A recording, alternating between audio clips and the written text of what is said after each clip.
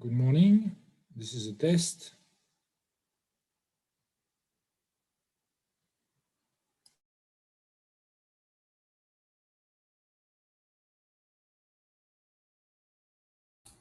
Good morning, Christoph. Good morning to everyone.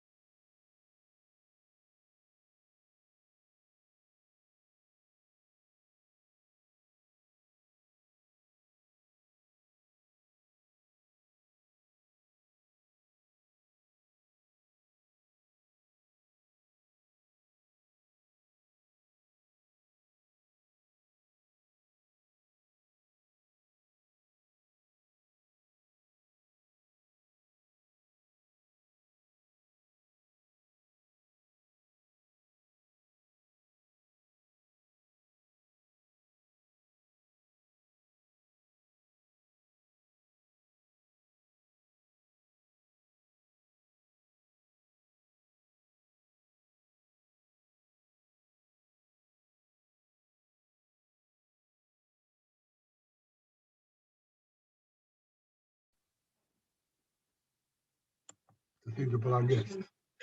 Te poți uita pe la guest. Nu are. Hide self view. Bine, Da, pune poza. scrie Ionel, scrie acolo în kitchen. Așa. Lucrăm. Ok, Nu. așa. Și venim aici. Bine că a fost bine. Edit, Ești pictor. change, Și nu. canvas, Dă o poză oarecare.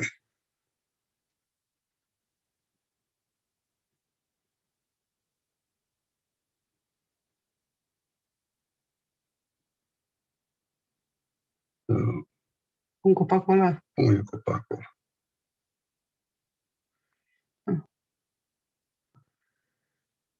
Save.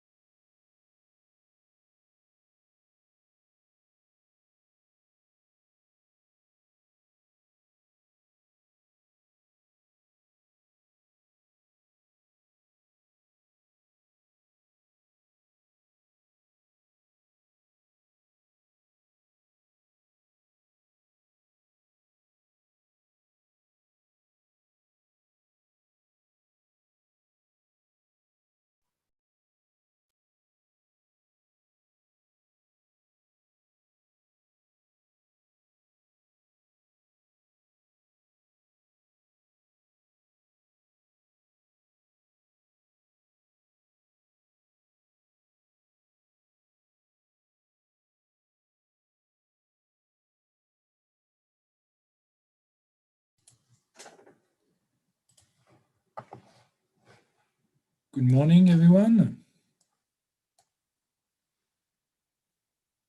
So I guess you can hear me, you can see me. Yeah, good morning. Good morning. All good. So our chairman is here for the first session, so that's good. All right. By the way, so how do you pronounce your? Is it? I'm assuming it's not George, or is it? Georgi. In Bulgarian, it is Georgi, but I'm spelling it like George because it's more common. And Georgi. Okay, Georgi. Okay. Georgi, Georgi in Bulgarian, it is Georgi Angelov. Georgi. Okay. Right. So we'll just wait one more minute, and then I'll just introduce briefly the program for today, and then it'll be up to you, Georgi. Thank you. Thank you. So we are just trying to see so that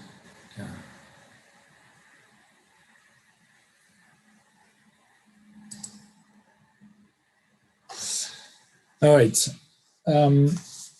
So let's start. So welcome back to this first EUT Plus workshop on nanomaterials, nanotechnologies. So this is day 2, which is another dense, rather dense day, but it's okay. So here's the program for today.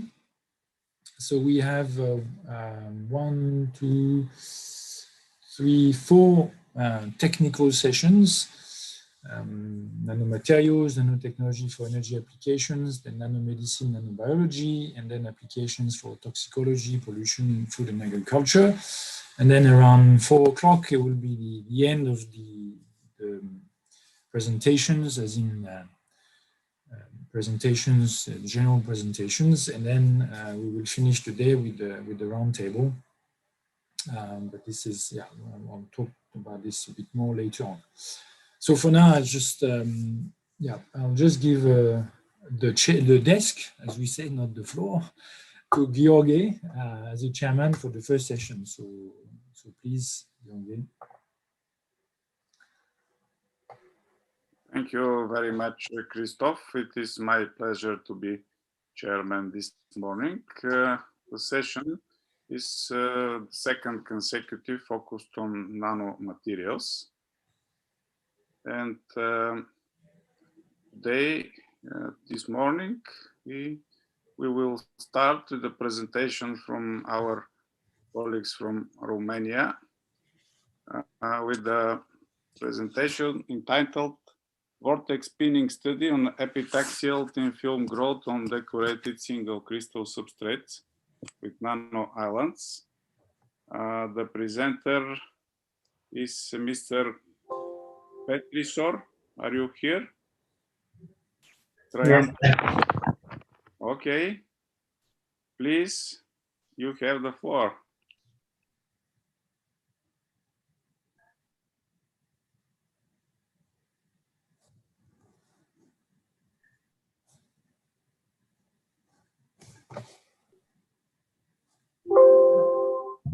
Okay, so thank you, Chairman, and also I would like to thank the organizers for giving me the opportunity to present work of me and my colleagues. So as the title says, I am going to present the vortex spinning on epitaxial YBCO thin film via the decorated magnesium oxide single crystal substrate using lanthanum strontium doped lanthanum manganese nanoisland. First of all, a little bit of background on the subject. As you probably know, superconductors are a class of materials mainly known for their zero resistance. However, for the practical application of superconductors, only type 2 superconductors present an interest. In this type of superconductors, the magnetic field may penetrate the material via vortices, which are elementary magnetic flux quanta. These vortices are constituted by a normal core around which a supercurrent produces the elementary flux.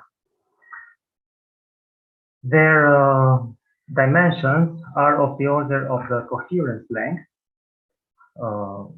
their normal core, while their superconducting current which flows around them are of the order of the London penetration depth.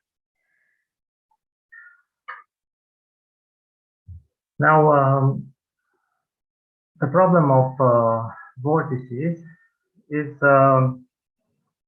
represented by the fact that when we try to induce a current through the superconductor, there is a Lorentz type force acting on the vortices, which determines their motion. And this motion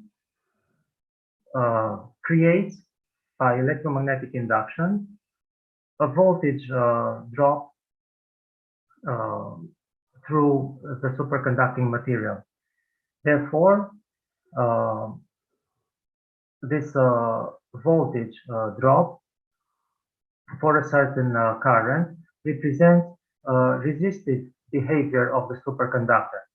And hence, we can no longer talk about lossless current transport, which would be represented by a zero voltage drop, but instead we talk about lossy resistive transport, electric transport.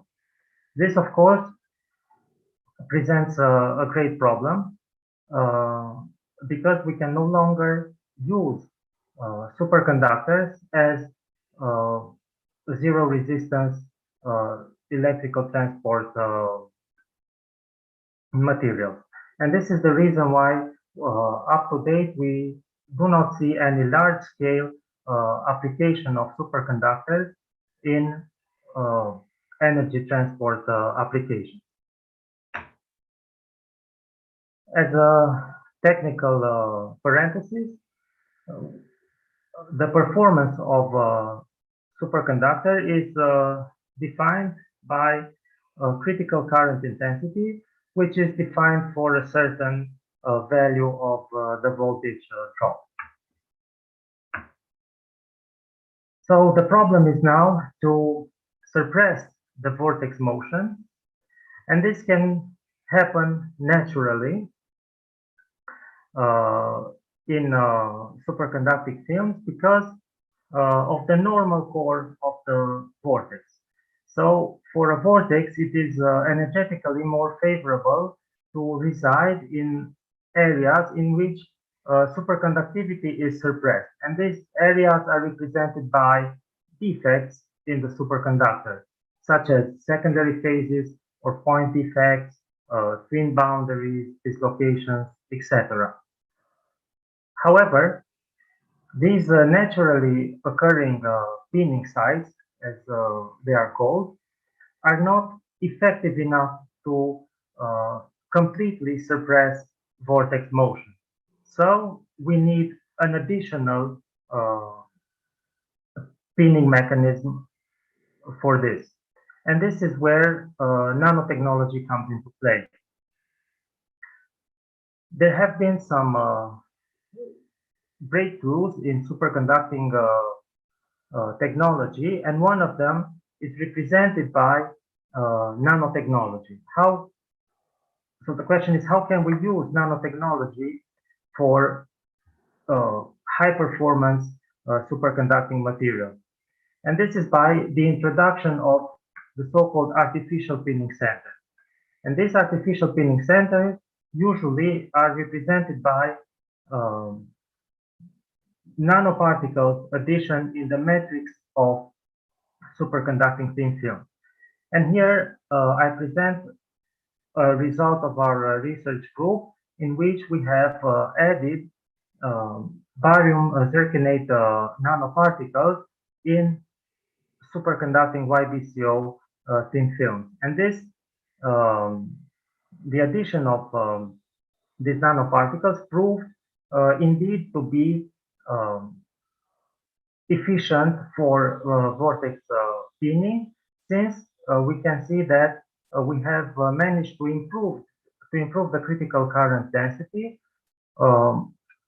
for almost all practical values of an applied magnetic field. Another idea for creating a vortex pinning site, which brings us closer to the subject of today, is by decorating the substrate upon which we deposit the superconducting material. Here in this figure, we can see that if we place on the substrate a nanoparticle, when we deposit the superconducting film on such a decorated substrate, we aim to create defective regions in the superconducting which lie directly above the nanoparticles. Here we present a work which was done in a collaboration with our colleagues from Enea Institute in Italy, in which we used the same material, barium zirconate, to produce these nanoparticles. Again, we see that these nanoparticles and the defective regions that they create are effective in determining an enhancement in the critical current density of the superconducting thin film in all studied field range. However, up to now, we have only discussed the so-called normal core pinning, in which, again, because the vortex has a normal core, it prefers energetically to pin itself or to reside in an area in which superconductivity is suppressed, so in defective regions. However, less studied was the pinning of vortices, but using their magnetic properties, their magnetic moment. And for this, we propose the use of a ferromagnetic material, which is the strontium doped lanthanum manganite, to create nanoparticles for surface decoration.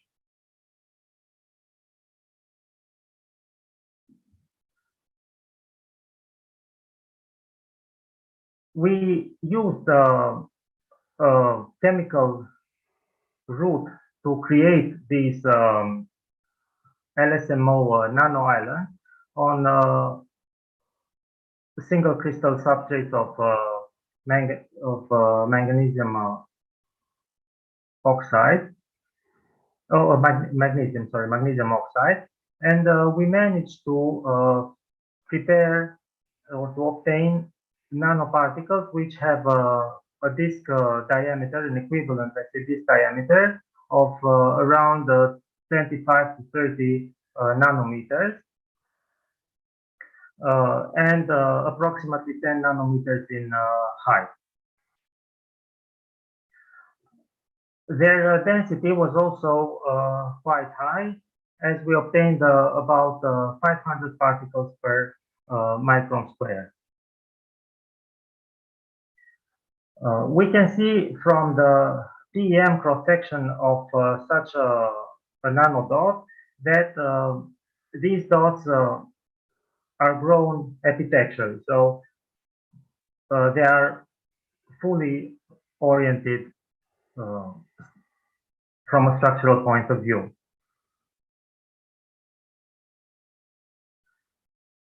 When we further deposit the YBCO superconducting film, first of all, we observe that we have an epitaxial growth, which, even though I won't go into any details, is essential for good superconducting properties.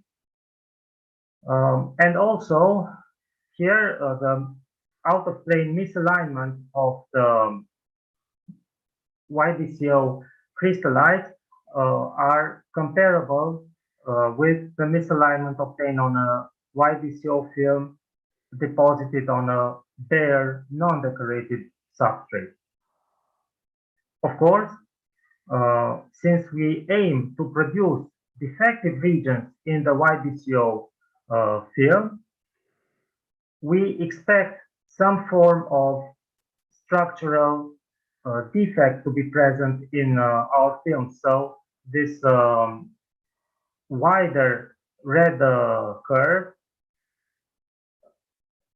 suggests that we managed to introduce defects in our superconducting lattice.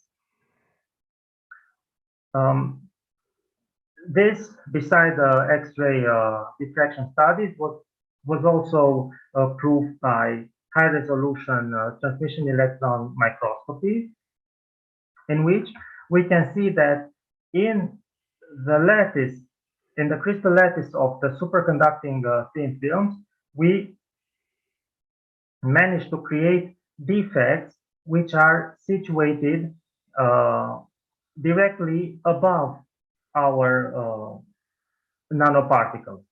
And these structural defects are represented by the so-called intergrowth. We have additional layers present in the YBCO lattice.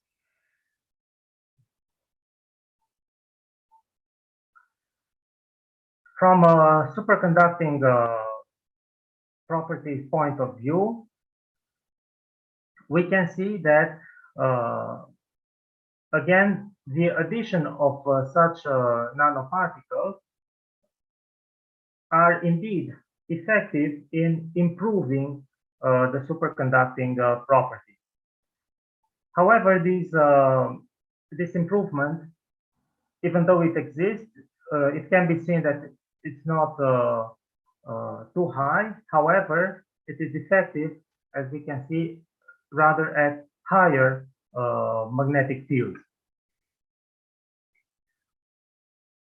From the critical current density measurement, we are able to calculate the pinning force density. And we can see that we obtained a higher vortex pinning force of around 1.8 giganewton per cubic meter, which is higher than the pinning force present in the simple pristine YBCO. Also, an important issue that can be observed is the fact that the maximum of the pinning force is obtained at higher fields in case of the YBCO deposited on decorated substrate. What does Just this a kind mean? reminder that the time is over. You please proceed to conclusion. Yes. So the fact that we have the maximum of the pinning force at a higher field suggests that we have more defects responsible for vortex pinning, and these defects were calculated to be around 500 defects per micrometer, which is in good agreement with the density of nanoparticles. Further studies were done to further elucidate our improvement. However, as a conclusion, we could not yet evidence the magnetic vortex pinning mechanism in our samples. So, thank you very much for your attention. Thank you very much. Thank you very much. I think that we won't have time for questions, but still, if someone wants to add a question, please. If not, we'll go further. Okay, thank you. Next will be the presentation. Extruded PLA nanocomposites modified by graphene oxide and ionic liquid. It will be presented by Cristian Sanchez Rodriguez, I guess. Hi, good morning. Okay, please, the floor is yours. Yeah, but Ryan has to stop sharing, I think.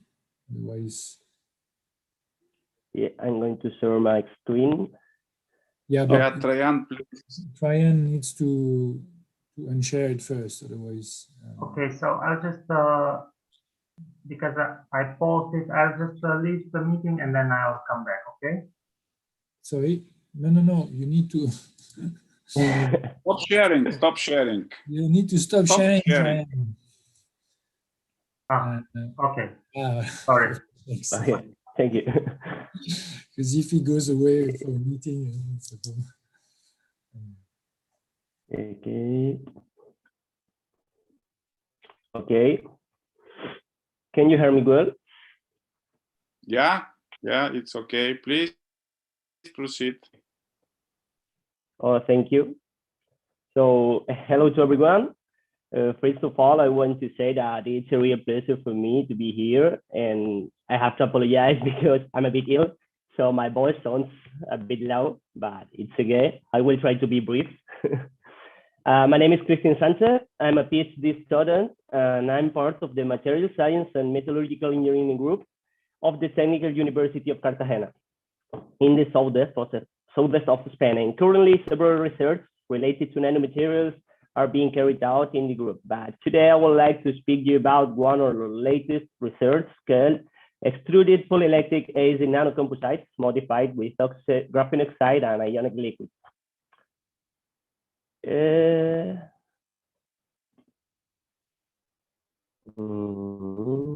Here, okay. Here is our index with the main points to be covered. I will start talking about the problem we encounter and the proposed solution. From this point, I will focus on the research, starting with the materials used and continuing with the processing part, which is one of the most important parts of the research, then a characterization of the samples to obtain a general conclusion, and finally, I will comment briefly on what I are currently working on. So the first is the problem, why we started this research. And the reason is because we are conscious about the huge impact of domestic plastics have in the environment. Nowadays, landfills are full of plastics, and the accumulation of plastics in the seas and oceans has reached unsustainable levels. One of the proposed solutions is to use biodegradable materials to reduce the impact. And one of the most interesting biodegradable polymer is the polyelectric acid. It has acceptable mechanical properties and a low toxicity, but it has a problem, and it is that has a poor processability on an industrial scale, which means that it gives a lot of problems if you try to manufacture with it using methods such as injection molding or extrusion. One possible solution to do is to modify the polyelectric acid with additives to improve the processability without deteriorating its properties. And basically, this is what we did. The material base that we use is polyelectric acid manufactured by NatureWorks. And the additives are firstly an ionic liquid, 1-butyl 1-methylpyrrolidinium hexafluorophosphate, which is solid at room temperature. And I mention it because it's a key feature when mixing it with the polyelectric acid. And finally, a graphene oxide supplied by Avanzare. The method we used for sample processing was extrusion. The samples were extruded in a co-rotating twin-screw extruder, twin-lactan, and twin-tex extrusion that we have in the department. In the pictures, we can see both the extruder and the complete processing line formed by the extruder, a bath, and a pelletizer, so we can obtain the samples of modified material in filament from and in pellet form. So before the extrusion, the samples were prepared by mechanical blending, and they are these four. The first is PLA, which is pure polylactic acid, PLP, which is polylactic acid modified by 5% by weight of ionic liquid, PGO, which is polylactic acid modified with 1% by weight of graphene oxide, in PGL, which is polylactic acid modified with 5% by weight of ionic liquid and 1% by weight of graphene oxide. The first thing that we looked for was the optimum extrusion conditions for polylactic acid. So we designed two temperature profiles, one with high temperatures and another one with very low temperatures. And technically, the easiest way to extrude the polylactic acid is with the high temperature profile, but we try to reduce it as much as possible so as not to degrade the material. The indicator that we use to measure the processability is the specific mechanical energy. It shows how much energy went into the polymer during the extrusion. Here is the formula, where E is the speed of the extruder, F is the speed of the feeder, both in revolution per minute, V is the material flow rate, and T is the torque. We choose 4 different values for the E and 4 different values for the F. So 16 different combinations for each temperature profile. Or in other words, we study 32 different extrusion conditions in order to find the best extrusion conditions.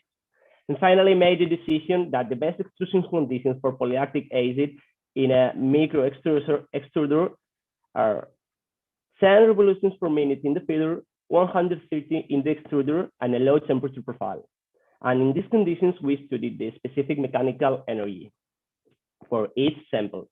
So we can see in the table below, all the modified samples show a lower specific mechanical energy than pure polylactic acid. And the sample that shows a lower specific mechanical energy is the sample modified with both additives at the same time. What this means is that each modified sample requires less energy to be extruded than pure polylactic acid, or in other words, it has a better processability. After that, we made the characterization of the samples.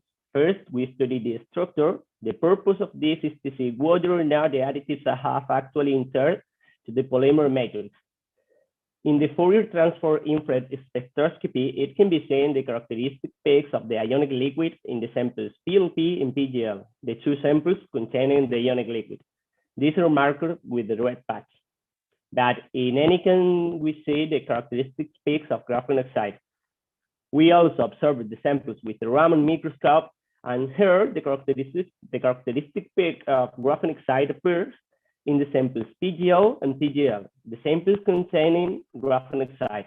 So we can say the incorporation of the ionic liquid and the graphene oxide to the polymer matrix occurred. If we look at the thermal properties in the thermogravimetric analysis, there are no major difference except for the fact that the addition to the ionic liquid alone enhances the thermal stability. It can be seen from the table on the left that all the values are very similar. In the case of differential scanning calorimetry, the glass transition temperature is similar for all the samples, but in the case of the PGO and PGL, exists a dramatic decrease in the relaxation enthalpy, probably due to the reduction of the crystallinity caused by the graphene oxide. Finally, we studied the viscoelastic behavior of the samples.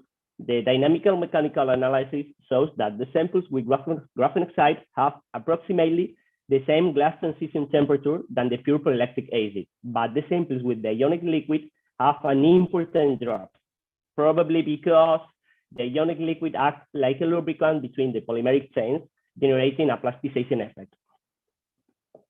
For the study of the rheological properties, frequency sweep tests were carried out. If we look at the graph of the elastic modules and viscous modules, the two above, we will see that all the modified samples present lower viscoelasticity than pure polylactic acid. The same occurs with the viscosity. The most viscous sample is the polylactic acid. The relaxation time was also studied on the graph to the right, where it can be seen that the modified samples have a lower relaxation time. This is because the polymeric matrix was able to relax to the steady state in shorter times due to the higher mobility of the molecules. Basically, in conclusion, the calculation of the specific mechanical energy and the viscoelastic behavior showed that the presence of the graphene oxide and the ionic liquid improved the processability of the polylactic acid, especially when both are included. And one of the research projects currently underway, which will probably come to light in a few months, is aimed to improving the wear resistance of the polylactic acid, one of its main weaknesses. So we modify polylactic acid with 4 different ionic liquids and study the wear resistance in 2 different ways, placing the ionic liquid on a polylactic plate and introducing it into the polymer matrix. And in addition, 2 different types of typological tests are carried out, pinion disk and linear. So far, the experiments are going very well with 2 of the 4 ionic liquids with very promising results. And to finish, I want to mention this research is funded by the Spanish Ministry of Science and Innovation, the State Innovation Agency, and European Union feeder program. If you found it interesting and you want to read it in more detail, here is the reference of the article that was published with this research. And thank you very much for listening. And I will be pleased to hear any questions or comments you may have. And really, thank you very much. I think I said that I will try to be brief. So thank you. Thank you very much. You were just on time, sharply. Thank you very much for your thank you. presentation. And it was very full of content and very brief. Thank you. Do you have any questions, dear colleagues? Okay, if not, we will proceed with the next presentation from Technical University of Cluj-Napoca. Nanocrystalline, nanocomposite magnetic powders and compacts produced by mechanosynthesis and spark plasma sintering. Ionel Shikans. Chichinash. Shikinash, excuse me for the pronunciation. Good morning, everybody. Yeah. Please proceed. Okay, you can see my computer. No, we just seeing you. Please share your screen. Oh, okay.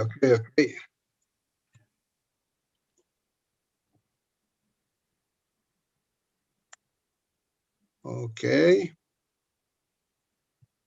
Now you can see my computer. Still not.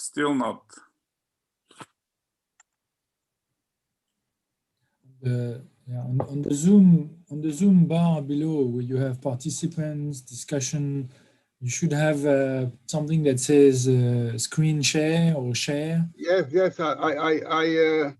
And then it opens up, and then you have to choose what you would like to share. Either you can share your screen or you can share your presentation only. It's coming. Okay. Yeah. It's okay. Yeah. Perfect. Go to full screen. Press F5. To full screen, and it'll be perfect. Okay. Wonderful. Okay.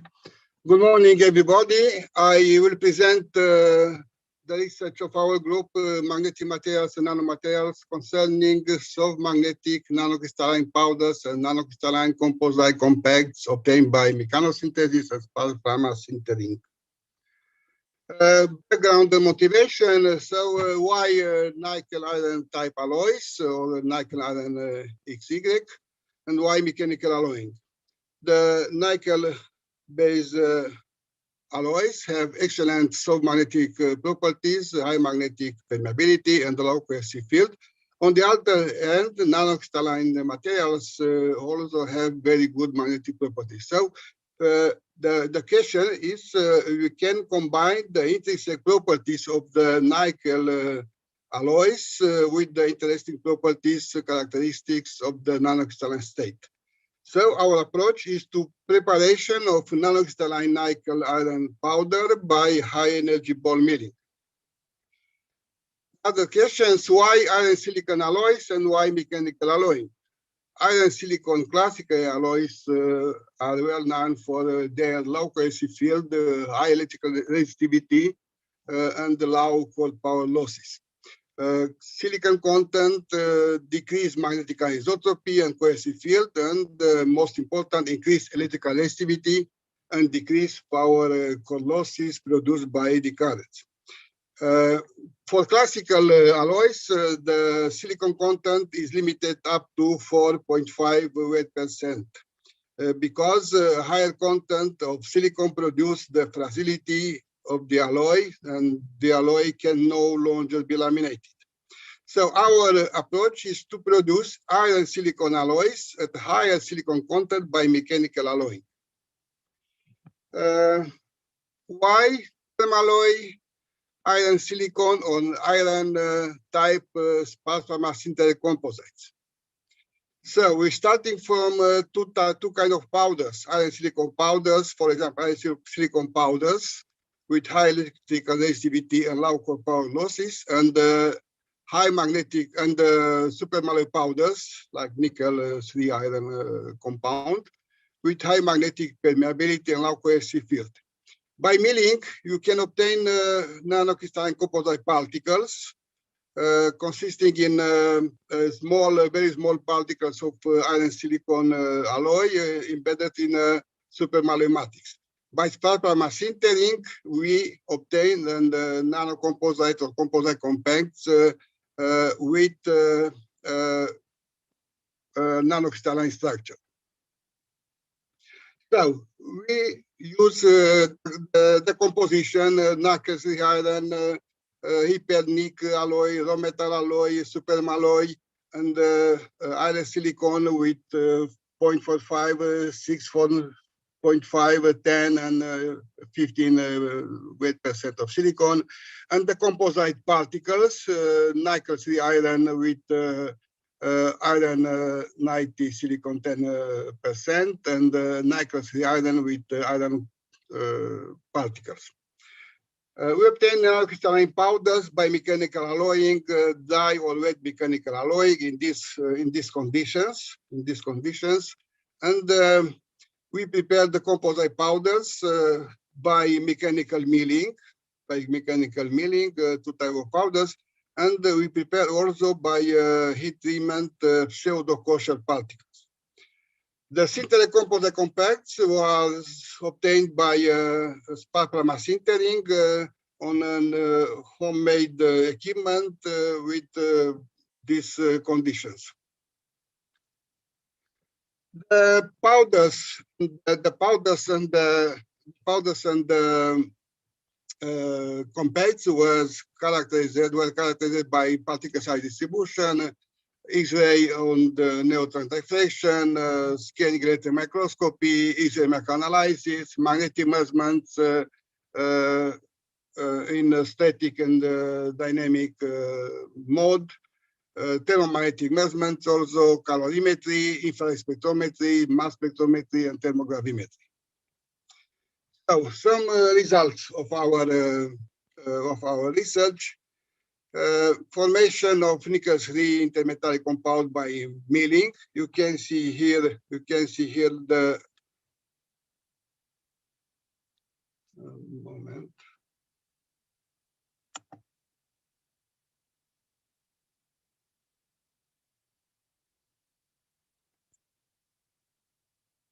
Okay, you can see here the X-ray diffraction. For milling times, we obtain an asymmetry of the peak shape, and by the convolution, you can see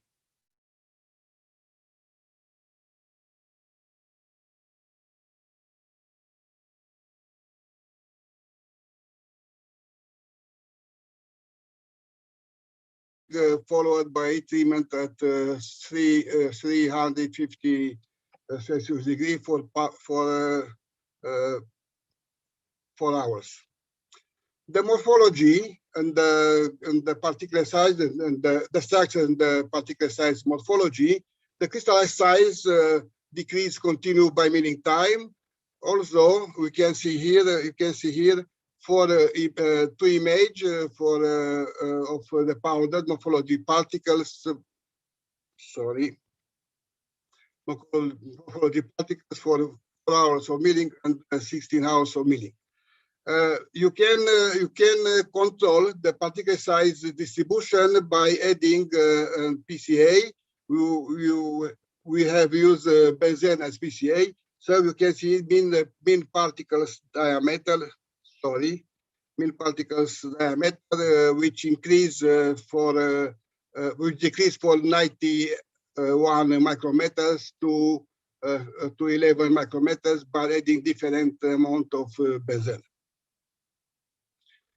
The DSC analysis show an isothermic peak which depend of milling times. Will depend of milling times. The peak towards to lower temperature by increasing milling times. As also the peak increase, the area of the peak increase with increase of the milling time. By combining the infrared spectroscopy, thermogravimetry, and mass spectroscopy, you have elucidated that this peak is linked to the benzene presence of the particles, and by heating, the benzene is decomposed and is removed from the particles, because nickel and iron act as a catalyst for the decomposition of the hydrocarbons. Magnetic properties. So you can see the supermalloy powders obtained by mechanical alloying. The alloy was obtained after 6 hours of milling and annealing. The magnetic properties of the supermalloy is similar, very similar behavior like nickel-3 iron powders. You can see the obtaining of the raw metal powders by mechanical alloying. So you can see that the cast samples has an gamma iron nickel phase, and by milling, by mechanical alloy, you can obtain one FCC phase after 8 hours of milling. The magnetic properties, the magnetization of the milling samples between the magnetization of nickel iron starting mixture and the raw metal alloy obtained by melting. But after 2 hours of milling, magnetization decreased and it is close to the magnetization of the cast sample due to presence of gamma iron nickel structure, as was proved by X-ray diffraction. The iron silicon, sorry,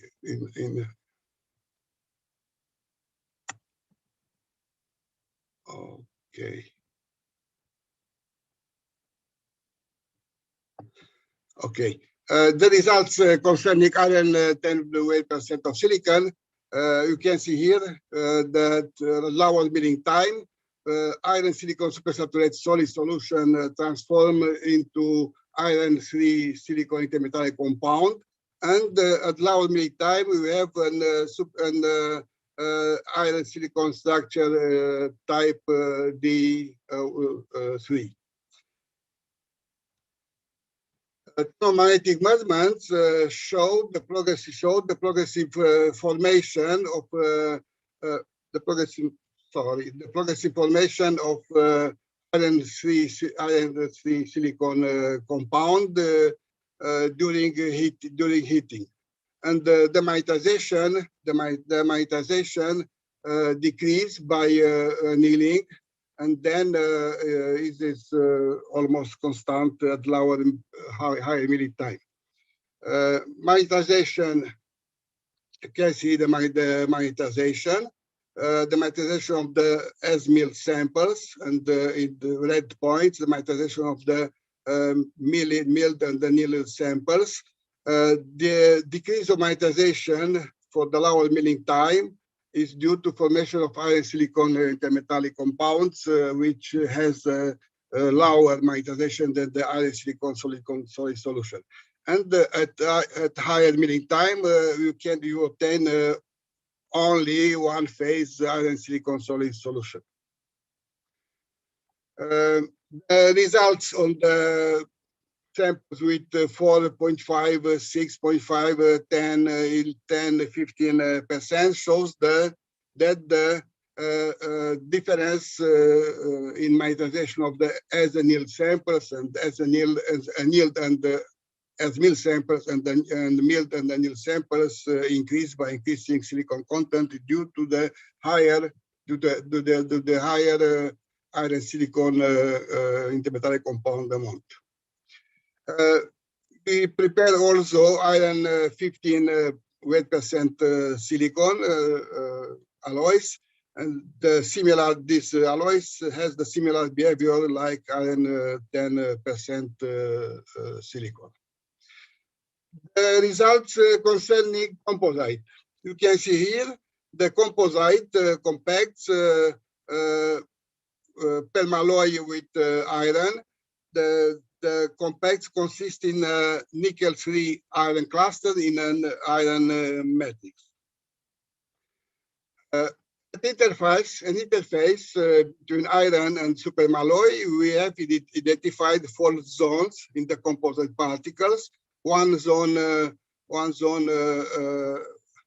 here is the nickel-3 iron almost, and then the second zone nickel 0.6 iron 0.5 alloy, and near interface between the 2 types of particles was formed a raw metal interface. Raw metal is the alloy in the nickel iron system with high electrical resistivity. So this compact has an electrical resistivity with 3 orders of magnitude larger as compared with iron sintered compacts. The other type of composite powders, you can see the particles. The composite particles consist in homogeneous, very fine iron silicon particles embedded in a matrix of nickel-3 iron. The composite compacts obtained by spatula sintering. The conserve of 2 phases of the composite depend of the sintering time and the sintering temperature. So for sintering time of 700 Celsius degree 5 minutes, and also for sintering time of 800 degree and 0 minutes, diffusion between the components occurs, and the compact is not the composite compact. But for the sintering temperature of 700 degree and 2 minutes, you can obtain a composite and really a composite compact. Magnetic properties. Magnetic properties is the curves in AC current in the left side and the DC current in the right side, and also you can obtain you can see the behavior of magnetic losses, magnetic current loss, and permeability and the coercive field. Kind reminder that your time is over, and please go to conclusion. Okay. Further present further research. You can now we're working with cold sintered magnetic composite based on amorphous ferromagnetic wires. Also, alloy oxide type composite magnetic coils for the energy efficient application in the electromagnetic device. Also, another project concerning balance between magnetic properties and electrical properties in soft magnetic composites, powders, and sintered compacts. So, in conclusion, we have produced, we can produce nanocrystalline magnetic powders. You can produce nanocomposite magnetic powders by milling. You can produce composite compacts by spatula sintering in different ways. The results was obtained in cooperation between following research group, my group, with Traian Marica, Bogdan Neamțu, Florin Popa, Cristina Stanciu, and the group from Professor Olivier Isnal from Grenoble, University de Grenoble, Institut NEL, CNRS, and Professor Earl Pope from Babelsberg University of Cluj-Napoca. Thank you for your attention. Thank you very much. Please don't forget to stop sharing your screen. Okay. Any questions from the colleagues in the audience? Okay, if not, we'll proceed with our next presentation, entitled Solution Grown, Highly Crystalline, Large Scale and Well-Ordered Multifunctional Zinc Oxide Structure. It will be presented by Anisha Gokarna. Please. Hello. Proceed. Good morning, Mr. Chairman. Thank you for the introduction. I'm Anisha Gokarna from University of Technology of Troyes, and I shall be talking about solution-grown, highly crystalline, large-scale, well-ordered multifunctional zinc oxide structures. So just to briefly say a few words about zinc oxide, it's a multifunctional material having a wide band gap of 3.37 electron volts. It's easy to fabricate using chemical routes at low temperatures between 50 to 90 degrees centigrade, for example. It's abundant material, it's abundantly present on the earth. And the most important aspect is that we have various applications of zinc oxide, such as it can be used for making LEDs, laser diodes, photodetectors, or also as chemical sensors or biosensors. So in our group, what we are doing is we are making nano or microstructures of zinc oxide. We use either a top-down technique or a bottom-up, that is using chemical bar deposition technique. We also do templated growth of zinc oxide. And having done all these different kinds of structures, we characterize them using electrical or optical techniques or structural techniques. We also do simulation studies. And finally, the idea is to go towards device fabrication. So we are planning to make devices on small scale, on small size substrates, as well as big size substrates as shown here. So how do we actually grow these kind of nanorods or microstructures of zinc oxide? So we use the chemical bar deposition technique. So first thing what we have to do is we have to deposit a seed layer on a substrate. So we do this deposition of the seed layer by spin coating. So the size of the particles is very small. This is, of course, we use chemical technique also for making the seed layer. And once having deposited the seed layer, we put it into our setup. So this is the setup. And then we grow the nanorods. So as I mentioned before, it's a low temperature method. You can grow over a large area. It's low cost. And you can also use dopants to dope zinc oxide. So this is how the nanorods looks. Once they are grown, they're perfectly hexagonal in structure.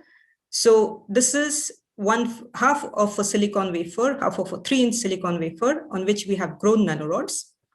So as you can see, they're perfectly homogeneous. It covers the entire substrate.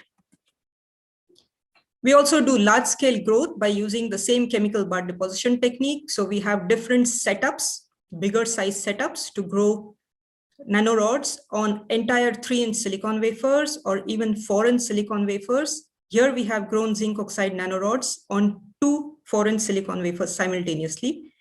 We are also not limited by substrates. We can grow zinc oxide nanorods on different types of substrates. We have grown them on gallium nitride, on glass, on sapphire, on quartz, etc. Next, that was regarding using seed layer of zinc oxide to grow the zinc oxide nanorods. We can also grow zinc oxide, basically microstructures, without using a seed layer.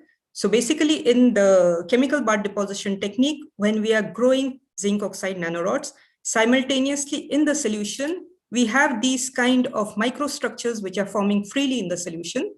And what we studied, we did a big amount of study on these kind of microstructures. we anneal these structures so they become porous. And what we saw was that these microstructures, they give white light emission when we have a laser incident on them. So the idea here is to use these kind of microstructures to replace phosphors in light emitting diodes. Next is to tell you a bit about the templated growth of zinc oxide nanorods, what we do. So for the templated growth, we used functionalized polystyrene beads, and we made a film of these functional polystyrene beads in water. Once having done that, as you can see, this is the film. Having done that, you can take any substrate, you dip the substrate into the solution at an angle, and slowly you pull out the substrate. So what happens is that this film of polystyrene beads, it gets transferred onto the substrate. So this is what we have done on glass. Here is the polystyrene beads which are deposited on a small piece of silicon. And this is the polystyrene beads deposited on an entire 3-inch silicon wafer. Having done this, next what we do is that we deposit again a seed layer of zinc oxide. But of course, we have to take care of the temperature. We played around with the temperatures at different temperatures. And we have to keep in mind that the bead should not melt as it's polystyrene. Once having done this, once the seed layer was deposited, then we put it again into our chemical bath deposition solution and we grew the nanorods. So what we obtain is something like this. So as you see here, we don't see the beads, they are hidden inside. And all around surrounding the beads, we have the zinc oxide nanorods which were grown. So this resembles an urchin-like structure. And here, by doing this, we increase the surface area of the nanorods to a very large extent. And what we observed also that we could grow in this case by changing the concentration of the solution of growth, we could grow nanorods which were as thin as 10 nanometers in diameter. And all these nanorods are highly crystalline. That was growing nanorods on the polystyrene beads.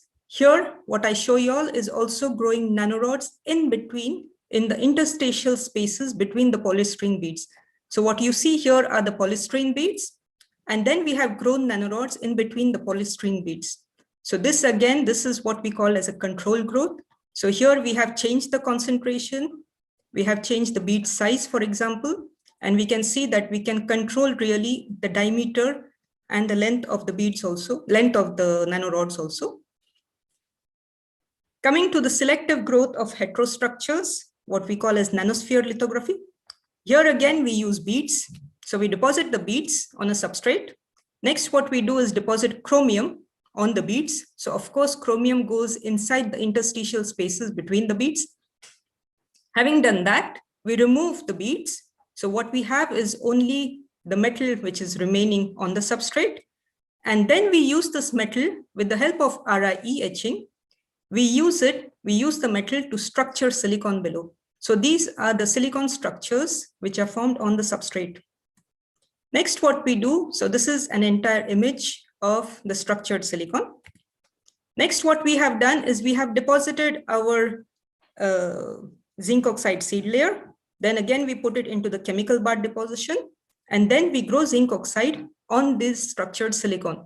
So this is how it looks. So these are all the zinc oxide nanorods which are formed. These are the initial silicon structures.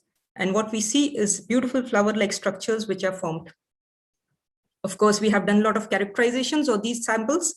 And the best part was that we saw that when we have grown the nanorods on these kind of structured silicon, we have absorption, a very big increase in an absorption of light. And what happens is that the silicon or the structured silicon with the zinc oxide nanorods, it appears black in color. So it can be used as black silicon. Next, another technique of also growing heterostructures or doing selective growth of heterostructures was by using laser interference lithography. So here, this is a setup of the laser interference lithography, what we have in EUTINN. It's a simple and large scale technique.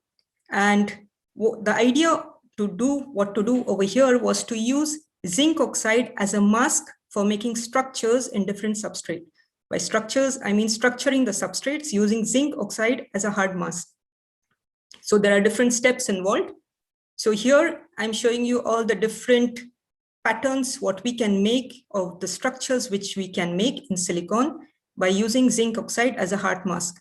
There was a patent also deposited on the use of zinc oxide as a universal mask. Because when I say universal, we can use this kind of a mask not only for structuring silicon, but different types of substrates such as silicon nitride or titanium dioxide, etc. These are the different kinds of structures which we can form, and using zinc oxide as a mask, we can have a very high selectivity.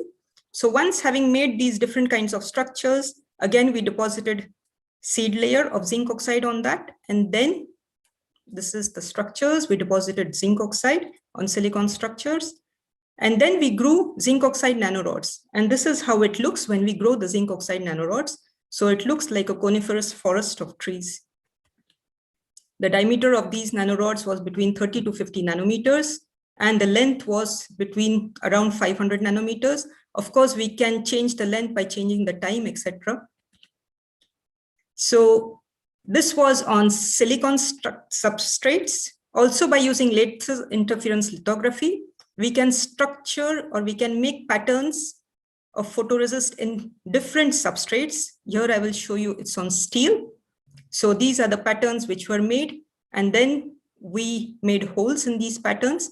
And then what we did was to grow zinc oxide in these patterns. So these are the zinc oxide nanorods which we have grown inside patterned steel.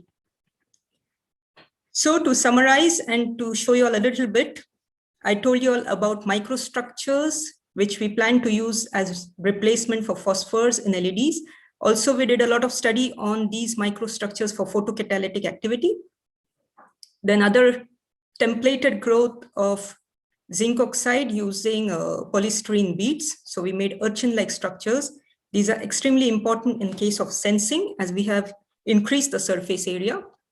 Also, we can do structuring of silicon by nanosphere lithography, again by using beads. Next, I have shown you all structuring of silicon or different substrates by using zinc oxide as a hard mask. This also has a lot of sensing applications. What we also do a lot, which I have not presented here, is using zinc oxide for UV photonics. So one of my colleagues, he did a thesis entire on this, of structuring zinc oxide, of making structures of zinc oxide by using E-beam lithography in combination with RI. And this is for UV photonics. And as yesterday, Jill Rondel presented about 2D materials, which were deposited on zinc oxide, the zinc oxide, which was prepared by, again, CBD. So we are open for collaborations. So thank you all for your attention. Thank you very much for your perfect presentation. Best timing. Okay. Thank you. We're proceeding. Please, if you have any questions from the colleagues in the audience. Okay. If not, we'll proceed to our last presentation for the first session in this morning. Continuous chemical manufacturing with mill microreactors for fine chemicals and nanomaterials. It will be presented by Frank Schell. Thank you, Georgi. Let me share my screen. Okay. So, dear ladies and gentlemen, my name is Frank Schell. I'm teaching at the Department of Chemical Engineering and Biotechnology at Darmstadt University of Applied Science in Germany. Welcome to my talk with the title Continuous Chemical Manufacturing with Milli and Microreactors for Fine Chemicals and Nanomaterials. We are no experts on physical aspects of nanomaterials, but as you can see in the cartoon, we are interested in reactor designs and scale-up procedures, which can also be of use for the chemical manufacturing of nanomaterials. Here we go. Let me start with a short introduction. We currently observe changes in the way chemicals are produced in the industry. And two examples for the so-called factory of the future the industry is working on are shown on this slide. The first example is the EUTINN, a process unit in a cargo ship container, which is built by the company Evonik. The idea of a container-based chemical plant is that the factory can be set up in a more or less green field so that the amount produced can be more easily adapted to the demands as with conventional plants. A similar approach was undertaken by Bayer, and a few years ago I was able to participate in former FP7 demonstration projects, Polycat and F3 factory, in which container plants were investigated. Since then, a number of pharma companies entered into this technology. However, you need efficient equipment to be placed inside such containers. And one type of such equipment are microreactors. Well, microreactors contain internal structures with characteristic dimensions from micrometer to a few millimeters. And the most pertinent property is probably the high surface to volume ratio, which can be orders of magnitude higher than with conventional equipment. This high surface to volume ratio leads to a number of properties which makes the equipment interesting for what engineers call process intensification. First, we observe mass transfer intensification due to high concentration gradients, which is interesting for very fast and for mixing sensitive reactions. Second, heat transfer intensification due to high surface areas is observed. Third, flow intensification can be achieved, mainly leading to narrow residence time distributions and radial mixing, also for low Reynolds numbers. Finally, there are short response times, which make the equipment interesting for safety relevant reaction. But of course, there are also drawbacks as sensitivity to chlorine. One possible design way for micromixes are based on the multilamination principle. The diagram shows one exemplary mixer design. The two fluids A and B, here A and B, enter a plate with slits and leave the plate in perpendicular direction. In this way, fluid lamellae are formed with characteristic dimension of the slits, let's say 25 or 50 micrometer. And further mixing is then, of course, performed by diffusion or secondary flows. Computational fluid dynamics simulation shows that the 90-degree redirection induces secondary flows depending on the Reynolds numbers and accelerates the mixing further. Well, the secondary flow and mixing efficiency on a molecular scale can be investigated experimentally by test reactions, such as the Born reactions or the Willemer-Duschmann reaction shown here. Basically, the products of these competing parallel reactions are analyzed and the segregation index can be obtained, which indicates the degree of micromixing, which means mixing on molecular scale. The lower the segregation index, the better is the micromixing. And the plot here on the left shows the result for a multilamination micromixer. The decrease of the segregation index with increasing flow is due to the secondary flows shown in the last slide. Segregation indices in steered vessel, by the way, are much higher. You can check here the figures. And furthermore, the mixing depends on the location in the vessel. So it's pretty obvious that the micromixer shows much better and more homogeneous mixing when compared to a steered vessel, and scale up is expected to be much easier. What can micro and milli reactors now contribute to the synthesis of nanomaterials? Well, first of all, many of the reactions forming nanomaterials are very fast, can benefit from the fast micromixing we just saw. The second point can be made with multi-phase reactions, in which the reaction occurs at the interface in, for example, slug flows, and could benefit from the circulation streams formed here. Finally, the heat transfer capability allows improved thermal management, such as rapid heating and cooling with small spatial distance and associated volumes. Finally, the devices are operated continuously, which gives the concept to improve productivity and quality. This slide gives an overview on of the reactor design methods we are working with. We work with reactors designed for laboratory throughput, with reactors for pilot plant and small scale. Here we go. We have to deal with reaction kinetics, of course, temperature profiles along reaction paths, mass transfer between phases, mixing processes on various time scales. Furthermore, with axial and radial dispersion, which describes the distribution of material along a flow path, and the simulation work, where I am here. Yeah. So On the last slides, we saw examples for plate reactors. Here, this gives an indication. The simplest way to build a plate reactor is to engrave a channel on a plate. But in practice, these reactors are built with a more complicated design to work more efficiently. And the diagram on the top shows exemplary unit cells of such reactors. When you now perform a scale-up to increase the throughput, you have to keep flow and heat transfer properties as similar as possible. Usually, the broader the channel, the broader the residence time distribution gets when keeping the flow rate the same. Bodenstein number, as obtained from residence time distributions, are used to quantify the actual dispersion. And the plot shows that increasing the reactor volume decreases the Bodenstein number. But we are still in a plug flow regime as Bodenstein is well above 100. Well, for a scale up, you want to be able to predict the dispersion as a function of fluid, of flow, and of geometry properties. Thus, we developed a correlation as common in fluid physics on the basis of Reynolds, on Dean numbers and aspect ratio. And you can see here in the plot that we can describe all three unit cells shown on top of the slides with the same dimensionless correlation. Also, mixing units have to be scale up. This slide shows another type of mixer based on nozzles. While single nozzles have been investigated for many decades, multi-nozzles are less well investigated. Here we investigated a multi-nozzle design employed in a pilot plate reactor.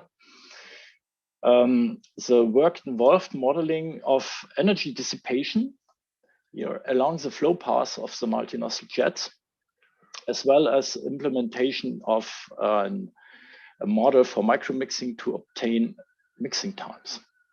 So the plot here on the right shows mixing times versus energy dissipation. We observed a power law dependence in well accordance with the engulfment regime of mixing.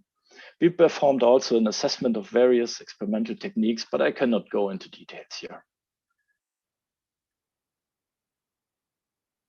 We also investigate chemical reactions. Let me give one example before I switch to some proof of principle experiments we performed for nanomaterials. 5-chloromethylfurfural, CMF, and 5-hydroxymethylfurfural, HMF, received considerable interest as potential new platform chemicals. These compounds are accessible from carbohydrate-containing biomass. For CMF, some details of the synthesis and possible exploitation routes have recently been worked out by the group of Marc Mascal. HMF and CMF are formed in acidic solutions of fructose, but HMF is not stable under acidic conditions, so that immediate extraction into an organic solvent is advantageous. Basically, the concept we have is a reactive extraction, in which the reaction takes place in the aqueous phase, and some of the products are transferred immediately into the organic phase. So, well, we performed systematic investigations of kinetics and mass transfer, reactor design, and scale-up. I cannot go into details here, but micro and milli reactors allowed to perform the investigation in a much more time-efficient way than conventional batch reactors due to the continuous operation and due to efficient mass and heat transfer. We also performed some experiments with nanomaterials. This slide shows a study in which 3D printed micromixers were employed. We have printed 7 different designs, observed micro mixing times of less than 0.1 milliseconds or so, and the energy dissipation dependence. In proof of principle experiment together with Christina Graf, who presented yesterday, we employed a T-type 3D printed micromixer to form circa 4 nanometer gold cluster and adsorb them on the surface of functionalized silica particles. Christina developed a batch and semi-batch synthesis of gold nanoshell particles. And usually in the batch or semi-batch, the seed formation, cluster growth, and adsorption are time-consuming separate steps. In the continuous approach with the microreactors, it's only one single processing step. The subsequent growth phase to form the shell delivered particles with circa 30 nanometer shells. It can be done in a microreactor, but the result still needs optimization, mainly concerning the concentration and the residual clusters. Such nanoshell particles are of interest because of their tunable absorption properties. This is just a proof of principle experiments based on reports in the literature, but it seems to generally work. The main benefit up to now is that continuous operation allows to produce a higher quantity of the gold cluster material than the batch operation.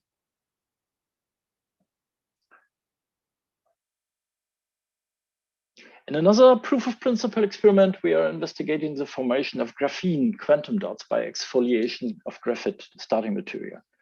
The material, as you know, is useful as stable, less toxic marker dye for various applications. With the support of ultrasound and complexing agents, the graphite sheets can be separated and fluorescent graphene quantum dots are formed as shown in the scheme here on the left, taken from the literature. We performed the experiment in continuous operation using a simple setup shown on the right. Fluorescence material assigned to the graphene quantum dots is formed as can be seen in the image. Characterizations, of course, have still to be done, and optimization are on the way, with a focus on ultrasonic assistant reactor development. That's our focus here in this business. Well, I'm at the end of my talk. We are not really in the center of nanotechnology, but maybe somebody is interested to collaborate, to work on scaling of chemical nanomaterial manufacturing. I'd like to thank all the people who contributed to the work presented, for the financial support, of course, and you for your attention. Thank you.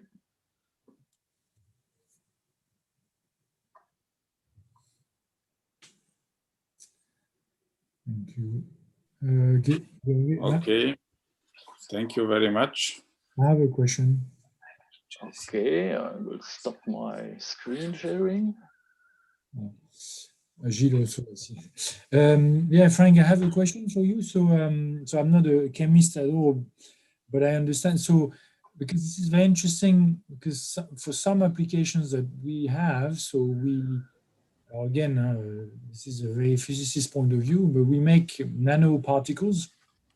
And sometimes someone from industry can come up and ask, yeah, you make that, okay, fine, but you know, how much of it can you make? You know, what's the quantity? Because usually they need a lot. I'm not talking about tons necessarily, of course, but I'm talking about large quantities. So we agree that I mean that you can provide this to say, well, we can maybe scale up that. And the second question is I have, so what are the limitations? Again, I'm not coming from a physicist, but can you do, I mean, yeah, what are the limitations basically in terms of material quantity and so on? Basically, I mean, that's exactly what we are after, a scale up of chemical fabrication of nanoparticles. And I did this even before I came to the university. I was with a company for more than 10 years in the framework of Bayer, and was concerned with the scale up and process development of fine chemicals and also nanoparticles. To my opinion, it's a case-to-case approach we have to take. We have to look on the recipe. We have to check the recipe. We have to make a proper transfer to continuous operation, which might require change and adoption of the recipe. We have to identify the important requirements to meet. What is the exact concentration we have to meet? What is the reaction rate we have to meet, and so on and so on. And then we have to find the correct setup to do this. So it is not like a setup you have in your laboratory, you switch it on and the material comes out. That's definitely not the case. But the potential is there. And from my experience, I can tell you a lot of industrial companies go this way. And it makes absolutely sense. And that's exactly why we Christina and me enter this collaboration and started to produce this material in higher quantity. because it's obviously a problem when you deal with a normal 100 milliliter glass pipes or so. It's impossible to produce an amount of material which is of interest for a company. I see. Yeah, no, that's I agree with you. So if you're interested in, definitely, we should take our time, have a look on examples, and go through the chemistry and physics you're now dealing with. Definitely. And then try to transform it on a case-to-case basis. Everything else would not be, you know, honest. No, thank you. Perfect. So I would have also a question, but I think because of the time, we can definitively discuss later. And I would like to thank you very much for your very interesting presentation. And this will be also related to more like a large scale fabrication of nanomaterials. Just to let us know, you are, if you want to go large scale, you are more in the idea of developing many microreactors. That will be the case, or you? No, there are several approaches. Several ways. I mean, numbering up, that's a classical way of scaling up microreactors. You have a single microreactor which delivers, let's say, milliliters a minute or microliters a minute, whatever. And you perform a scale up just by number it up. You take 10 or 20 or whatever you need, operate in parallel. But the experience tells you that there's a limit, a practical limit of around 7, let's say. Beyond that, it makes no sense to control the flow rate, to set such a precision you would need to do. Of course, you can do it, but you have to invest a lot of money, so it makes no sense anymore, to my opinion. What you do, you adapt your reactors, you adapt your apparatus to be able to handle higher volume rates. And this is what I showed a little bit on one of the slides. You enlarge the unit cells of your reactors to be able to handle a higher volume rate, but you maintain the flow properties and the heat transfer capabilities. That's the idea. We call this not scaling up. Okay, but I'm missing the right term now. But that's a way we usually go. That's also the way a number of companies in the field are going. Okay, thank you. Anyway, we'll have to discuss, I believe, further. Please feel free to contact me. Yeah. We can email. We can maybe talk later during this workshop. Whatever.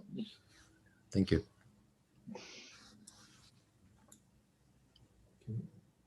Okay, thank you. If there are no more questions,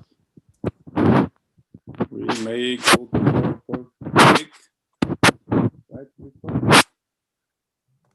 So we can. So now it's time for coffee break. So we're a bit late, but that's okay. But I would still trying to keep on time. So let's go back to for 10:30. Thank you, George, and thank you for all the speakers again. 10:30.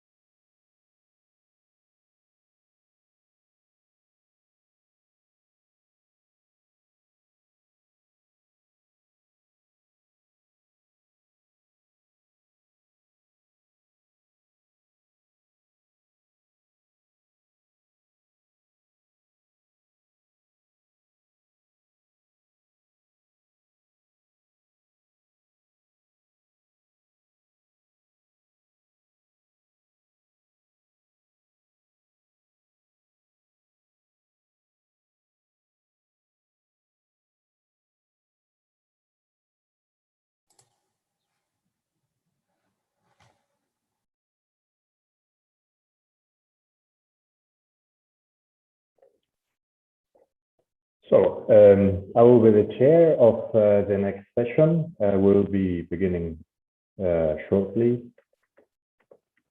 We can wait for 1 more minute.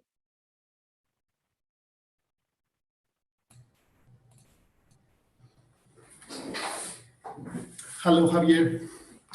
Hi. Okay, so I think we can start then. We will be hearing from Cyprus now. Panos Klevanidis, please. The floor is yours. Okay, thank you very much. Starting today, I would like, from my side, also to thank the organizing committee for giving us the opportunity to present our work in this very interesting endeavor of the European Technology University. My name is Panos Klevanidis. Today, I will be presenting you progress results obtained. I'm sorry, I'm looking at the.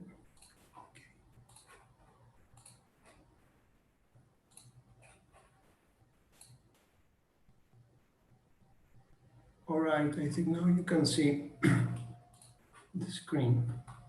Okay, so as I was saying, today I will be presenting you results that have been collected in the Device Technology and Chemical Physics Laboratory. Sorry, Panos. Yes. You may have a double screen, so what we see is your. So what I'm saying, we're not full screen. Oh, I'm sorry. It's okay. The presentation. You probably have two screens, right? So we should see the other one. Sorry, that was unexpected. All right.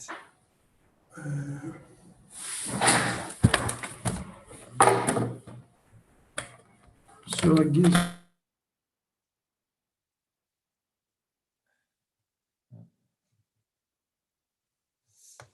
So is Panos on? Since we have lost the connection. Yeah. Maybe it wasn't such a good idea. Because I guess he unplugged the screen, but then he unplugged everything with it. So yeah. It's back. Okay. All right, is perfect. it back? I'm so sorry for this. So I will hurry up to catch up the lost time. So my presentation will be structured as follows. First, I will be introducing briefly the laboratory, some facts and figures. Then I will be presenting a case study obtained from fullerene-free organic solar cells. And finally, based on the presented overview, I will be introducing the concept of light management that is achieved by photon energy upconversion. And I will present progress results on the application of this process in the development of organic photodetecting devices. So I arrived at Cyprus University of Technology in 2014, and the laboratory activity was initiated 3 years later when the lab space was offered and delivered in 2017. The laboratory space is a total of 66 square meters, comprising mainly 2 rooms, where the fabrication of devices takes place and the characterization of materials takes place correspondingly. So far, I have supervised 5 undergraduate research projects, and the lab has employed 3 research associates, 2 postdoctoral research associates, and currently 1 PhD student as a PhD student candidate.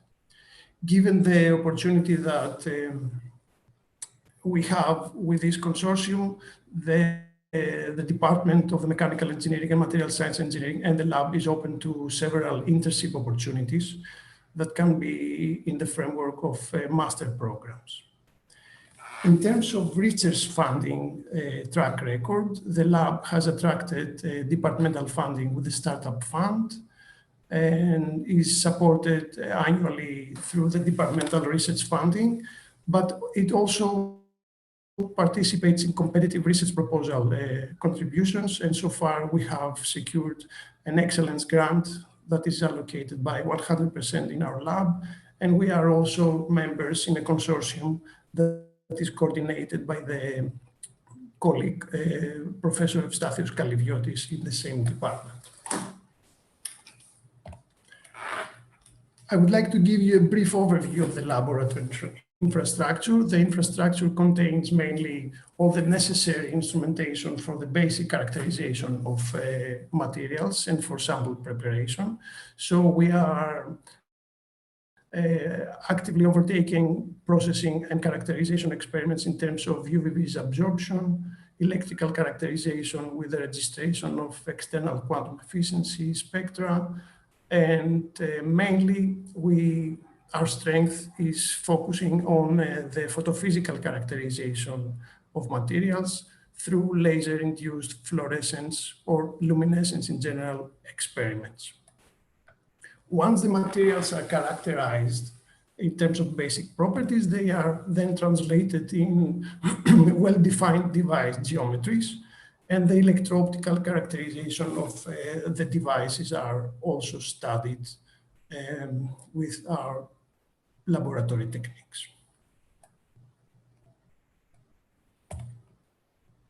Now, the interaction of light with materials triggers a range of electronic processes that span across a broad range of timescales. At the moment, the infrastructure of the lab is not allowing the monitoring of ultra-fast electronic processes. Mainly, we are experimenting in steady-state conditions. However, we have the possibility to register luminescence events at delays of a microsecond timescale after photoexcitation. For faster luminescence events, we are in close contact with external collaborators in abroad, where we perform ultra-fast transient absorption and time-resolved photoluminescence experiments. The main area of our research focuses on the study of organic electronic materials. The advantage of using these materials as organic semiconductors comes from the fact that they are solution processable.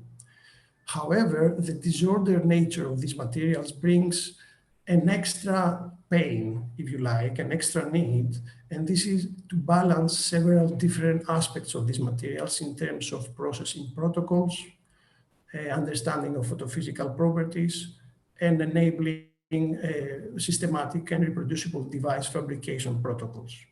So this interplay makes us, it urges us to be more careful on the study of each aspect, but in close relationship with all the other parameters that can lead as a total result to an optimized functionality of the devices that we pursue.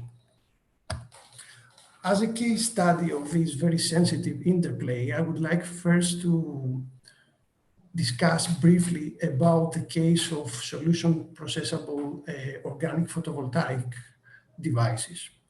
In the very early days, the organic photovoltaic cells were based on a molecule like the pearlite diamide electron acceptor. However, the performance of these devices never managed to exceed 1% power conversion efficiency, and very soon these materials were dismissed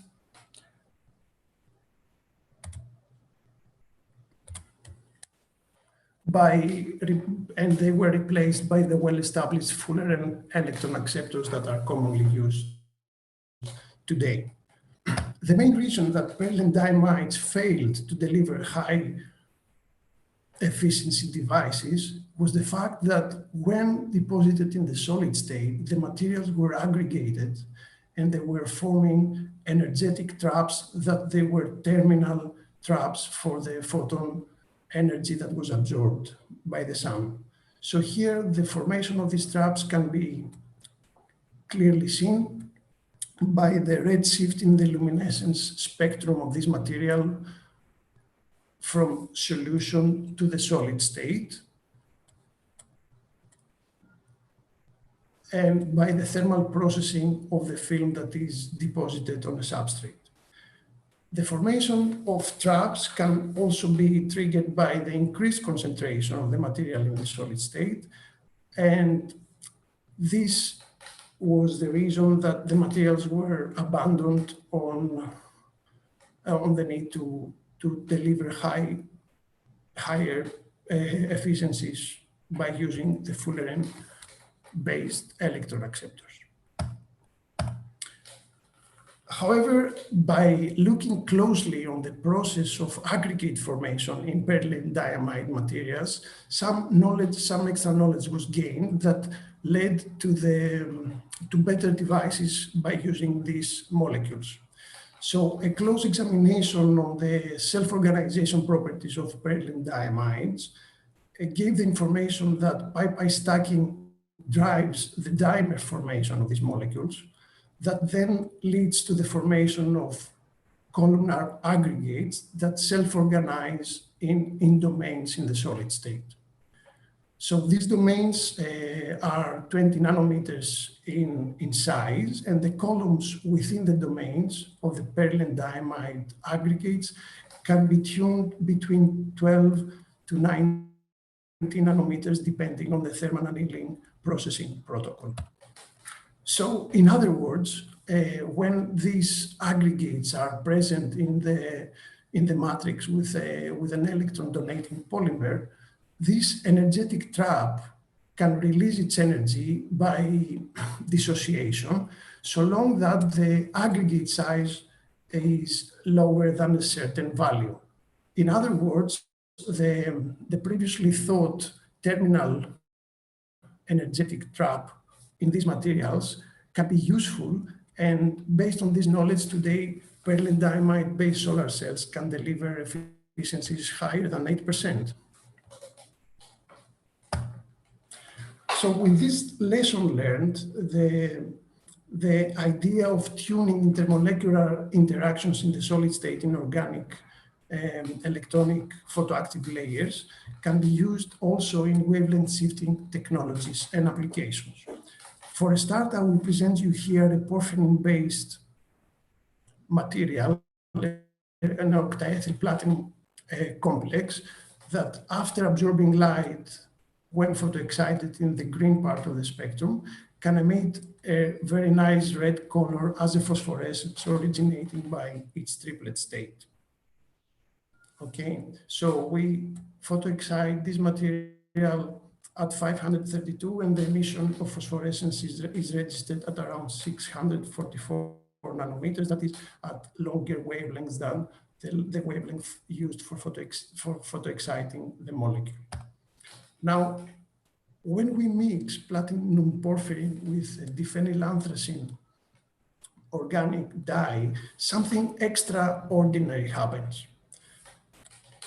In the mixture, we see a complete quenching of the phosphorescence from the platinum porphyrin, in parallel with the registration of the typical luminescence from the diphenylanthracene molecule.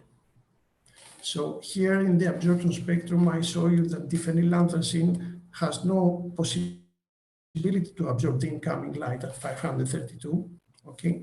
And in the mixture of this diphenylanthracene platinum porphyrin complex, we see a complete quenching of the red phosphorescence from platinum porphyrin, together with the registration of this blue emission spectrum of the organic dye. Based on the photokinetic model of Stern-Volmer, we obtain a very nice relationship of quenching of the platinum phosphorescence.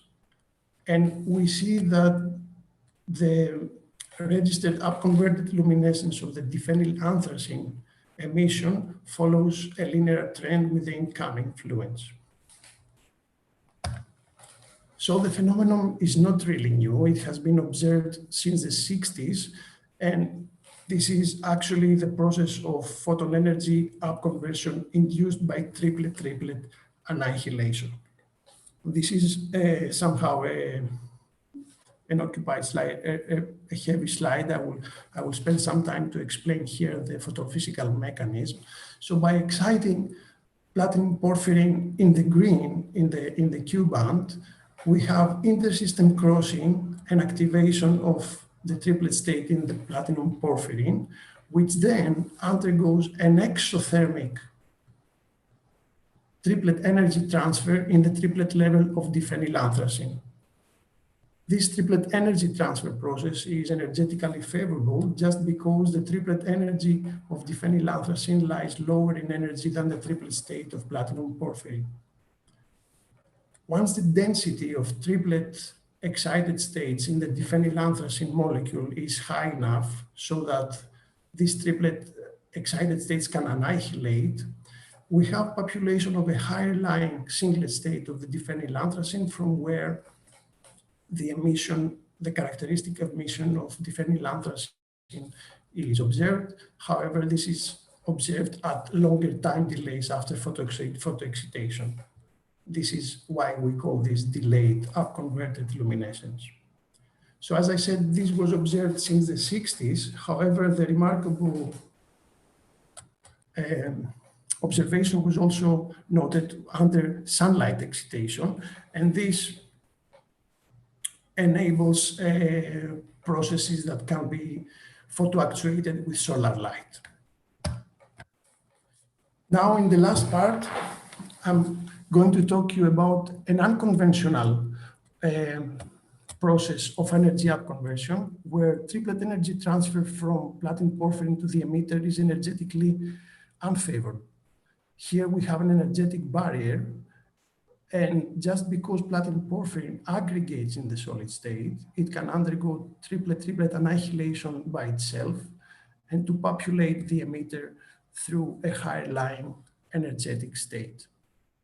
Here, the key enabling step of the observed photon upconversion is the triplet annihilation in the molecule of the sensitizer. Based on this fact, we postulated that when we use platinum porphyrin as a sensitizer in a UV detector, then we could possibly sensitize the UV detector in the visible. And indeed, this is achieved. We have a photoresponse of a visible blind photodetector in the green in the presence of the platinum octadiethyl porphyrin layer. And as a proof of principle for demonstrating something practically useful, we developed a two-color synchronized photoexcitation scheme for the photoexcitation of such devices, where we managed to obtain discrete different levels of response in a device of these platinum-based interlayers, thereby leading us to the possibility to develop multi-state logic optical circuits. As a reference here, you see the control device where the platinum porphyrin interlayer is missing, and this 4-level response is not registered. Okay, small reminder about the timing. Yes, thank you.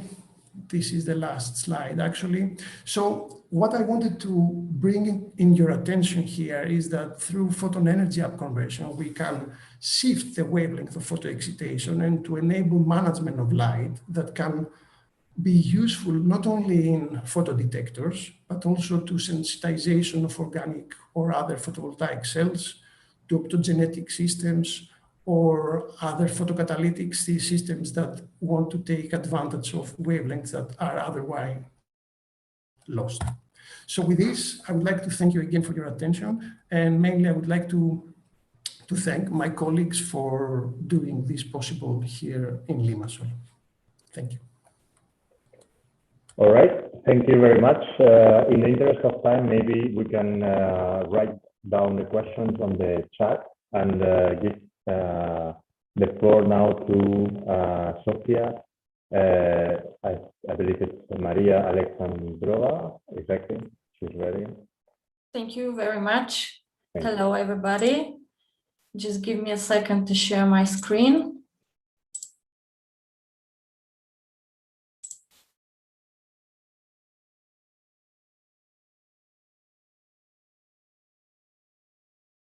Sorry. Is the presentation visible now? Yes. Thank you very much. So I will present a summary of the work of the Material Science Group at the Department of Microelectronics, the Technical University of Sofia. We are electronic engineer, so this would be some different, a little bit different aspect, engineering, let's say, point of view of the topic about lead-free materials and their application in thin film energy harvesting and sensing devices. So this is the outline of my presentation.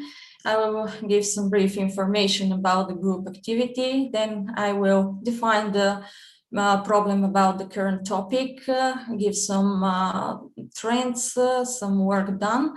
And then I will share some of our recent results on the flexible and nanostructured lead-free piezoelectric harvesting and lead-free perovskite solar cells. So we fabricate and investigate flexible light-emitting devices with novel organic low-weight compounds and polymers, as well as inorganic materials. And we also fabricate and study some piezoelectric energy harvesting devices with lead-free ferroelectric oxides and polymers and hybrid between them.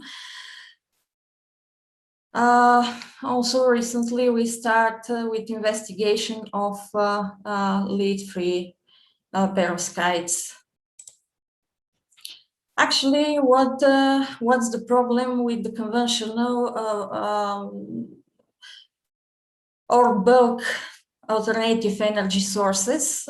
Yes, they're now relatively efficient. They solve the problem with the battery-less power supply and actually satisfy the concept for clean energy. But they suffer from several disadvantages. Lack of compactness, and more of them contain lead or arsenide compounds, so they're not environmentally friendly. So as a first step, their size must be reduced, but their efficiency should not drop too much. And these toxic materials should be replaced with the lead-free alternatives, which is actually not an easy task. One of the components that could realize this idea, these are piezoelectric nanogenerators producing charges basically from motion and vibrations. So although a lot of work has been done in the field of thin film, flexible and sensitive nanogenerator integrated together with the sensor circuits, they still need a lot of technological optimization in order to enhance their electrical performance and to improve their mechanical stability. So you can see some typical applications of piezoelectric generators and ferroelectric sensors that use not only piezoelectric but also pyroelectric effects. And the same problems are actually valid for the thin film solar energy harvesters with perovskites. Recently, the focus of the researchers was put on the lead halide perovskite materials, which were found to convert over the 25% of the solar energy into electricity, but they are more compact as compared to the polycrystalline silicon. However, the same problem for replacing the lead-containing material. In addition, another problem appears here, integration of the quantum dots, which are usually used to precisely tune the optical and electrical properties of the samples. So by our research, we aim first technological compatibility with the flexible substrates which are plastic and with low melting temperature, but keeping the conventional microfabrication technology. Then to apply only environmentally friendly materials, and third, to nanostructure these materials in order to increase their specific area and thus to enhance the signal gain due to the high surface to volume ratio. So here you see we investigated the possibility to build crystalline lattice over amorphous seed layer of polymer. This is a specific feature of the organic-inorganic interface. It could be realized if you replace the bottom electrode from metal, normally aluminum, with electroconductive polymer. And then when you grow zinc oxide or gallium doped zinc oxide, you can observe such kind of nanobranch and nanodendrite structure, but their dimensions are adjustable according to the deposition conditions. The scale at nano size could vary from 300 to 500 nanometers. And you can see here the electrical signal, which is actually the piezoelectrical voltage, is characterized with great periodicity, relatively low degree of distortions, and we can achieve gain almost 3 times of the piezoelectric voltage from this kind of nano coatings as compared to the same coating with similar thickness, but non-structured. We should consider that it is the question is about approximately 3 square centimeter of functional area and the total thickness of 800 nanometers. Another approach to nanostructure lead-free materials is to use template-assisted growth of potassium niobate by filling nanoporous template of aluminum oxide, which is produced by aluminum anodization. So here you can see the flexible membranes of this anodized oxide, and it is filled by vacuum sputtering, which is conventional microfabrication technology. We produce vertically aligned nanowires of this potassium niobate. The diameter of the pores or the tubes could vary from 80 to 90 nanometers. It could be even different, but it is more suitable to put inside the molecules of the potassium niobate. We could control also the length of the wires between 1 and 10 micrometers. Here are shown 5 micrometers. The signal is again stable, and we could achieve doubling of the voltage using this approach. And we also found that there is a stable pyroelectric response, so the possible application could be multi-sensor. Okay, I will skip for now this slide as less important to be in time. For both cases, sensors and harvesters, we designed and implemented specific interface circuits based on the field programmable analog arrays, realizing root mean square to DC conversion, and for the harvester to realize passive voltage doubler and quadrupler with Schottky diodes for the need of supercapacitor charge by using as input the previously described piezoelectrical harvesters. Regarding the solar energy harvesting, in order to be efficient, first we start to optimize the electrode and thin film optical filters at the input of the cell. So this was done by combination of zinc oxide doped with gallium oxide and bilayer system with indium tin oxide. By varying the compositional ratio and the film thickness, we achieved excellent transmittance of the visible light and optical rejection of the ultraviolet component, and relatively good rejection of the infrared component, which is the heating component, decreasing the efficiency of the cell. We can control the smoothness or the surface roughness of the coating to decrease it to up to 7 nanometers. And by the composition, we can tune the energy level alignment with the quantum dots and the perovskite, which is essential for the extraction of the charge carriers without interface energy barriers. Our lead-free perovskites are actually bromide-based and iodide-based. In combination with bromide quantum dots and cadmium tellurides nanocoatings, we could produce photodetector in the visible light. The total thickness, excluding the substrate, 550 nanometers, and active area of approximately 2.5 square centimeters.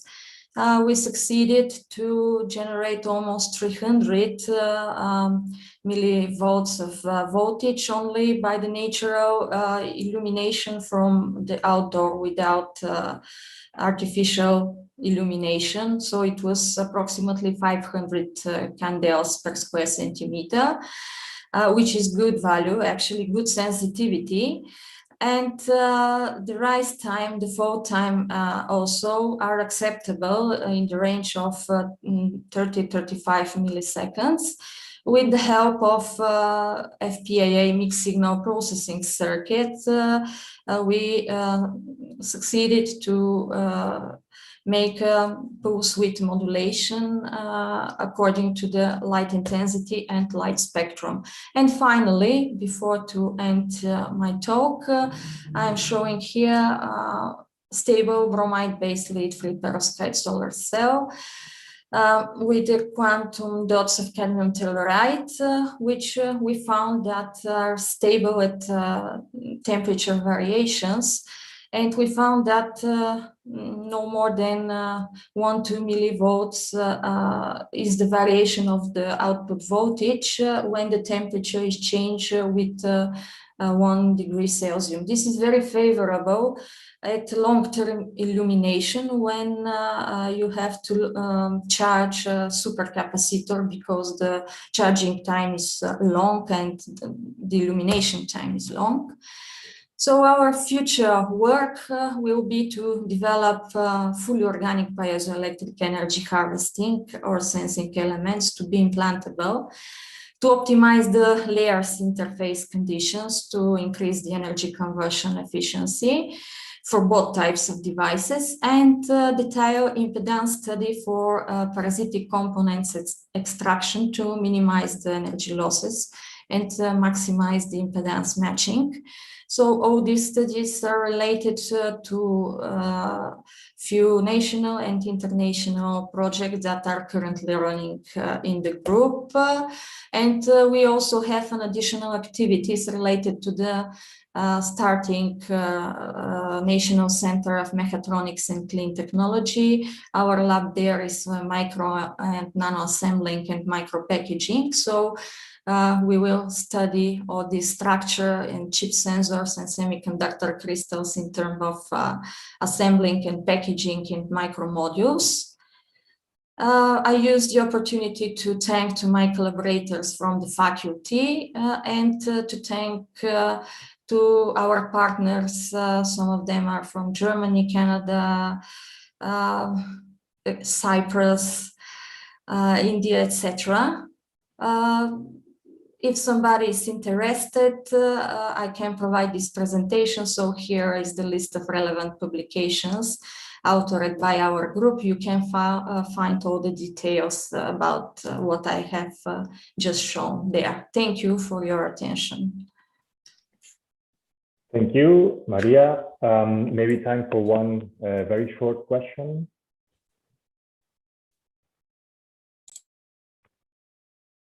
No. Do you have you studied or do you have information about the effects of these nanopores in the mechanical properties of your? Yes, actually, they serve as stress concentrators. In the pure mechanics, such a kind of, but larger in size, how to say, ring-shaped formations, serving like stress concentrators. So we believe that at nanoscale, this effect is also transferred. So this is the reason for the increase. And if you ask me about the mechanical stability, yes, we have some data that show, I cite by memory, that approximately few percent deviation of the piezoelectric voltage could be measured after 1,000 cycles of repeating mechanical bending. 3 kilograms is the maximum mass loading that they could stand. Okay, thank you very much. Thank you. So now we're going to Spain, actually to just across the wall here, to Javier Padilla, who will be talking about energy harvesting materials. Okay. Thanks, Javier, for the introduction. Yes, we are door to door. Okay, so let me close this. Okay. I'm Javier Padilla. I'm representing here the work of the Advanced Materials for Energy Production and Storage group in Spain. Before starting, let me give you a couple of words about how we have faced this presentation, as this is an introductory workshop for everyone. We have thought about, instead of being more specific about some particular results, we have intended to make a broad as possible compilation of what we have done and what we can do, or what we are interested in. So this is going to be like short pills that can show you what our interests are. So let's begin. So we are a very, let's say, application-focused group, and most of the applications that we develop have one common frame, that is energy in any of its aspects. For instance, we deal with energy production in the form of organic or polymer solar cells or perovskite solar cells as an alternative to silicon technologies. We also deal with storage, energy storage, in the form of batteries. We focus mainly in zinc air batteries as an alternative to lithium, and also we deal with energy saving devices in the form of electrochromic devices or mainly focused on conducting polymer ones, but interested in any variable transmission material that can modulate heat and therefore be a potential energy saving in conditioning, in building condition. So what is the connection here with nano? Well, although these are all macroscopic devices, all of them strongly rely on processes, interfaces that occur at the nanoscale. So that's the key. We have to really understand what is going on at the nanoscale to be able to optimize the performance at the macro scale. So that's the connection here. And how do we tackle these challenges? Well, we follow this three-stage continuous cycle in which we pay attention to the fabrication techniques.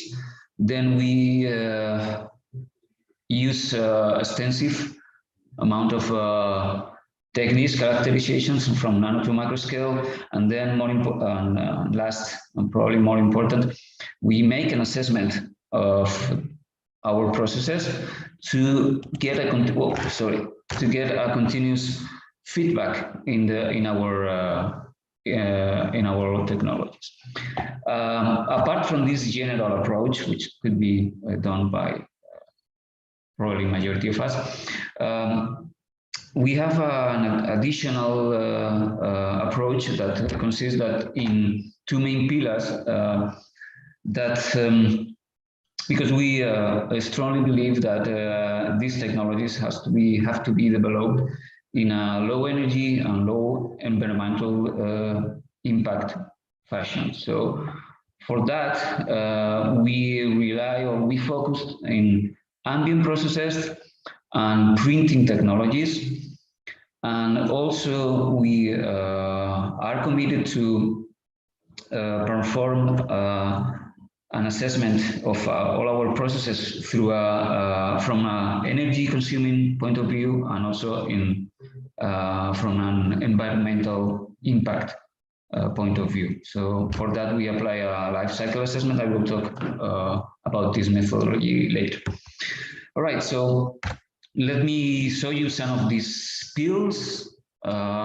Most of the results that I'm showing in this following slides are transversal. I mean that we have applied for the three technologies, but of course I just show you some examples, focus on, in this case, for instance, an electrochromic divisor, or just in one of them.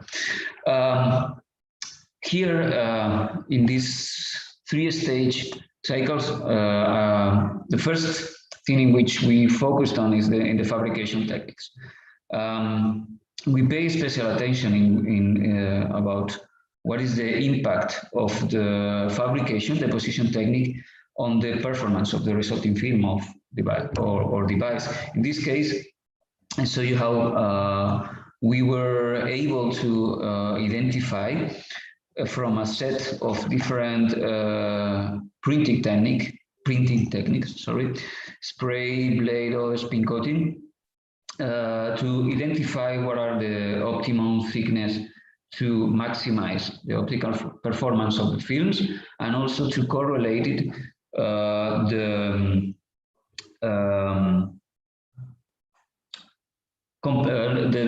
surface or parameters of the resulting films, roughness, profilometry, etc., to get also an optimum performance. Another example of what we want to highlight here is the use of large-scale facilities. We are frequent users of neutron or synchrotron sources like the Rutherford Laboratory at the UK or ELL at Grenoble. And with this approach, we are able to get a deep insight of about what's happening in the compositional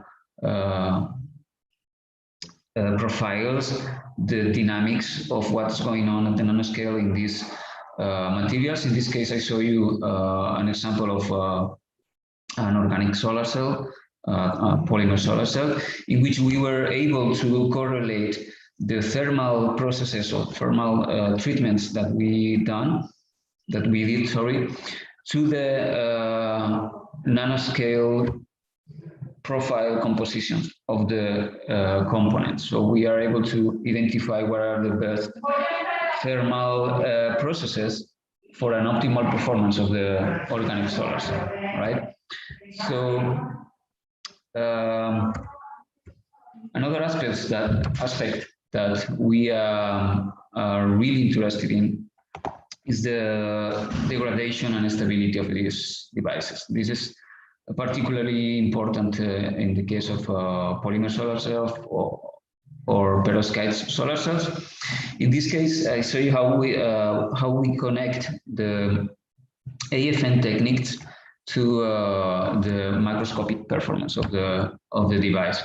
Here I show you how we were able to follow the photo degradation of the polymer film when submitted to certain wavelengths, in this case UV, and then correlated with the same processes occurring at the macro scale. Here you can see the evolution of the efficiency of the cells submitted to different wavelengths versus time. So here for you, for those of you who are familiar with the AFM techniques, maybe you can find interesting that we have developed a custom-made positioning sample platform, that allows us to take the sample into the AFM, make the measurement, take it out, make whatever process we want to make with the sample, and then take it back to the exact same spot. So this is a really powerful technique to get the evolution of the material versus different processes. Switching to batteries, here we are focused on developing the components of the batteries, whether electrodes or membranes. And just to show you some of the things that we do, here I'll show you how by adding nanoparticles of metal oxides to a carbonaceous material, graphite, graphene oxide or graphene, we are able to increase the performance of the battery. And also I would like to show you this special custom-made electrochemical cell that allows us to perform not just in situ but in operando studies of discharge cycle of battery inside synchrotron cells. Again, powerful technique, you are interested in that. Finally, I mentioned that we perform this cycle here in which we obtain a continuous feedback of what we are doing to improve it. And in this cycle, this stage is really particularly important because we apply this life cycle assessment, which for those of you who are not familiar with that methodology, I will summarize it briefly. We perform a detailed inventory of all the life of any material or device of technology from the beginning, from the material extraction to the manufacturing, to the use, recycling, etc. And so we have a detailed image of what's happening in terms of energy consumption and environmental impact. Let's say ecotoxicity, human health impact, water impact. So we have this whole image of what is the impact of what we are doing, the technology we are developing. So we can identify what are the processes that are more environmental harmful, or what are the processes that are more energy consuming. So we have this feedback to go back to our fabrication process and improve it. Here are some examples that we have done in the past. We can apply this methodology whether for materials or the whole device, right? So here an example of how we analyze the 7 different synthetic routes for graphene oxide to determine what is the more convenient for us. And also we apply this methodology to the whole device. In this case, perovskite solar cell, and in this case, zinc air battery. For instance, here we can determine, quantify what is the impact of using tin instead of lead. What is more convenient? What are the impacts of using this material, and also the routes that you are applying for obtaining these materials. So, okay, that's it. As a summary, I will say that we are application-focused groups focused on energy-related aspects, and we apply conscious approach about low energy and low environmental impact of our technologies, and we are constantly applying this feedback to improve our processes. So just thank you for your attention, and please feel free to ask for more specific details. It has been like very general and not too specific, but intentionally. So I'm open to any questions that you want to make. Thanks. Thank you very much, Javier. Are there any questions? We have time. Okay, I was curious about how you characterize the roughness of your layers. Is it based on 2D measurements of thickness, or? Yeah, basically we can do it directly by AFM, but usually what happens there is that you don't have like a broad image of what the microscopic size. So we use mainly profilometry to obtain it. Mechanical profilometry. Okay. Any other questions? Yes. I have one. Hi, I'm Giorgio Morandi from Technological University of Dublin, School of Physics. Have you tried to look, or are you interested in looking in replacing the ITO with different films like metal oxide films? Because ITO is still is starting to become an expensive commodity in the solar cells. Will you be interested in something like that?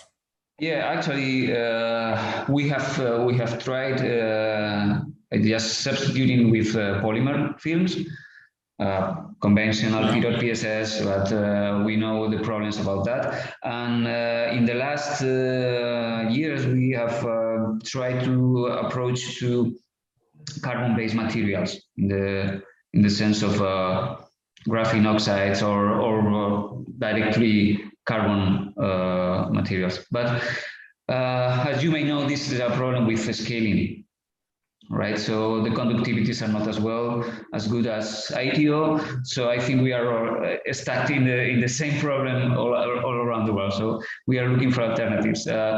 We have tried also some metal meshes. Could be interested, like based on silver or things like that. But yeah, I think this is still a problem to be solved. Okay, thanks. We'll probably chat in particular about this. Yeah.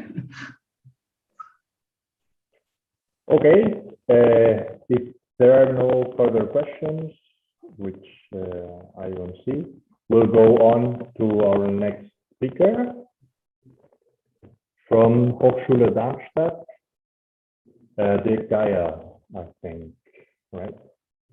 Yes. Yes. Yeah, but have you, Javier, can you I think stop sharing? yeah, you need to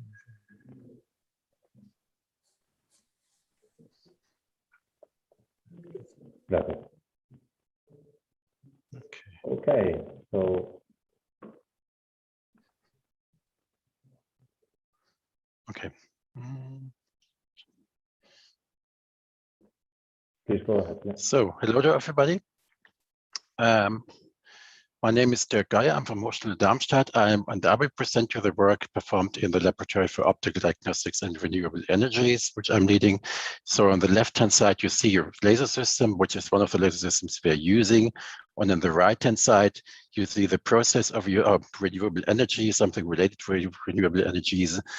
So we are probing here the emission of laser-induced plasma spectroscopy on nanoparticles, which we use as an energy storage material. So I also discovered during these sessions that there are other institutes which are using very similar techniques, but apply these to other applications. The structure of my talk is the following. I will talk about the renewable energy and the need for the storage. I will talk about the methods and the diagnostics we are applying in our laboratory. And then finally, I will go to the nanoparticle diagnostics, which is a novel approach in our laboratory, but not only in our laboratory. Within the Hochschule Darmstadt, we are within the Faculty of Mechanical and Plastics Engineering. We have established research collaborations with a number of institutes, national as well as international, and we have collaborative PhD projects with some of these partners.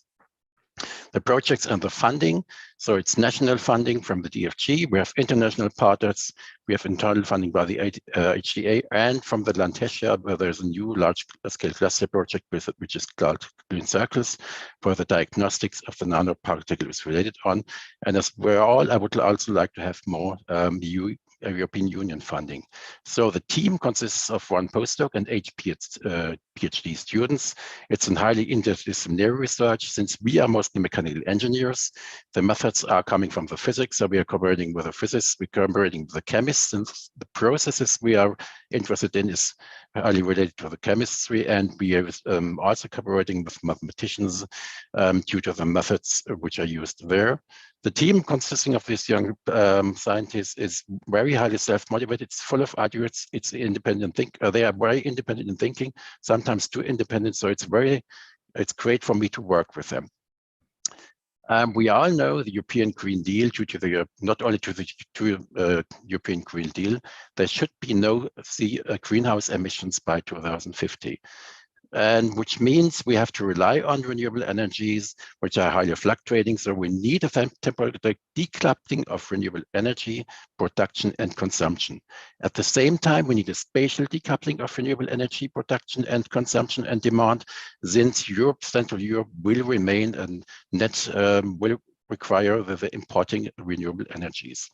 So to overcome this mismatch in production and demand, which is in space as well in time, we need energy storage and energy carriers.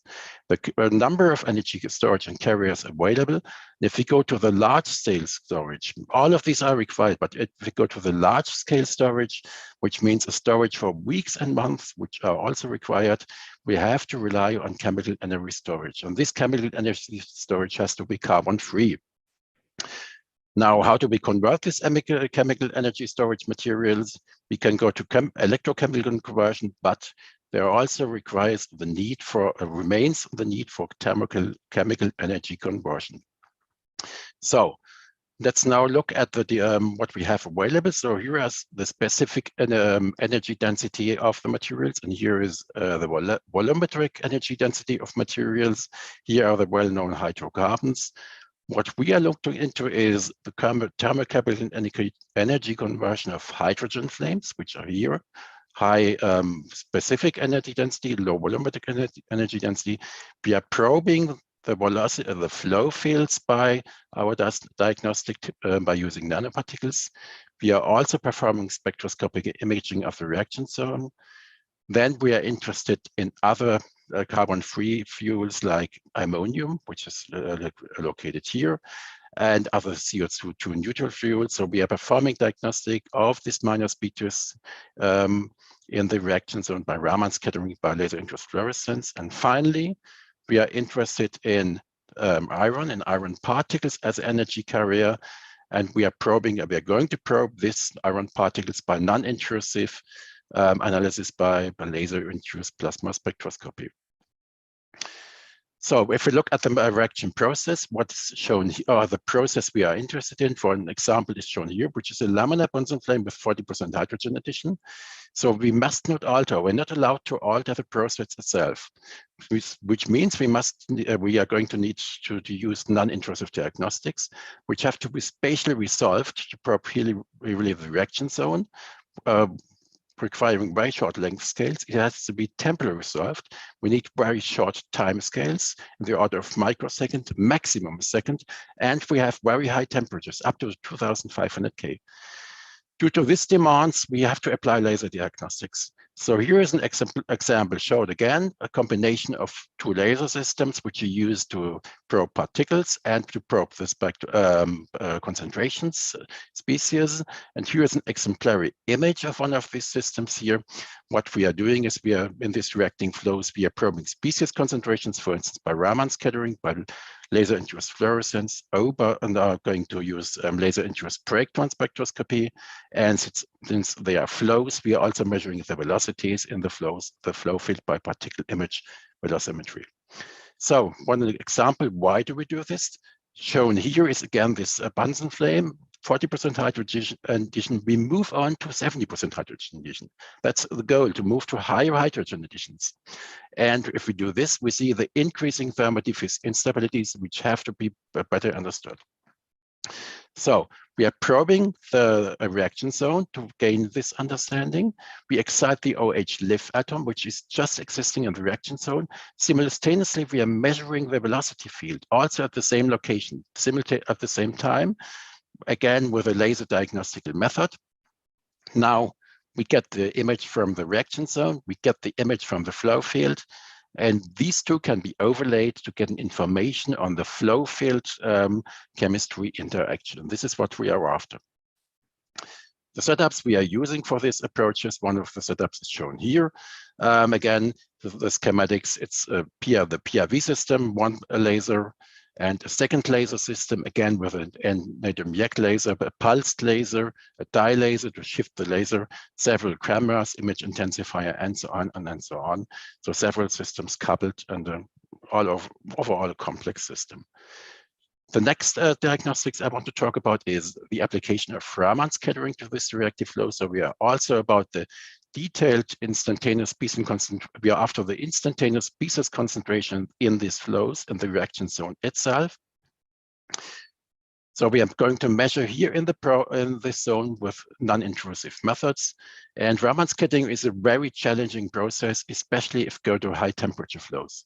You need a large number of photons to excite one single signal photon. Again, we have requirements spatially and temporally resolved, and temperatures are up to 2200 K. So experimental setup, you need high power laser systems, you need highly efficient custom-made detection systems, and then it's still difficult to evaluate the measured signal. So you have a noisy signal. The signal itself is very strongly temperature dependent, the Raman signal in shape and intensity, shown here on the right-hand side for nitrogen as well as for methane, and we'll see the temperature dependence of these two spectra. So we are going to examine this. We're going to explore this for the new fuels we are after, since there are no simulations available, there are no simulations possible for these more complex fuels. We're gaining information required for data evaluation to evaluate the data or concentration data later. Again, one of the setups shown here. So we are overlaying this laser beam in a multi-pass cell, highly efficient detection system to get as much information as possible. Now, if we're going to apply this Raman scattering close to heated walls or particles, we have additional complexities, which means a broadband background which covers our signal. Reliable data evaluation is difficult, so we setting up a new system, or we set it up a new system which makes use of the different polarization directions of Raman scattering to account for that broadband background, to remove that broadband background.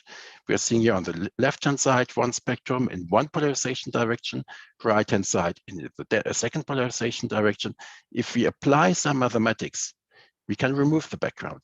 So how do we do this in our setup? What we did set up is, or we're just setting up, is a novel system where these two polarization directions, split it here in one optical device, and we have one polarization, one path going on the upper half, the second path of the second polarization direction in the upper, and now we are overlaying these signals on one camera, to my knowledge, for the first time simultaneously overlaying on one camera. Here's a CRT image of this novel spectrometer, and here are the first images, and we want to apply this, for instance, to catalytic processes also. The idea is to substantially improve the performance of this Raman system close to walls, close to particles. Now, finally, going to the nanoparticle diagnostics, how do we use iron, micro and nanoparticles out of irons to store and carry renewable energy? Again, going to the energy density diagram, we see that iron has a high energy density in terms of the volumetric density. So what we do, or what we plan to do, is to put iron particles in conventional coal power plants, with air, burn them, and what you get is CO2-free electricity. What comes out is iron oxide, rust. So this iron oxide has to be carried back to windy or sunny-rich regions, like for instance, the south of Spain or Morocco. Then it will be reduced by green hydrogen again to iron, and this iron can be shipped again back to Central Europe to produce renewable energy. So iron and oxygen gives iron oxide, and here is the process of this particle shown. So on the right-hand side, the iron particle, the iron oxide, which emerges due to the oxidation process around the iron particle. It's a type C oxidation. I can't talk about this in detail. The particle is about 10 micrometer, but there can be smaller particles, nanometer particles split off. So what we are interested in is the oxidation process, the kinetics of this oxidation process. This image shows this oxidation process in hot reacting conditions. So we have temperatures between 700 and 1800 K. We need a non-intrusive method, which should be spatially and with a high spatial and temporal resolution to get the elemental composition of this of a single particle. And we are going to develop, or we try to develop now in an explorative approach, laser-induced plasma spectroscopy to get this information, to probe these particles. So we are firing a laser system on these particles. The particle gets vaporized, and the plasma emerges, and this plasma emits light. Again, this is one of these plasmas shown, and we are now setting up a system. I'm just saying setting up, the laser is existing, the rest is just going to be purchased and set up a system where we bring this particle to plasma, we record the emissions, and these emissions are spectrally dispersed and captured by an ICCD system. There are a lot of unknown parameters in this diagnostic, since it hasn't been found before. So we don't know which laser system is the better one, a nanosecond or picosecond laser. How much of the material can we break down? Do we break down the full particle? How much does it depend on the particle size? So we have to check the excitation wavelength, the pulse length, the energy, and also experiment parameters on the gas phase, the iron oxide itself, the porosity, and so on and so on. And one of the questions is, which is the maximum particle size which can be fully ionized, which is not known at the moment. So the current number is 10 micrometer, but we have to explore this. So then down the road, we have to apply these diagnostics to flow reactors. Again, getting the elemental composition and F and O, we need robust calibration, robust process parameters, and we need data evaluation schemes to explore this in detail. The goal is to get single shot, single particle diagnostics, so to explore single particles in a flow with a single laser shot. And then we are aiming to couple this LIAPS method to our other diagnostics to get complementary information, for instance, particle tracking of the velocimetry. So the summary is there is a need for renewable energy storage, and the methods and diagnostics we are applying in our laboratory are focused on reacting flows. We are using particle image velocimetry, we are using laser-induced fluorescence and Raman scattering, and now we are moving to in situ particle diagnostics by applying laser-induced spectral spectroscopy, by applying PRV, and we are hoping to be able to apply Raman scattering in the far future. So thank you for your attention. Thank you very much for your talk. Maybe time for one short question.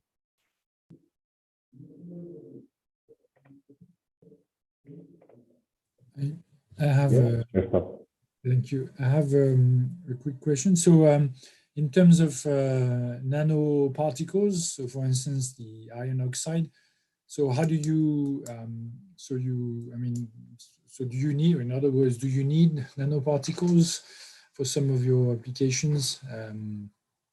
Or what I'm saying is can it be the other way? Can we help in providing some nanoparticles? Yes, that's an interesting question. So what would be interesting for us, so we are going to develop the method. So we must know what type of particles we put in our diagnostics for calibration, and up to the micrometer range, this seems to be not difficult. But if we're going to smaller particles in the nanometer range, and this is what we are fearing, or what we know from other group which is performing a similar system, so there might be nanomaterial particles split it off from our bigger particles, and we have to probe this as well. So it would be great if we would have samples of the iron oxide, iron, which are very well characterized. We know the size, we know the composition, we can put them in our system and probe them and get an idea about what we are seeing with our diagnostics. Okay. Great. Thanks. We'll keep in touch then. Thank you very much. So we're now going back to Cyprus. Yeah, I'm stopping sharing. Thank you.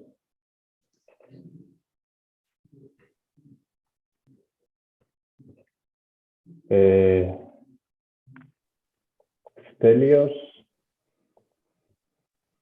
Juli. Can you see me? Yeah, I think you can see yes, me. we can see you.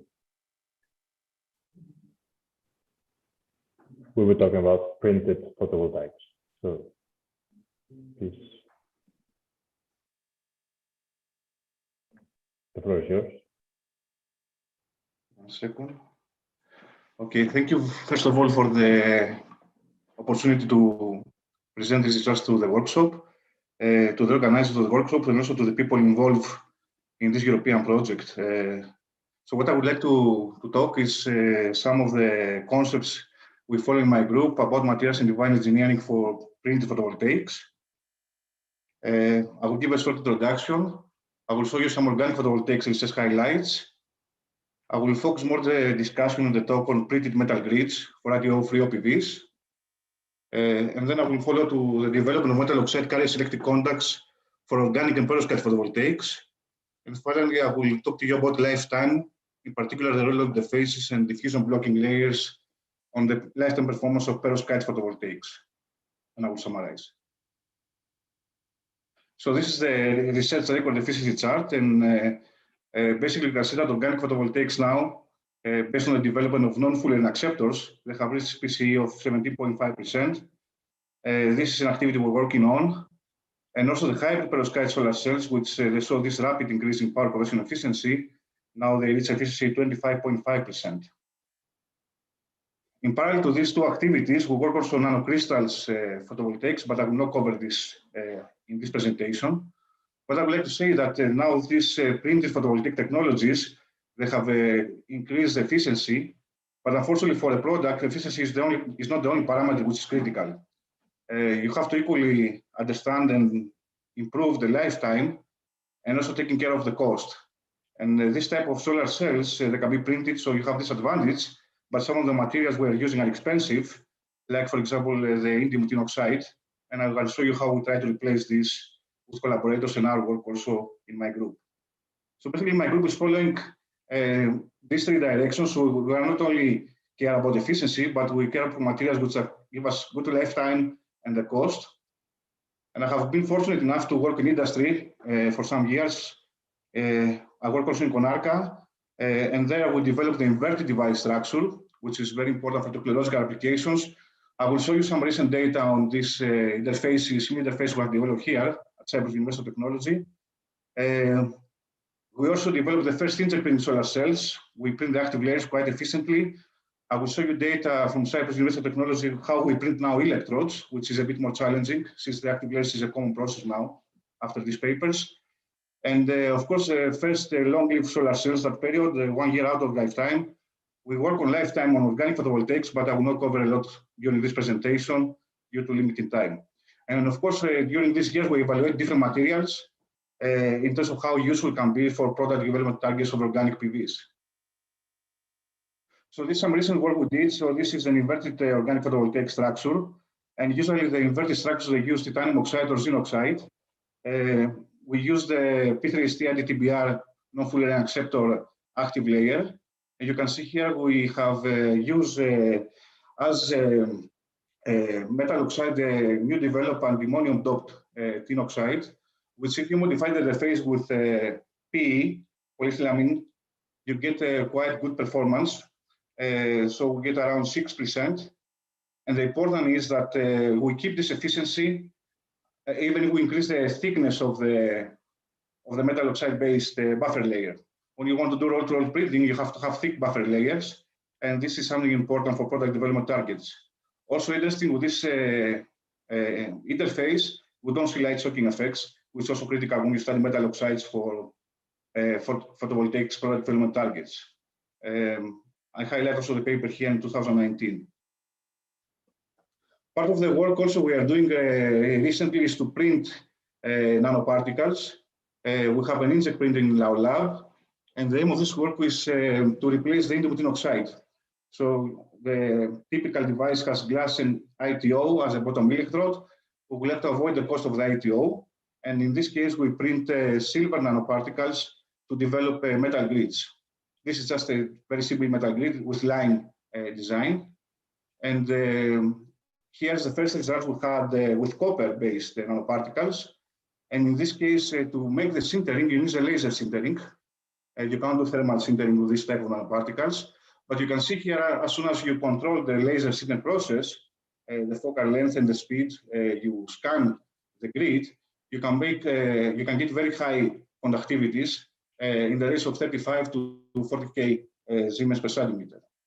So here's the inkjet printed copper grids, the lines, and the profile of the grids is quite, we have height of around 400 nanometer, and the line width is around 80 micrometers. So this is the results. We compare the 4, 6, and 8 grid lines to find the optimum balance between conductivity and transparency. And we also have the ability, not only on the device data you can see here, but of photocurrent mapping at CU2, where you can see the selectivity of the electrode. And here you can see that the more red the color, the higher the photocurrent. So this is the results of the 6-line grid, which actually show the best efficiency in the range of 3.5%. This is conventional solar cells without non-Fourier acceptors. You can see now that with non-Fourier acceptors, we get much higher performance. But what we notice also is that the reference device with ITO, they have higher efficiency, so around 5%. So what's happening in these devices, why the ITO-free doesn't work very well, or as well as the ITO-based devices? What we see is that as soon as we code the pitot PSS and we are near 104 degrees, we lose the conductivity. So part of this reason is that copper is oxidized fast. And despite the efforts of the material provider of the project, that period, a European project to stabilize the copper, was enough for the initial studies, but the degradation is coming soon after the pitot PSS coating step and the annealing you need for that.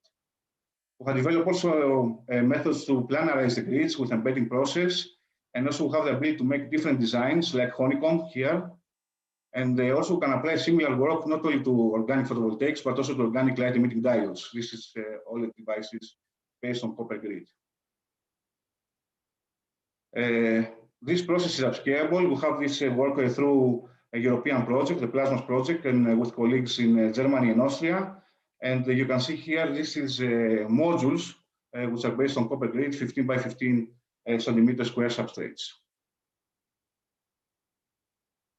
We have a recent project now that started 1 year ago.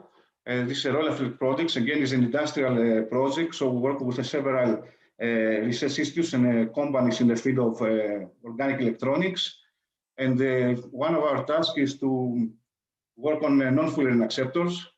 Now you can see that we have devices in the range of 15 to 17%.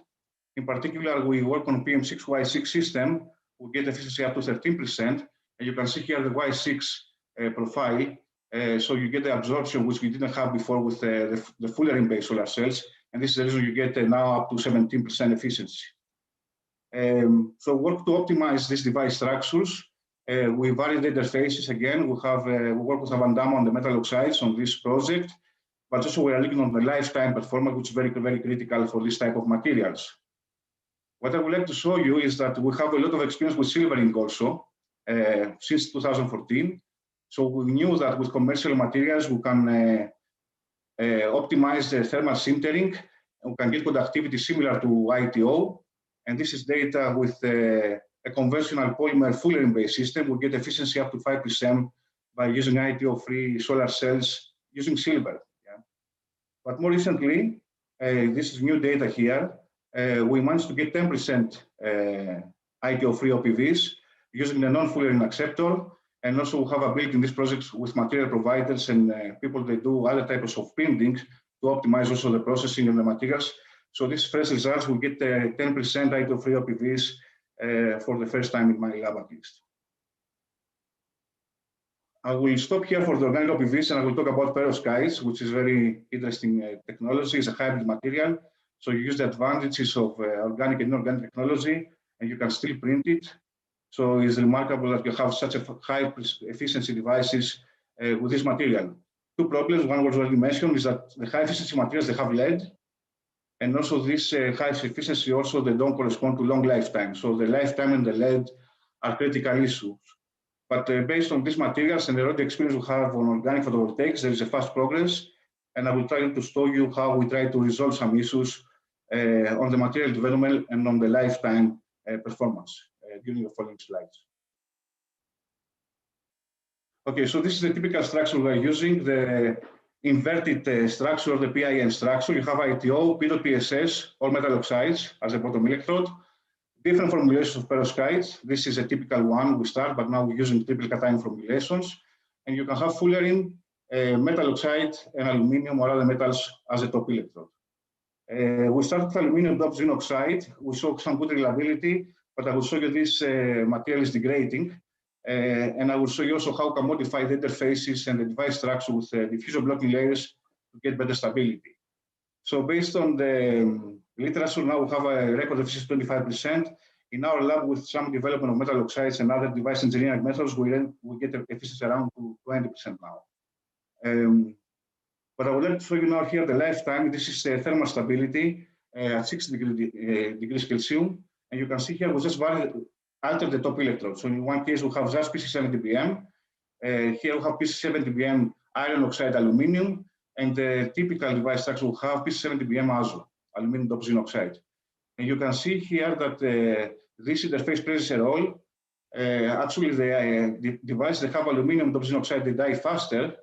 And the more stable is the device that have the iron oxide modification, actually the material made by Dr. Papadas in my group. There are two issues involved. There's a chemical interaction with azo, which degrades the performance. And what we believe is happening with iron oxide is you have better interface of the top electrode, and thus you improve the stability. We have the ability in my group to do impedance spectroscopy studies to check trapping and detrapping of carriers, which has been proven very useful for perovskites.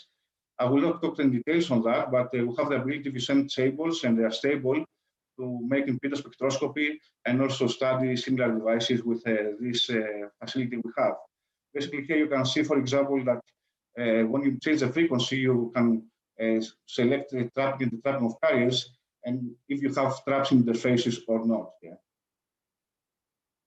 More importantly, what we will try to do to improve the stability is to block diffusion.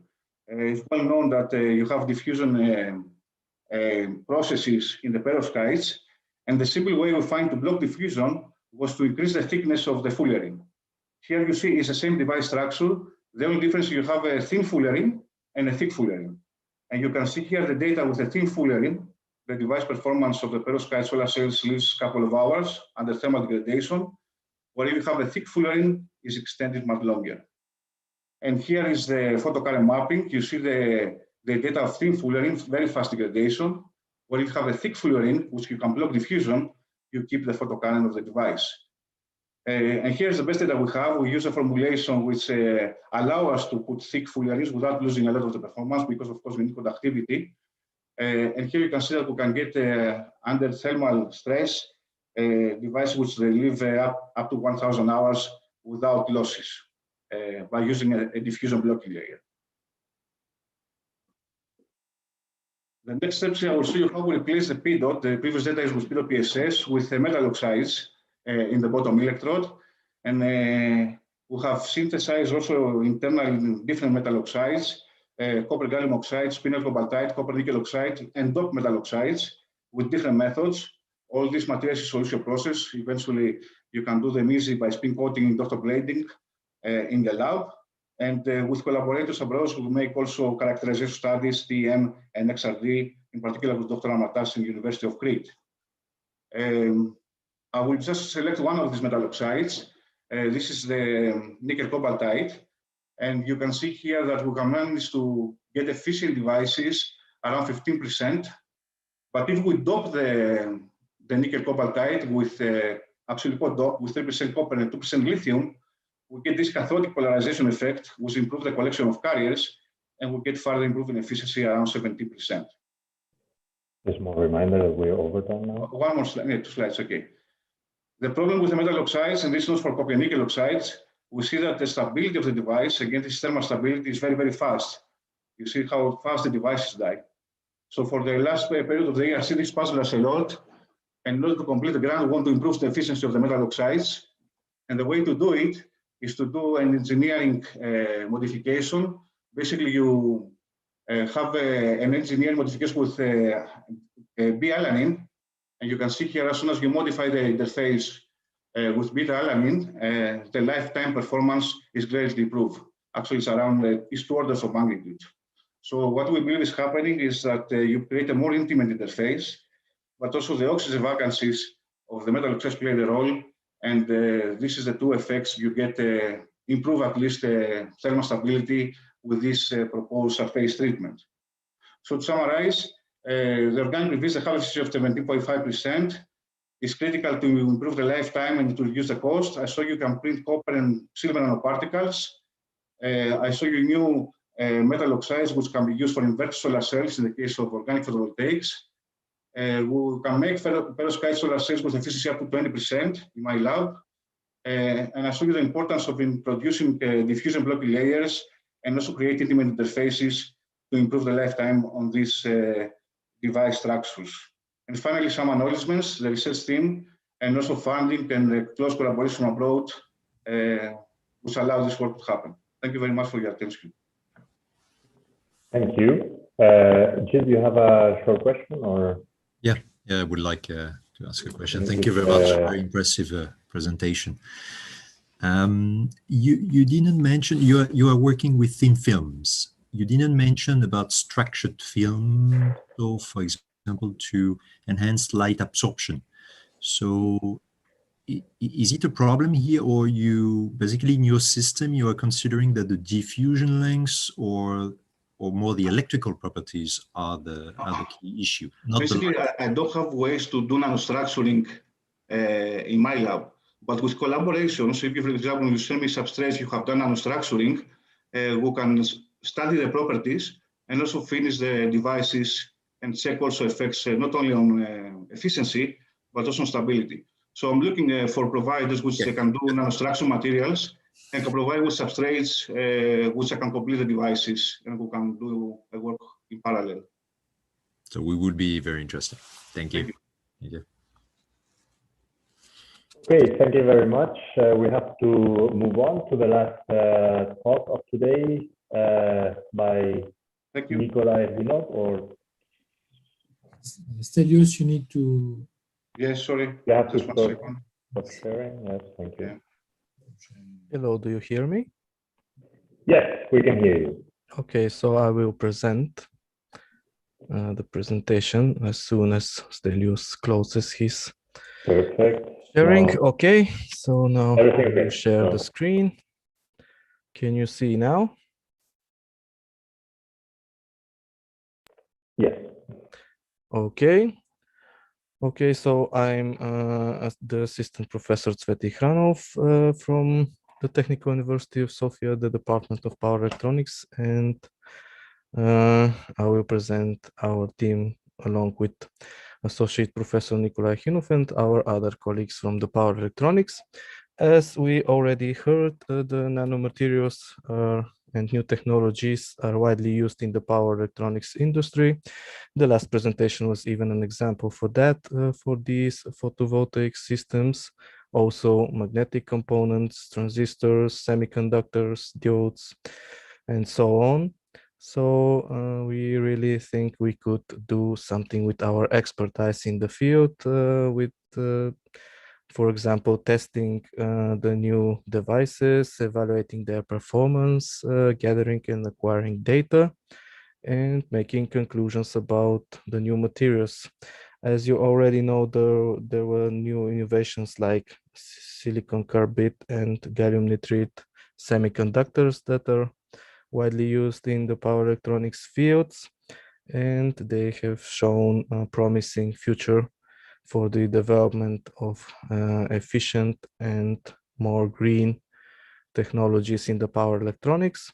So I will be brief and present our main laboratories. That is the Power Electronics Laboratory, LabVIEW Laboratory, Industrial Technology Systems Laboratory, Highly Efficient Power Conversion and Energy Storage Systems Laboratory, Communications, Process Control and Energy Efficiency Industry Laboratory. And what expertise we offer in them. So the first is the Power Electronics Laboratory. We test and evaluate the different power converters.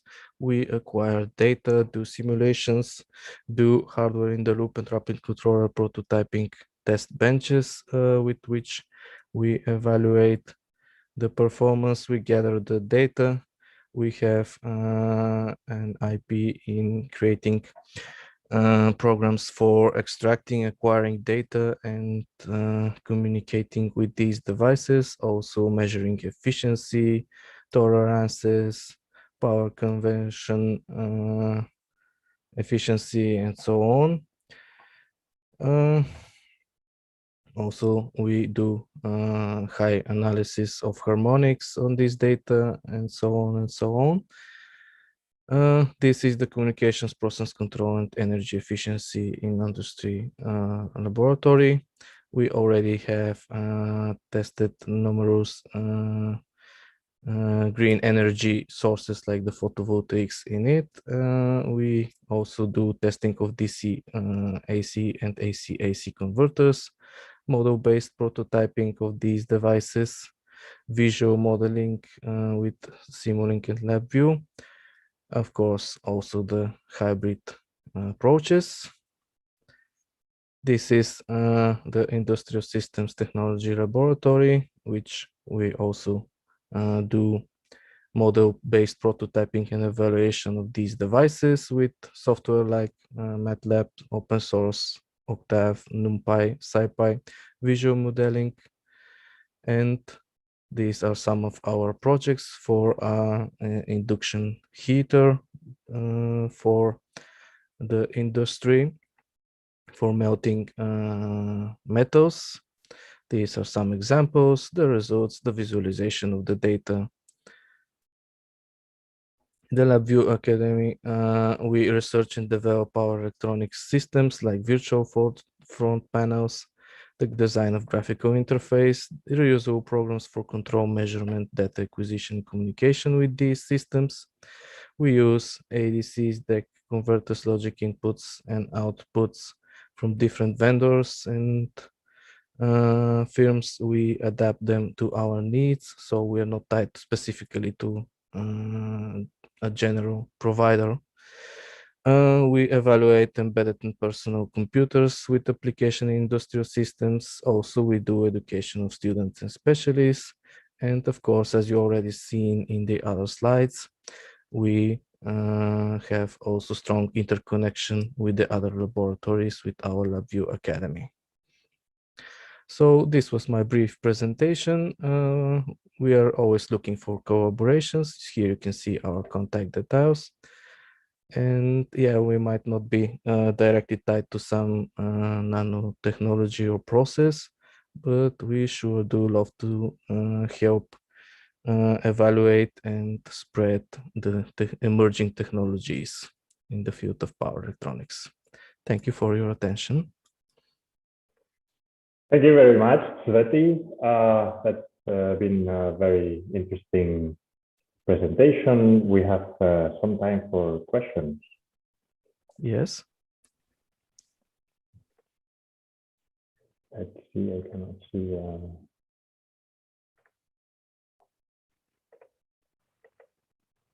Okay. I don't see any questions.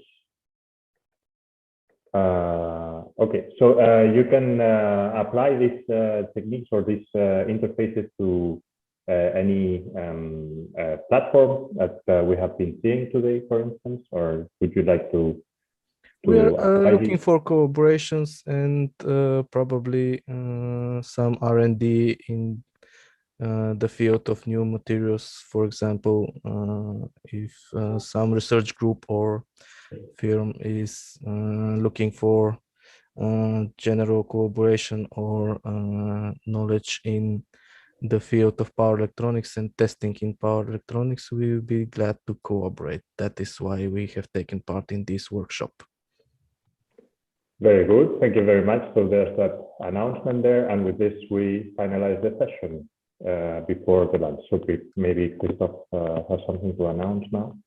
No, I think this is okay. Thank you. Thank you, Javier. Thank you, everyone, for this session this morning. No, so we resume at 1:30. No, one thing though is that I do have access to emails again. So okay. If necessary, but no, that's fine. So yeah, let's. So bon appetit. Please unshare. Don't forget to unshare. Okay. Thank you. And yeah, so see you later. See you later. See you later. Bye. Bye.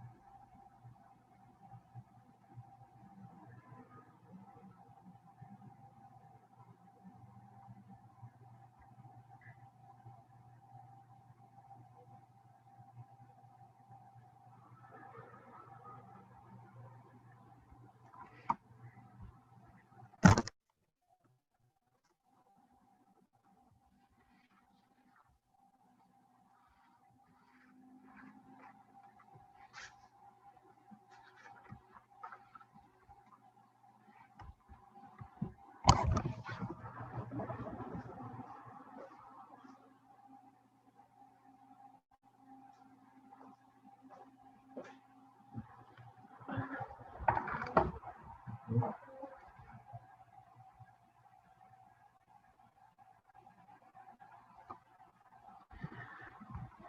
afternoon, everyone, and welcome to session 8 on nanomedicine and nanobiology of the first EUT Plus workshop on nanomaterials and nanotechnologies. My name is Georgios Konstantinidis from Cyprus University of Technology. I will be chairing this session, which it consists of 4 contributions, 15 minutes each. Just to make a few remarks for the speakers and the audience, and subsequently we can start the session.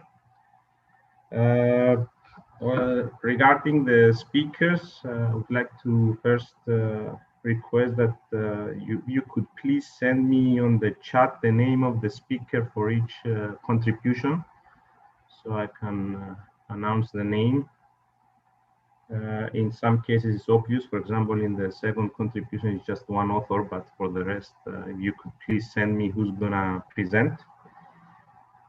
Second, kind request to all that you respect the allocated time so we can keep up to the schedule.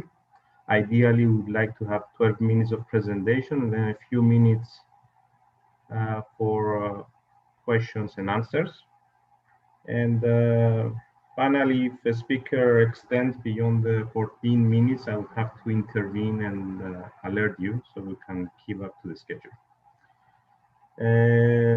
At the beginning of each presentation, the speaker should share its screen, and then at the end of each presentation, it should stop sharing, so allow space for the consequent speaker to come into the web platform. As for the audience, I would like to ask you to keep any questions or remarks you might have at the end of the presentation, and you can either share them verbally by raising your hand or by sending something on the chat menu. That's it. Thank you all for joining, and I think we can start with the first presentation, which is, if I'm not mistaken, it will be delivered by Dr. Andreas Samouridis. Is this correct?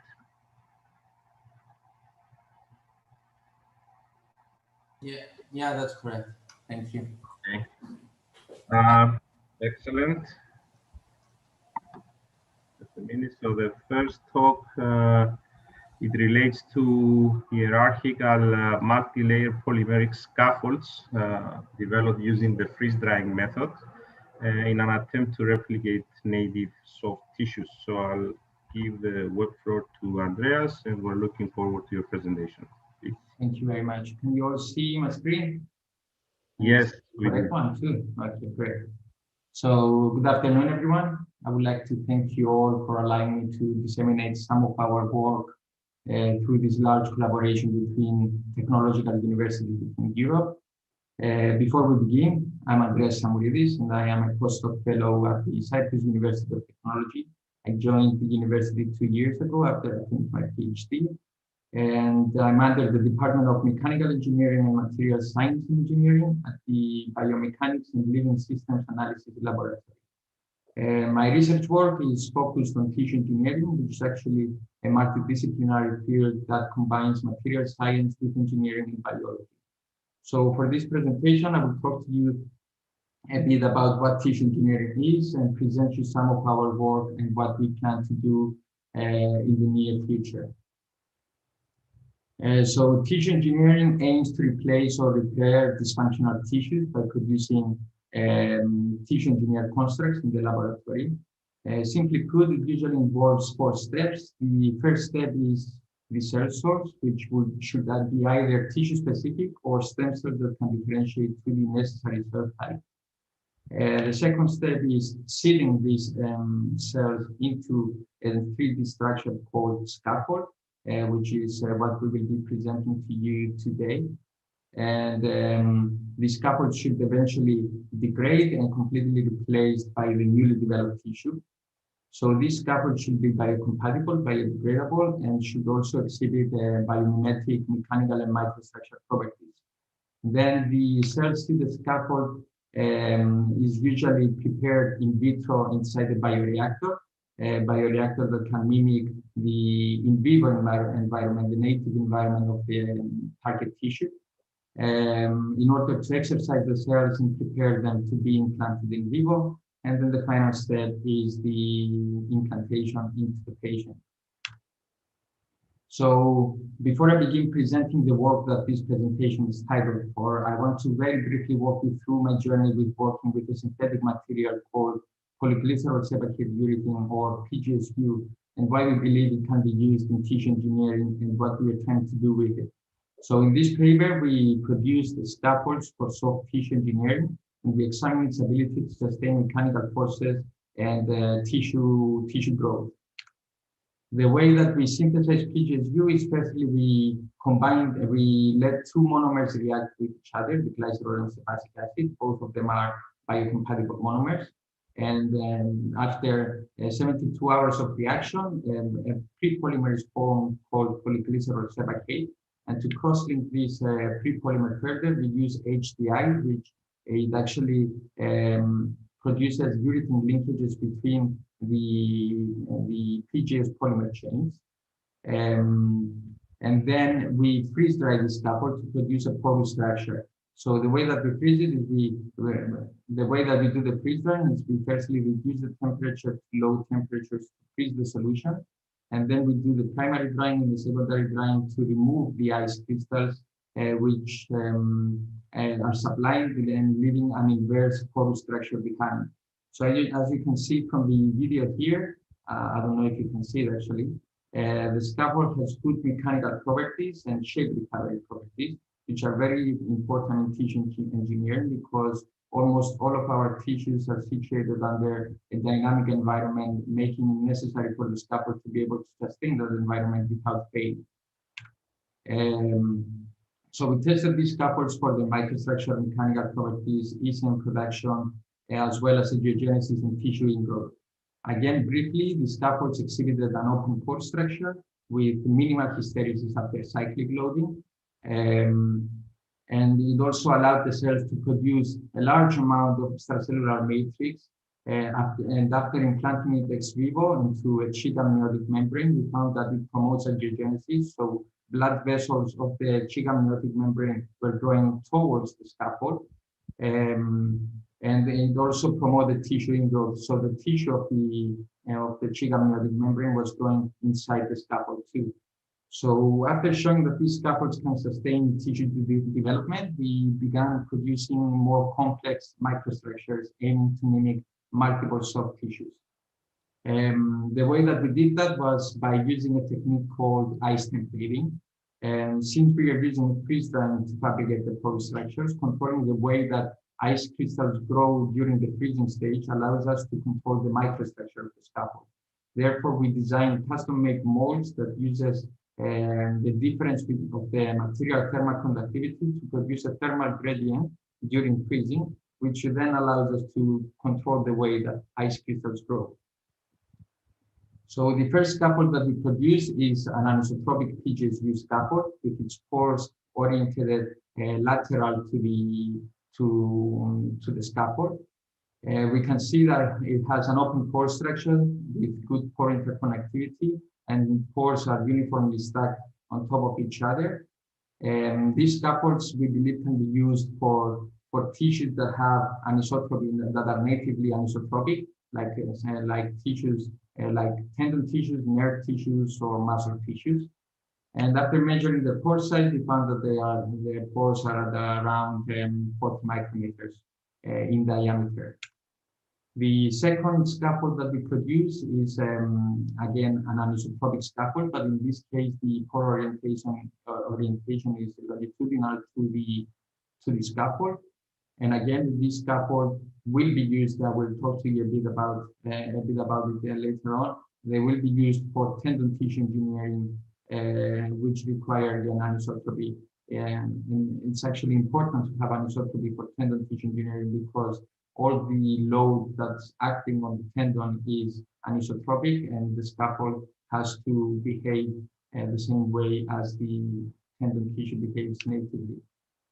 And again, we measured the pore sizes and we found that they are at around 75 micrometers in diameter. The third scaffold that we produce is a bilayer scaffold, so it's comprised of two layers, the two porous layers. The first layer is an anisotropic layer, and the second layer is an isotropic layer. The reason that we want to have different pore structures and pore sizes between them is because tissues natively are comprised out of different tissue layers. So it's important for the scaffold to allow the specific cell types to grow the same way as they are natively. And so we did that by controlling the way that we freeze the scaffold, the solution, and also the way that we synthesize the polymer. And we found that the top layer has much smaller pore sizes than the bottom layer, which was expected. The fourth scaffold that we produced is a bilayer scaffold again, so comprised of two layers, but in this case we have an isotropic porous structure underneath, and on top of it we have a thin non-porous film which acts as a basement membrane. Our basement membrane is found in most of our tissues and is there to actually separate the tissue layers between them, but also allow their attachment between them and allow cell-to-cell communication and gas and nutrient exchange. So we use a technique called airbrushing to produce the thin layer on top, which we actually sprayed a PGSU solution on top of the porous structure. And we found that because the porous the scaffold underneath swells slightly with the solution, it allowed the non-porous film to adhere on the scaffold and not be detachable. These scaffolds can be used for oral mucosa tissue engineering, which is the lining of the oral cavity. And after measuring the pore sizes, we have pore sizes that are around 20 micrometers in diameter. And finally, the third scaffold, the fifth scaffold, which is a tri-layer scaffold, comprised of three different layers. We have the PGSU anisotropic, an isotropic, and we also have a basement membrane. So it combines all the scaffolds that I showed you before into one scaffold with three layers, aiming to replace skin tissue. And after measuring the pore sizes, again, we see that we have different pore sizes in the layers. So as a conclusion, we have developed fabrication techniques that allows us to produce scaffolds with novel microstructures that are mimicking characteristics of many native soft tissues. We are currently investigating the use of the anisotropic scaffold shown here for tendon tissue engineering. We are producing this scaffold with a large range of mechanical properties by adjusting the synthesis parameters in order to allow us to have scaffolds that can mimic the mechanical properties of different tendons that are situated around our body. And we are also loading this scaffold with a protein that is specific for mesenchymal stem cells to differentiate into tenocytes in order to sustainably be released during the in vitro culture and promote tenogenesis. Finally, I want to mention that the techniques that we developed can be used almost for every material that can be dissolved and freeze-dried. So we are really looking forward of using some of the materials that you all presented for tissue engineering applications. On behalf of my laboratory, Biolysis, I want to thank you all for listening, and I'm looking forward to our collaboration. Thank you. Thank you very much, Andrea, for the talk and a very interesting contribution and keeping up with the time. If there are any questions, we have a few minutes. We can discuss them. Anything?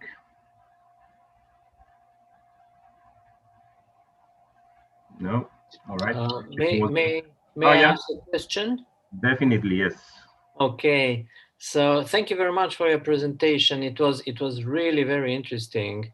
I'm very curious if you tried this kind of structures to be tested in, let's say, vitro or maybe even more on vivo but vitro first because it's tissue engineering. If you have any results of the way cells respond to the structuring of your scaffolds? Okay, so the material itself we have tested in the paper that I showed you in the first slide.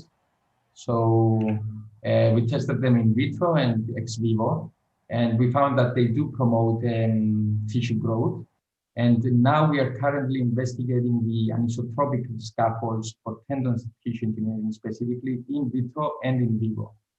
So we are actually collecting some results now, some promising results, and we will be publishing them soon. Thank you very much. This is very interesting because we are also looking to this kind of patterning the surface and trying to induce the response of structuring tissue. So it's very promising work. Thank you very much. You're welcome. If you want, you can take a screenshot of this paper here and check it out after when you have time. Yeah, you can always communicate through email between you. If I'm not mistaken, Katalin Kova has a presentation afterwards, so we can stop it here. If there is any other question, we can respond to that. Otherwise, Andreas, if you could please stop sharing your screen. So, Professor Hugh Byrne from Technological University of Dublin in Ireland can move in. How do I stop sharing the screen? I don't know, to be honest. Should be the same icon as you shared. Down at the bottom, I think. You move your arrow down the bottom. I'm pressing that share before, but nothing. I will leave the call and join back again. All right. Great. Yeah. Thank you. So the next talk is by Professor Hugh Byrne from Technological University of Dublin in Ireland, and it relates to the governing activity relationships between nanoparticle and cell interactions. Thank you, Georgios. My name is Hugh, for anybody who wasn't here yesterday, and I work in TU Dublin. I'm a physicist originally a laser physicist, but somehow by the time of the mid-2000s, I was involved in nanomaterials, and that interface between nanomaterials and biological materials was becoming more and more prominent. And also associated with that was the initial kind of talk about whether nanoparticles are toxic or not. And so we set about with collaborators here in Focus, trying to understand essentially what governs these interactions, and to try and make sense of them in what is commonly called, particularly in predictive toxicology, structure-activity relationships. So to try to understand the activity or the interactions based on the structure of the materials. This is all based on cytotoxicity, normally mammalian cytotoxicity in vitro.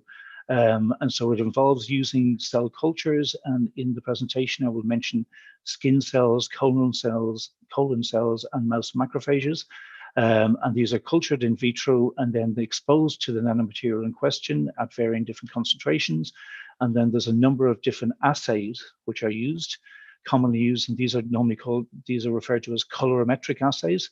So neutral red, which probes the viability by the lysosomes, the Alamo blue assay, which looks at proliferation, and the MTT assay, which is mostly sensitive to mitochondrial activity. And these are in general kind of assays to kind of test the health of the cell population in general. And if there is toxicity, then the response of these assays will decrease in a dose-dependent manner. We also undertook some mechanistic studies to look at the uptake and localization, mostly fluorescence studies, different assays to look at things like oxidative stress and different inflammatory responses, as well as genotoxicity and cell signaling, which I won't really mention here.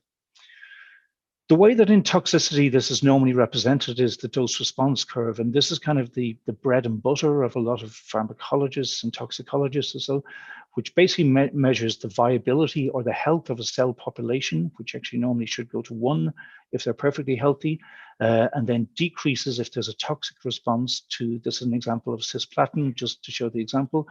And this is quantified using what's called the EC50, which is the concentration at which the cell population viability has been reduced to 50%. And this is really as close as it comes to quantification. I always get confused that essentially if the higher the concentration it takes to kill 50% of the cells, then the lower the toxicity, and the lower the EC50, then the higher the toxicity. So when I started working on this, I was saying, okay, that's a way to quantify, because of course physicists like to quantify. We started off working with carbon nanotubes essentially, and what we discovered was that we were getting toxicity even though the carbon nanotubes were not entering the cells.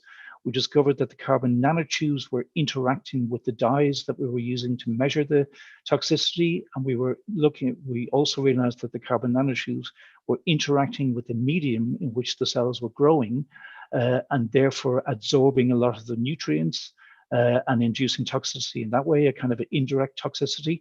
And so we kind of realized that being physicists, I suppose, we realized many of the problems that existed in terms of measuring toxicity using the conventional ways. And this is really because the carbon nanotubes, certainly at that time, were highly impure. They were very insoluble, and they were actually grew in bundles. So they were a very, very poorly defined material in which to try and understand these type of interactions and draw any quantitative conclusions for it.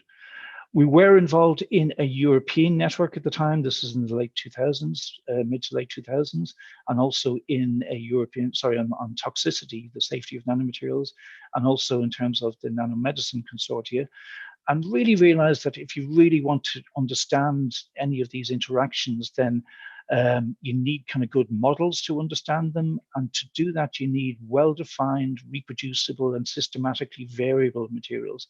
So there was a lot of work at the time which was just measuring kind of random concentrations and random kind of structures of materials. But I suppose as a physicist, I wanted something which I could draw a straight line from. So not being a synthetic chemist, we sat down with the Sigma Aldrich catalog and looked at what was available and came across the PAMAM dendrimers, which are really kind of macromolecules, but macromolecules on the nanometer scale. So these are in angstroms. So this is the 4.5, 5.4, 6.7 angstroms, nanometers. But importantly, they have a systematic structure. They're dendrimer structures. They look a bit random here, but each branch, essentially, each generation, so generation 4, 5, 6, has an additional layer of connectivity to additional, essentially, surface amino groups. These are available commercially, chemically pure. They have a well-defined size, and they have a well-defined and variable structure, very importantly. These amino groups render the surface effectively with a positive charge, and it's largely the positive charge of nanoparticles which causes toxicity. And then with increasing size, we have a well-defined increasing number of amino groups. So to me, this was something that we could try to work with and try to derive some kind of quantitative or at least kind of systematic variations and examine the systematic variations in the cellular responses. And so when we did this, this is an example of the mouse macrophages. Then when we measure, this is the toxicity expressed in inverse EC50. So basically, the higher the inverse of the EC50, then the higher the toxicity. And then we got a very, very nice, compared to the type of measurements that we're getting before with things like carbon nanotubes, we're getting a very, very nice systematic increase in the toxic response as we increase the generation from G4, G5, G6. And effectively, that's linear increase depending on the number of surface primary amino groups. The larger particles, the more toxic, and also the toxic response depends on the surface chemistry, and it's systematic and reproducible. And this is kind of the first basis you can have to try and establish the structure-activity relationships. And ultimately, for any type of predictive toxicology, you would like these to be quantitative. I was a little bit confused at this stage, and talking to the toxicologist collaborators, they kind of always said, yeah, but Hugh, it's complicated, you wouldn't understand. And so, but if we're trying to measure essentially a toxic response, then I would expect it to be quantitative, but it depends on what assay you use. to assess the viability or the state of health of your cells. So this is the neutral red, the animal blue, the MTT, and we also use a clonogenic assay. We still get the G4, G5, G6 in terms of this is the EC50 in this sense, but it depends on the assay you use, and it also depends on what cell line you're measuring the response in, so that, you know, it's very hard to give a quantitative response of this material is more toxic than that material. It depends on how you measure it. And the literature was absolutely full of contradicting and inconsistent results in this. So I wanted to understand more about the assay dependence and also the cell type dependence. There was a lot understood, and we did some work as well in terms of understanding the mechanisms by which the nanoparticles enter cells and interact with cells and cause a toxic response. And that's by endosomolysis and then passaging on to early and late endosomes to lysosomes. They can actually escape from the endosomes and interact with the mitochondria. Sorry, I can go backwards. With the mitochondria and cause toxicity. And one of the understandings of how the toxic response kind of evolved was that they were generating oxidative stress in the cells as they were trafficked through the cells. So we did some work on doing that, on measuring the various different stages of that kind of process of trafficking the nanoparticles. And again, this is the mouse macrophages, where we can measure the onset and evolution of the reactive oxygen species, the tumor necrosis factors, and things like interleukins and inflammatory proteins. In general, this is the stages of the oxidative stress and then the later stages of the inflammatory responses. And we can measure those for the different dendrimers, the generation 4, 5, 6, and check that we were getting systematic responses in all cases.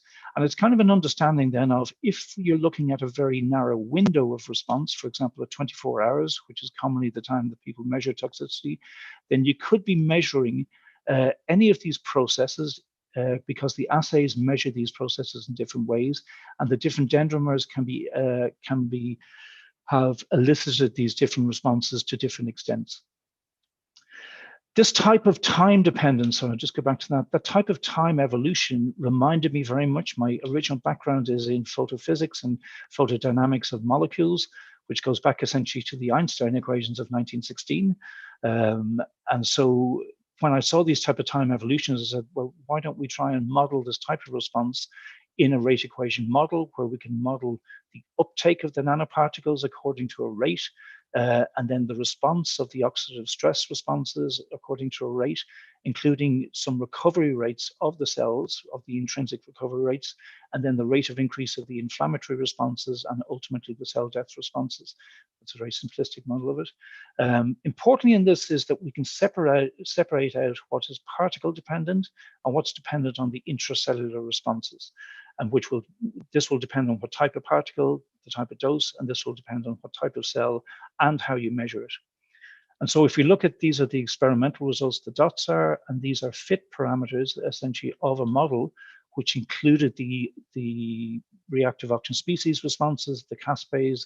These are all kind of cytokines and different responses within the cell that we can measure, and ultimately how the viability depends on the different parameters. Importantly, in terms of the materials, it really depends on this one parameter, which in the case of the dendrimers is the generation dependence, or intrinsic in that is the surface activity or the number of surface amino groups.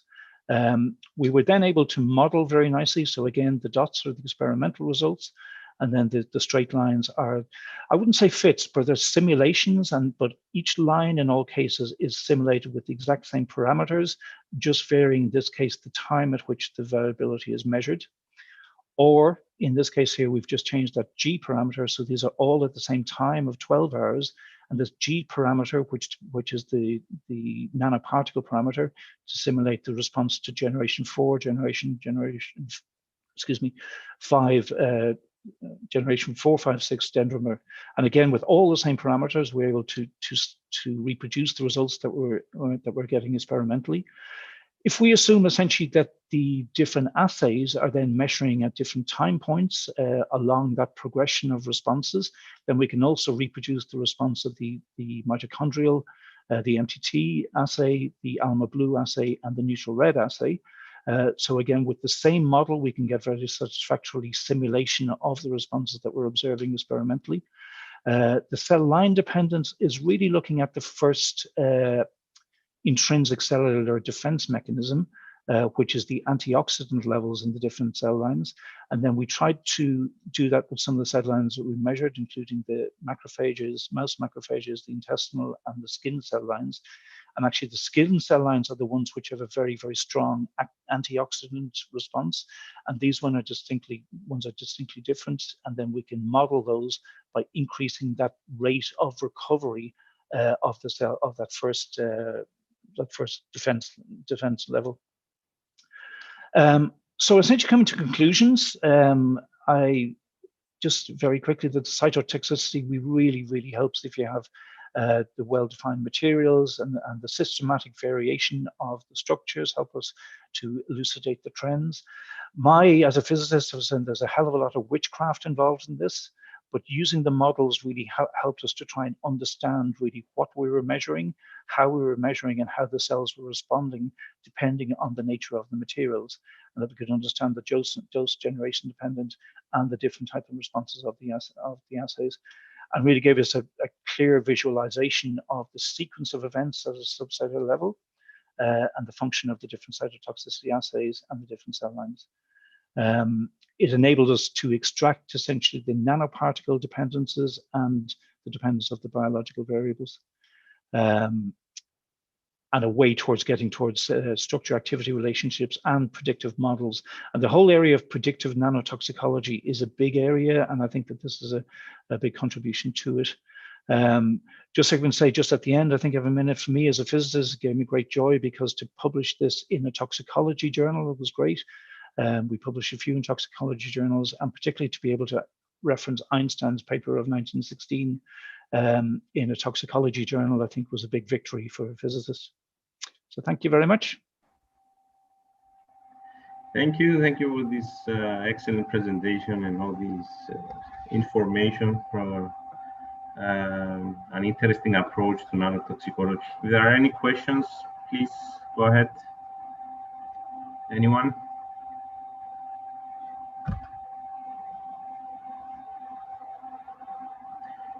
No? All right. So we can move forward. The next speaker is Catalin Popa from Technical University of Cluj-Napoca, Romania, and it relates to biologically active coatings on porous titanium for assisting the osseointegration of implants. You could please share your presentation and we can make a start.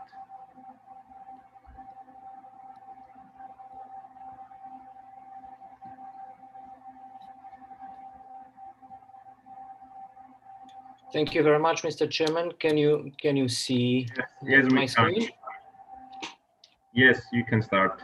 Okay, thank you very much indeed. So today I will try to present you our results in the biomaterials research group regarding improving the biologic behavior of titanium implants using orthopedics. So as a background, of course, as anyone knows, titanium is nowadays the most employed metal for endosseous implants. And if we take only orthopedic implants, for instance, everyone is looking towards uncemented ones compared to the older idea of cemented implants, because cemented implants are always using a cement which is a third material, titanium, bone, and implant.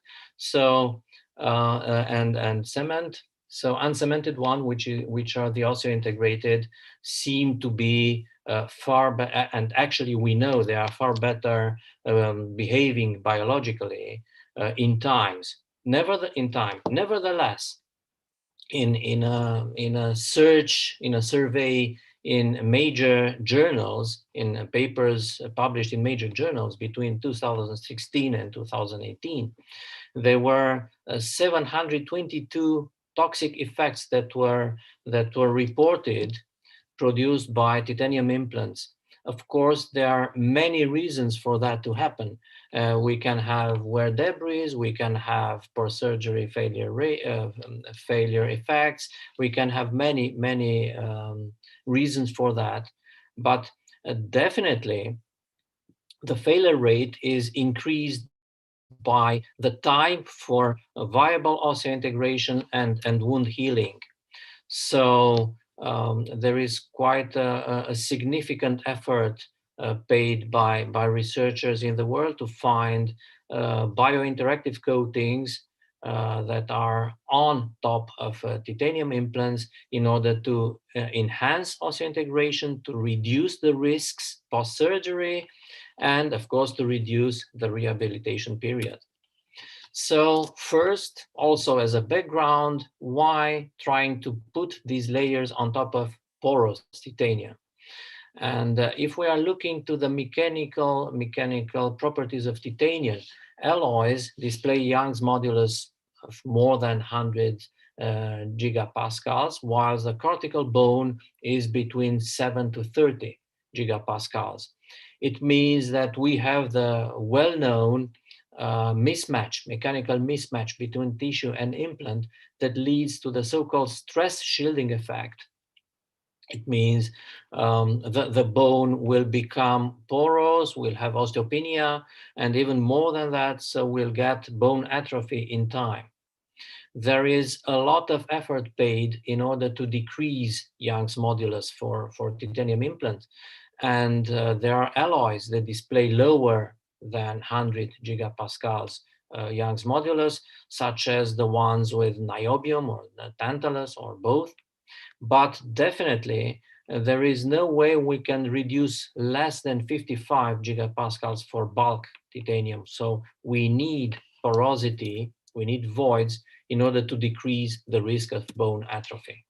So the way we approached in time this problem is by producing via powder metallurgy controlled porous titanium implants, and by using a space holder. This is dextrin, but we use many others that are that can be solved in water, for instance, which is the easiest. So we compact the powder with the space holder, and then we remove the space holder, and then vacuum sintering to obtain good shape for pores, looking to cell ingrowth, to osteoblast ingrowth, and also good mechanical properties in order to use for endosseous implants. Of course, nowadays there are different technologies that can be approached for such an effect, such as, for instance, using additive manufacturing methods to produce lattice structures. We are using selective laser melting, which allows us to produce very complex structures with as low as we want stiffness. We can obtain even less than 0.1 gigapascal for Young's modulus, and many types of lattices depending to which part of the implant we want to produce. And now, if we are having the porous titanium for implants, we try to build the layer that I was mentioning, the layer that is bioactive, biointeractive, in order to decrease the osseointegration time and to remove the risks post-surgery. The first step is by using the so-called RGD coating, RGD, which is arginine glycine aspartic acid. It is the sequence that is targeted, the amino acid sequence that is targeted by osteoblasts when attaching to a surface. And we employ RGD coating because like that we will enhance the attachment process for osteoblasts. First step is to assure a stable oxide layer on top of titanium. And this is done by electrochemical oxidation, which gives different results looking to the ways the specimen are produced, it means if powder metallurgy, we found, and we published that quite well, that the applied pressure is really leading to different results, although we have sintering after compression of powders. And then we have a two-stage process in order to produce the attachment layer. First is selenization with APTIS, and then it is the proper attachment layer with PECD to be able then to attach the peptide, the RGD peptide, to be used as a trap layer for osteoblasts. And as you can see here, in human osteoblast tests in vitro, if we are taking coated and uncoated samples, we can see that actually cells are behaving far better, they are developing far faster processes, and we can see this on a easier matter if we are looking to fluorescence microscopy images after 1 hour, 4 days, and 14 days. And what we see in fluorescence intensity is that RGD coating is really enhancing the cell's attachment processes. So first step in our approach, we are trapping osteoblasts, we are getting them on the surface in order to produce tissue.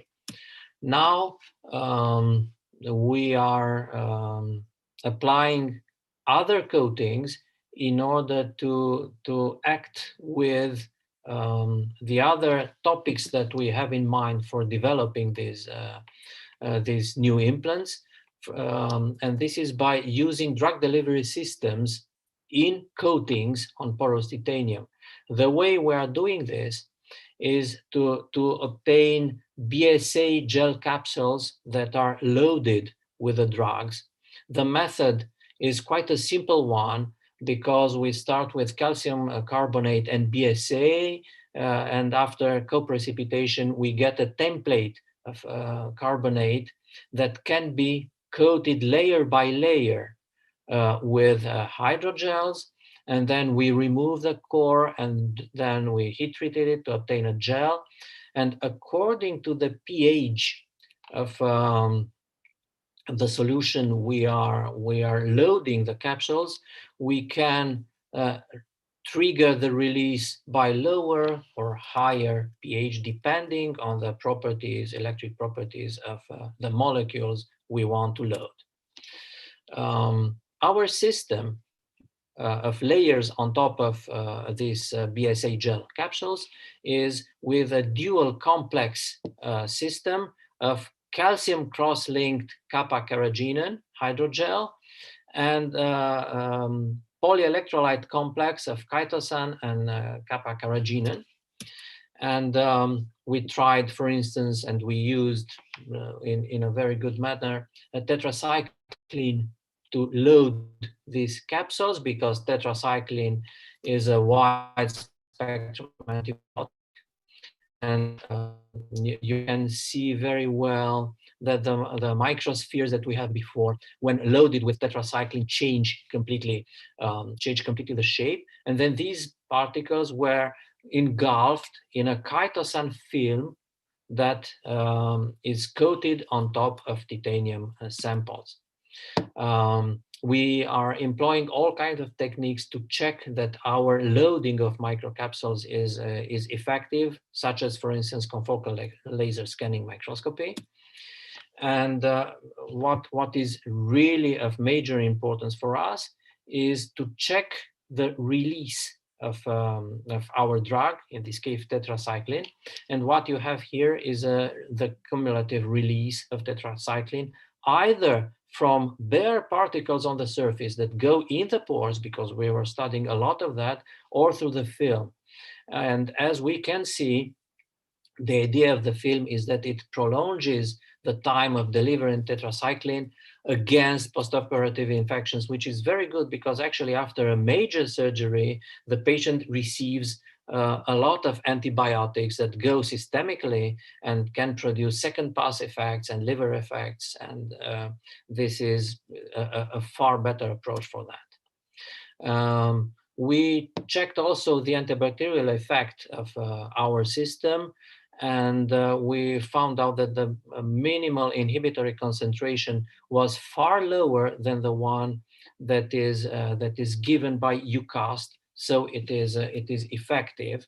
And the next step in our research is to trigger the release of tetracycline by the changes in pH and temperature. And the last part of the coating really refers to the delivery of growth factors because they will assist the cellular processes during the development of bone. We know that growth factors are very sensitive to degradation, and in high amount they can be potentially carcinogenic. So what we do again is to produce the chitosan film that contains microcapsules that are loaded with the growth factors. And in the tests with embryonic stem cells, we could find that proliferation and differentiation after 7 days is increased by bone morphogenic protein and immunoglobulin factor 1, but in the highest amount by IGF-1. And after a longer time, we see that actually BMP2 is leading to terminal differentiation, so less proliferation, whilst IGF-1 is still keeping proliferation and differentiation. The same effects were observed for in vivo on rat model after 14 and 25 days and 35 days. And we are using for that micro CT technique. We developed an analytic technique in order to compute the density of the tissue. So what we can say is that BMP2 generates the most dense tissue, which was absolutely normal, but non-homogeneous because it goes toward bone, whilst IGF-1 has a lower effect and TGF-beta-1 is not really of importance. So we developed a way to deliver both microcapsules because IGF-1 is leading to a faster wound healing, whilst BMP2 enhances the structuring towards bone. So to conclude, in view of reducing the osseointegration time and the risks post-surgery, we propose this method of conferring titanium of a biointeractive behavior for endocells implants that is together avoiding the mechanical mismatch for porous titanium in tissue, and providing a bioactive coating with RGD peptide in order to enhance attachment. And then we have subsequent coatings in order to control the release of antibiotic and the release of growth factors in order to assist both wound healing and new vital bone formation. And thank you very much for your attention. Thank you very much for your very nice presentation. We have time only for one quick question, if there is any.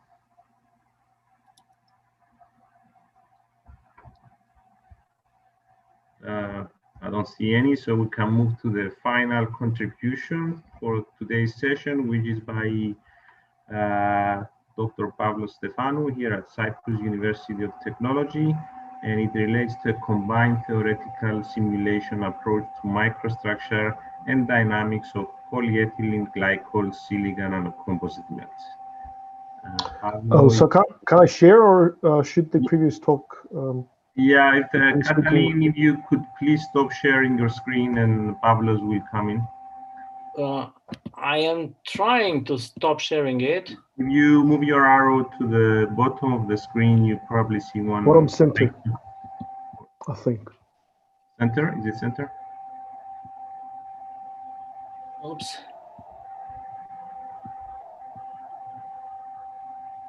Did it stop?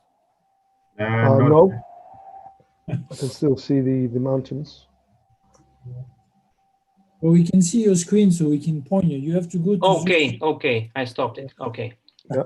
Good. Sorry. Thank you. So now you should be able to see my talk. Yes, and you're good to go. Okay, great. Thank you very much.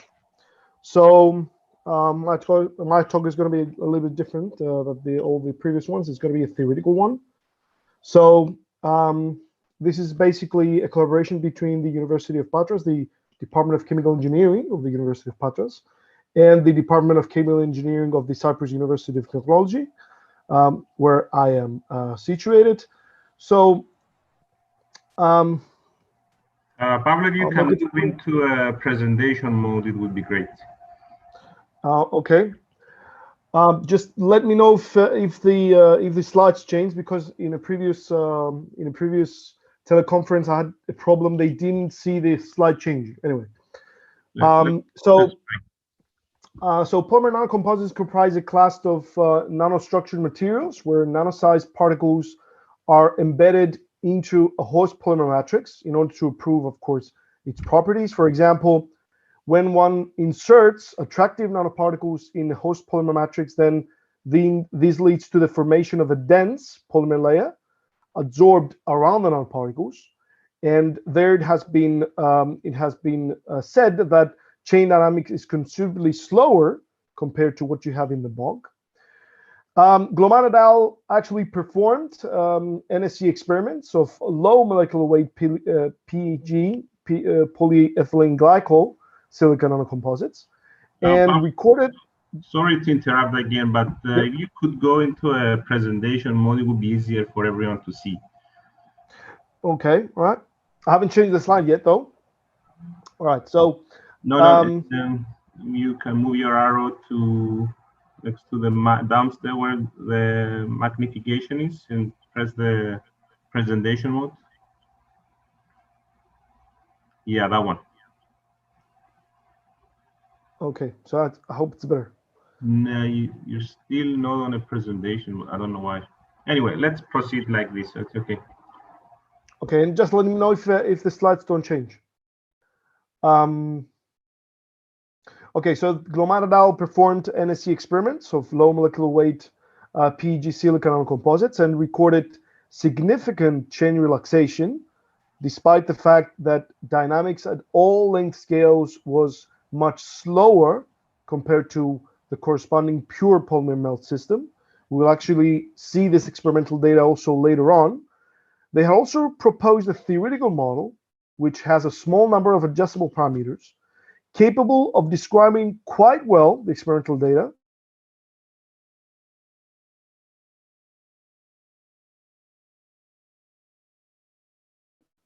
as well as the differences in the dynamics, namely those that are hydroxyl terminated versus those that are methoxy terminated. What's the importance of having this difference?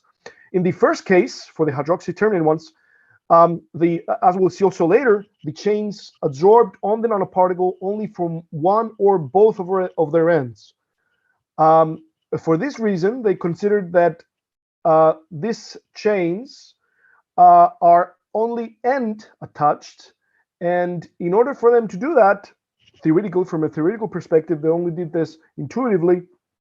They considered these chains as virtual free chains that have double the molecular weight, and their center is at the absorbed end. Since translational motion has to be suppressed for this virtual chain, its center was then held fixed in space. They also allowed for the fact that the free chains, those chains that are not absorbed on the nanoparticle, have to have a reduced diffusion coefficient. On the other case, for the more strongly absorbed methoxy terminated chains, they assume that the full spectrum of internal chain dynamics is completely suppressed. This comes, and I will see later in the simulations, this comes from the fact that the whole chain actually absorbs pretty much on the nanoparticle. Finally, for the dynamics of the free chains for both type of nanoparticles, they considered the original Rouse model that we will see later on. A very attractive feature of the polymer nanocomposite systems that they've studied is the fact that they use relatively short molecular weight of the host PEG matrix. And this low molecular weight actually renders these systems amenable to full atomistic MD simulations. So what we're going to be doing here is to show you the results of detailed MD simulations of the SACE system, and we will compare this with the experimental data. That's where the University of Patras comes in. And also, we will like to provide a more detailed presentation and derivation of the theoretical model, which is based on the Rouse theory that we suitably adopt, and I'm going to try to explain this later on, for absorbed polymer chains by either one or both of their ends being absorbed on the nanoparticle. This is where the Cyprus University of Technology comes in. So what's the main idea behind this, especially the theoretical model, and you will see later on that this is actually what we get from simulations as well. We can separate into 3 different absorbed species, namely trains, as you can see here. This is the silica surface, the nanoparticle, and Pablo, this is the so-called. Pablo, we can see slide number 2. Are you still there? Oh, no, I'm on slide number 5. Okay. So now you can see 5? Yeah, now we can see 5, yeah. Okay. So I will keep this as this then, without the full mode, without the full screen mode. Yes. So you can see here the 3 different species, that the 3 different absorbed species that we can consider. The first is the so-called trains. These are monomer sequences that are absorbed on the surface of the nanoparticle along their entire path. Therefore, we're considering them to be completely absorbed on the nanoparticle. On the nanoparticle, we have also loops, as you can see here. These are sequences of intermediate sequences along the polymer chain that connect chains, that connect trains, but lie outside the absorbed layer. This is what we will call later on as double-ended absorbed chains. So they're absorbed on the nanoparticle through both of their ends. And finally, we have tails. These are, you can see them here, these are sequences of segments at the end of the chain that lie outside the absorbed layer, but their non-terminal monomer, in this particular case, this one, is connected to a train.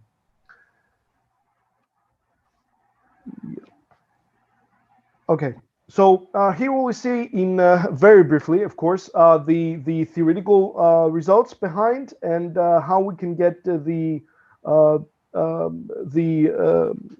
functions that we need to use later on. Now, chain dynamics in the Rouse theory for free chains is described by solving this vectorial partial differential equation.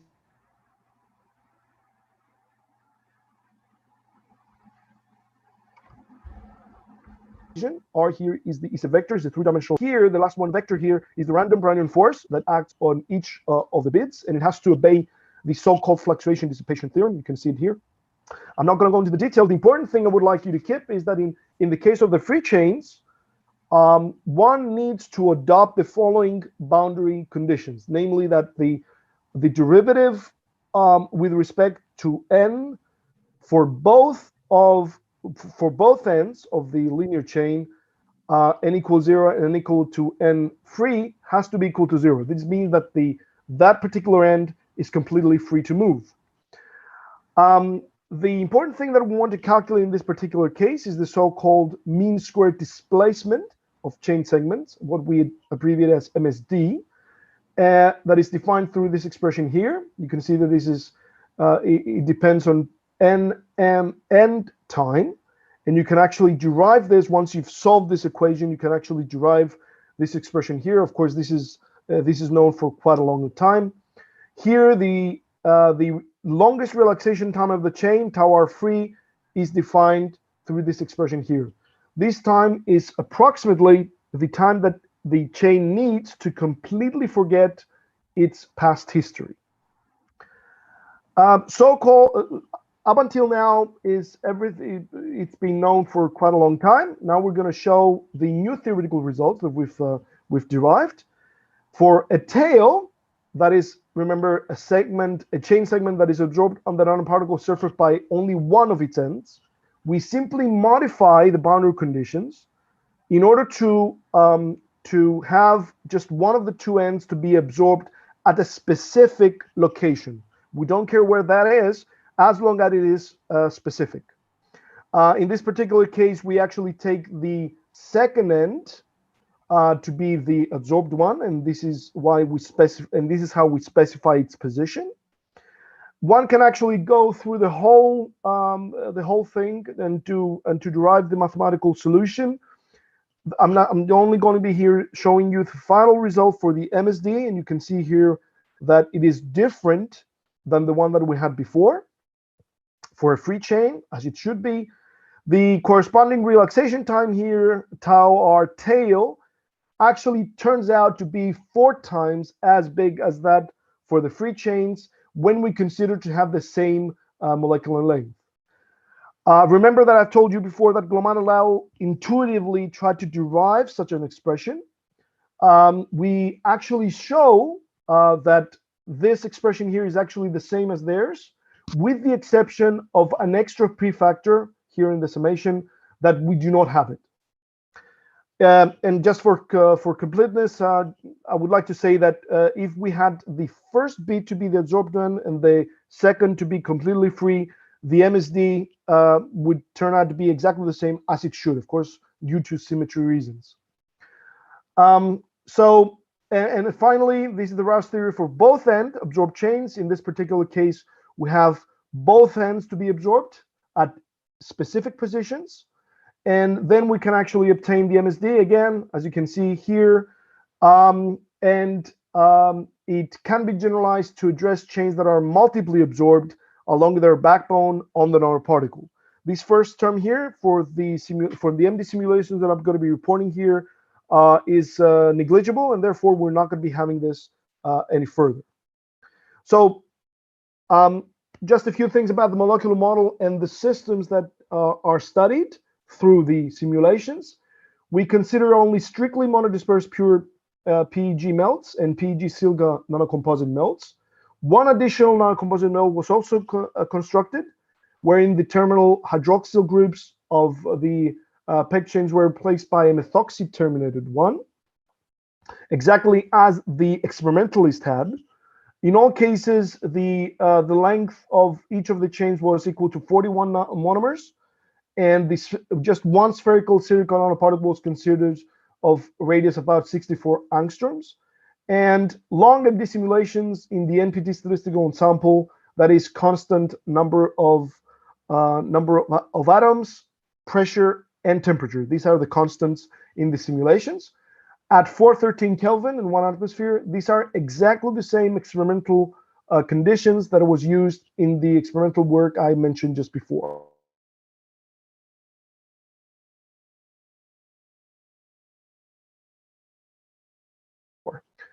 So what we can see here that these two figures show what we get in the case of the PG terminated with OH, with a hydroxyl group. You can see that, as I mentioned before, that these chains absorbed on the nanoparticle only from one end or from both of their ends. And you can also see here in the inlet, in the inset, the hydrogen bonds that are formed. And this is the reason why these chains are absorbed on the nanoparticle. On the other hand, when we have a methoxy terminated one, then we see, as you can see here, I hope you can see it, that more or less the whole chain is absorbed on the nanoparticle along its entire contour. Now, to actually be able to compare this with experimental data, we can use the single chain intermediate coherent dynamic structure factor. It's a quantity that can be measured experimentally quite easy using state-of-the-art techniques. It can also be calculated from the MD simulations. And we can also do a theoretical calculation of that by following this kind of a strategy. That is, we identify the different species that we have: free chains, tails, loops, and trains. We can have the fraction of absorbed chains, which is A, and also the fraction of absorbed chains that belong to either tail, loop, or train conformations. All this can be obtained very easily through the atomistic simulations. And then for each of these terms that we need, we can actually use this theoretical expression using the MSD that we have derived before to calculate it. We will then show the comparison between the MDA simulation results, the experimentally measured data, and also the theoretical model predictions for all the systems that we've studied and also studied experimentally by the group I mentioned before, Gloman et al. I should say here that all parameters that are involved in the theoretical calculation were provided directly from the MD simulation. That is, we have no free parameters. In the first slide here, you can see the comparison for the pure PEG melt without any nanoparticles. We do see that there's an excellent agreement between the MD simulation. These are the MD symbols that you can see here. The experimentally measured ones, these are the field symbols. And also the original Rouse model. This is the solid line. I hope you can see it. And this agreement is very good for all timescales. But we do need to address the new things, at least from the theory side, that we've been able to derive. This is the case for the two nanocomposites. This is for the system where the chains are terminated with a hydroxyl group, and this one for the methoxy group. Again, the same thing. We have field symbols for the data, the experimental data, empty ones for the MD simulations, and lines is the model predictions. You can see that there's a very good, almost excellent agreement between all three: experiments, simulations, and theory. And we do see, of course, that there's different dynamical behavior. We actually have a deacceleration due to the presence of the nanoparticles. Again, I would like to stress that we do not have any free parameters. All the calculations in the case of the theoretical model have been obtained directly by using parameters from the simulations. So just to provide a synopsis, our work reveals that the absorbed layer around the silicon nanoparticle is far from being characterized as glassy. We do see that hydroxyl terminated chains are absorbed by their ends, giving rise to a so-called brush-like structure. On the other hand, methoxy terminated ones are absorbed equally probably along their entire contour. Therefore, this leads to a better packing of absorbed segments. More or less, the chains lie on the nanoparticle. And we've shown that the direct comparison of the simulation and theoretical predictions with previously reported experimental data in the literature by Gloman et al., as you can see here, for the dynamic structure factor for the same systems reveal an excellent agreement. With that, I would like to finish, and I'm open to any questions that you might have. Thank you, Pablo, for your presentation. Due to time constraints, I think we will not take any questions. And I would like at this point to thank all speakers for their excellent contributions and their timings. I would like also to thank all other people for their participation. An electronic version of the Book of Abstracts will be generated and distributed later on, so this will allow further interaction among participants with common grounds and possible interactions and collaborations. And the next and final session, session 9, starts in 10 minutes, so we have some time for a coffee break. And unless Christophe Coudreau has something to add, this brings me to the end of my duties.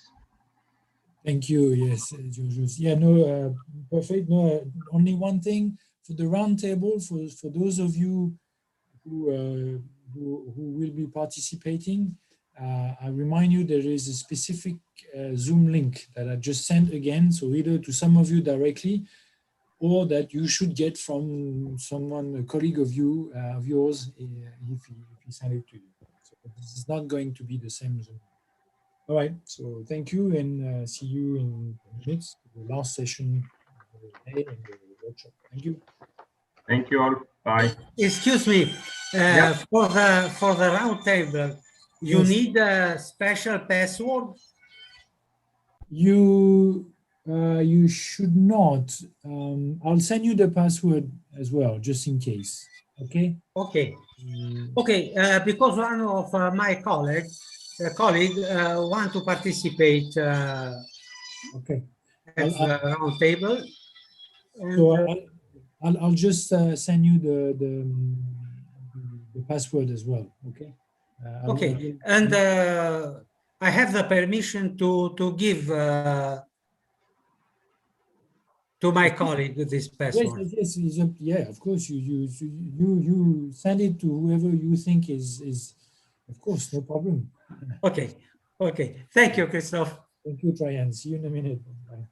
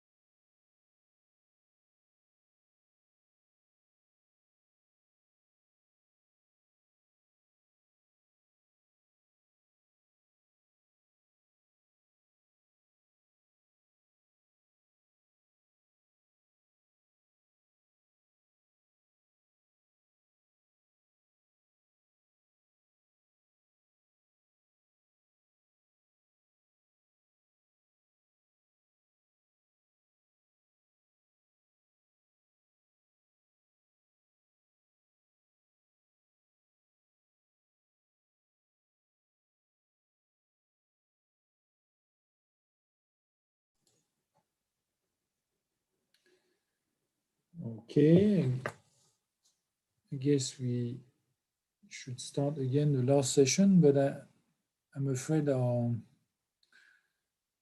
chairman, there's only the chair of the chairman. Traian is supposed to be the chairman, but he's not at his chair right now. But it's okay. I shall do that so that we're not too late. So let's start the last session, the first talk of the last session, this 2-day workshop. So it's going to be on nanomaterials, nanotechnologies, application to toxicology, pollution, food and agriculture. And the first talk would be on food supplementation and nanotechnology from Technical University of Dublin. And we have Jesus Frias. Is that, yes, hi. Sorry for the pronunciation. Hi. So if you could, if you could try to share your presentation, then we can start. Yeah, let me see. I'm going to share this. Okay. Yes, perfect. Now, just a moment. Good. So, can you see my screen now? Yes. Looks like, yeah, perfect. So, whenever you want, I'll start. Oh, I'll start. Okay, so, well, thank you very much for the invite to make this presentation. My name is Jesus Frias, and I act as the academic leader of one of the research institutes in TU Dublin, the Environmental Sustainability and Health Institute. So I'm a food science and technologist by background, and I have an interest on the use of food formulation for supplements, and particularly in some research projects we use nanotechnology for that purpose. And I'm going to do hopefully a short presentation on this area.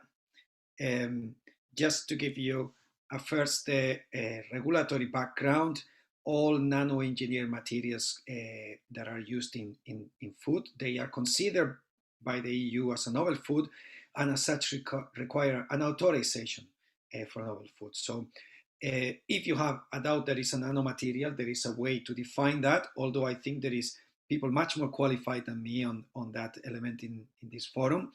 But the European Union will require a certain element of a risk assessment for the particular novel food. So the toxicity of the material, the nano-engineered material, plus the constituents, and the assessment on the fate of the different nano-engineered materials needs to be elucidated. Now, having said all this, there are some technologies where nanotechnology is applied in food supplements, and some objectives of that. We use nowadays nanotechnology to enhance the taste or sensory properties or consistency of certain foods. Interestingly, for food supplements as well, we use the nano dimension as well to increase the bioavailability and the activity of nutrients or different bioactives. And we may use as well nano encapsulation or nanotechnologies in supplements to mask secondary effects or elements such as undesirable taste or odors. There are 3 examples here that I'm putting for food supplements or health supplements that we are using as nano-engineered materials. So LifePack is a vitamin supplement, silver liquid, and then humic and fulvic acid are the main in nano-engineered systems, and they are sold there. And what I wanted to present today is a little bit the research chain that needs to happen before any such food supplement is placed in front of a human for testing. So I am here discussing first a little bit the nanoparticle production, the stability in 3 different dimensions, the toxicity of the formulation, then the assessment of the oral delivery and the bioavailability, and then the further enhancement of the formulation. Okay. One of the paradigms that is very important in food supplement formulation is how researchers and industry is looking at food-based materials. So if we want to construct a particular nano-engineered food supplement, they are looking at this supplement will be built from ingredients that themselves are food-grade ingredients. So that if we see the nano material disgregating into its components, it will be just a sum of food products, which could be considered as safe. Okay, so I like you to consider what I'm presenting you within that type of perspective. I'm going to show you examples from a couple of research projects that we've been running in the past years that are based on formulation of peptides and peptide materials, which are some very labile elements and difficult to encapsulate for oral delivery. Okay. So the first item of difficulty that you have when you are designing a food supplement is actually the production of the material itself. The target for the design of nanoparticles for oral delivery is sometimes quite precise. There is a range of around 300 nanometers where you can find an optimal entrance through or passage through the intestinal epithelial. Obviously, you're looking at stable particles and the set potential sometimes gives an indication of that. And you're also looking at a certain uniformity of the particles. So you can see an example here trying to encapsulate a selenomethionine amino acids, selenium-rich amino acid via ion gelation with chitosan and with a counter-ion of tripolyphosphates. And you can see that from all the formulation, there's only a very small feasible zone that is going to produce particles that have the desired characteristics that we are looking for. If you join to these stringent conditions the necessity as well of obtaining certain yields or certain efficiencies, not to have a waste of food or the different ingredients, and we're talking here about sustainability as well, then this problem becomes even more complex. Okay. Now, once we have the material, one of the big items in the legislation is to see how stable is this material. If the material is going to be stable through time, or if it can be placed into contact with the foods, and stability studies and storage need to be conducted to assess whether the nano-engineered material is compatible with the foods and with the food conditions, or if it's compatible as well with different storage conditions that are typical from health supplements. So accelerated studies tend to be quite interesting to save time and that, but sometimes you actually need to try and store the material at the proper food storage conditions and assess the different particle characteristics such as the size, the uniformity of the particles, or even the potential, the set potential changes that you can have through time. Okay. Now, the stability of the nanoparticles needs to be extended as well, not only to the storage and to the food system conditions, but they need to be extended also to the consumption conditions. So once we have the oral intake of those nanomaterials, we need to consider that they are going to be subjected to gut and to intestinal conditions. So these are specific pH, ionic force, etc., that are going to influence the nanomaterials. And we may be actually interested in manufacturing a nanomaterial that is very stable, for example, on the exposure to gastric fluid, and that may be not so stable to the exposure of intestinal fluid if we want to release our bioactive in the intestine. The opposite applies as well. So formulations that are able to pass through the stomach, like you see these 3 peptide formulations that we have here with chitosan, they're quite interesting. You only release 30% of the formulation on the passage through the stomach on the first 120 minutes of the British Pharmacopoeia protocol are interesting because then they allow for the bioactive to be presented into the intestinal epithelium the closest as possible. Okay. Now, The pH and the ionic force and all the different conditions that we have found there are important. However, if we are talking about formulations of biomolecules, and peptides come to mind as some of the most labile compounds, there is a third dimension of stability that needs to be taken into account, which is the ability of the nanomaterial to preserve the peptide upon exposure of the gastrointestinal and liver enzymes. We need to consider that we'll have the oral passage, stomach, intestinal passage, and then if the nanomaterial is absorbed, we will have also the portal passage through the liver. Okay, sometimes we even have to consider the potential degradation of our nanomaterials by the microbiome in the intestines as well. So you can see here an example of actually a drug formulation rather than a food supplement. Is salmon calcitonin that is covalently linked with a different PEG branched polymer of different molecular mass. And you can see how the different types of polymers that you can see here in horizontal rows can be stable to the different types of stomach, intestinal, or liver and serum proteases, and how we can secure a stable formulation by controlling the molecular weight of the PEG.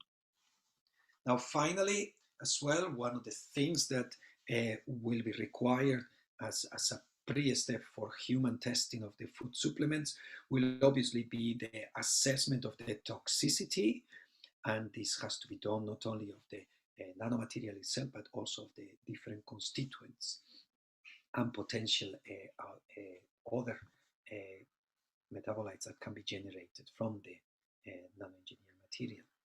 Okay, normally there are standard tests, and again there is other people that is going to present this after me. I think Gordon will talk in much more detail on toxicity. Okay, and then once you have your nanomaterial and you have demonstrated all those elements that will allow for the scalability towards a human test, there needs to be an assessment made of the benefit of that formulation in terms of the oral delivery. So experiments that will assess, number one, the passage through either buccal, stomach, or intestinal epithelium need to be done for assessment. While in vivo experiments have been very common on this, we can see nowadays more and more in vitro experiments that are able to be reproducing the human transport effectively. And not only that, not only the passage through the epithelium needs to be demonstrated, but eventually, if we are looking at a nanoformulation that is able to pass through the intestine, we need to look at the bioactivity that we are expecting with the dose of the peptide or any other bioactive that we're looking is going to be reproduced in the nanoengineered material. Sometimes we may find that this is the case, or we may have increased benefits of the nano technology into the bioactivity. This needs to be done, obviously, at different doses, and mechanisms for pharmacokinetics or supplement kinetics or supplement dynamics need to be elucidated on that. Okay? So once you have all these demonstration of concept that brings the nano supplementation into the fore, there are further horizons that can be explored there in terms of research. As I explained there, many of them can involve the reformulation of those nanomaterials from food grade ingredients, or from ingredients that are coming from biosynthesized or natural sources that the consumer will have a much better acceptance of. But also we can co-formulate the nanomaterials with other ingredients that will actually increase or facilitate the transport through the intestinal epithelium or any of the other epithelium. So permeation enhancers, and you have an example here on sodium caprate to increase the paracellular transport of peptides, for nanoengineered formulated peptides, or even formulations that involve a prescription with let's say, fasting or preservation of transporters like the PEPT1, which are the intestinal epithelial transporters involved in peptides could be very important to further enhance the potential health effect of the bioactive supplement that we are considering. Okay, so I've done a very, very fast presentation of all the different elements that are involved into the development of food supplements up to the, let's say, the preclinical element, the human testing, and I hope I've given a good perspective and all with different research that we've done in TU Dublin. I like to acknowledge collaborators that I have from both TU Dublin and UCD, and the funding that we've received from the Department of Agriculture in Ireland. So thanks very much. Thank you. Thank you. Thank you. Very interesting. I learned a lot for sure. Is there any questions? We have a bit of time. Because yes, it'll be a very much Irish session this afternoon. 2 out of 5. Yeah, no, just but well, that again, you have to excuse my naivety. But so I saw in the different papers, so it you seem to be using different animals. Am I correct or? We are using in vitro, so cell culture assays, okay, as well as sometimes, and whenever this is authorized, we also use in vivo, and there are different, there may be different animal models depending on the bioactivity that you are looking at.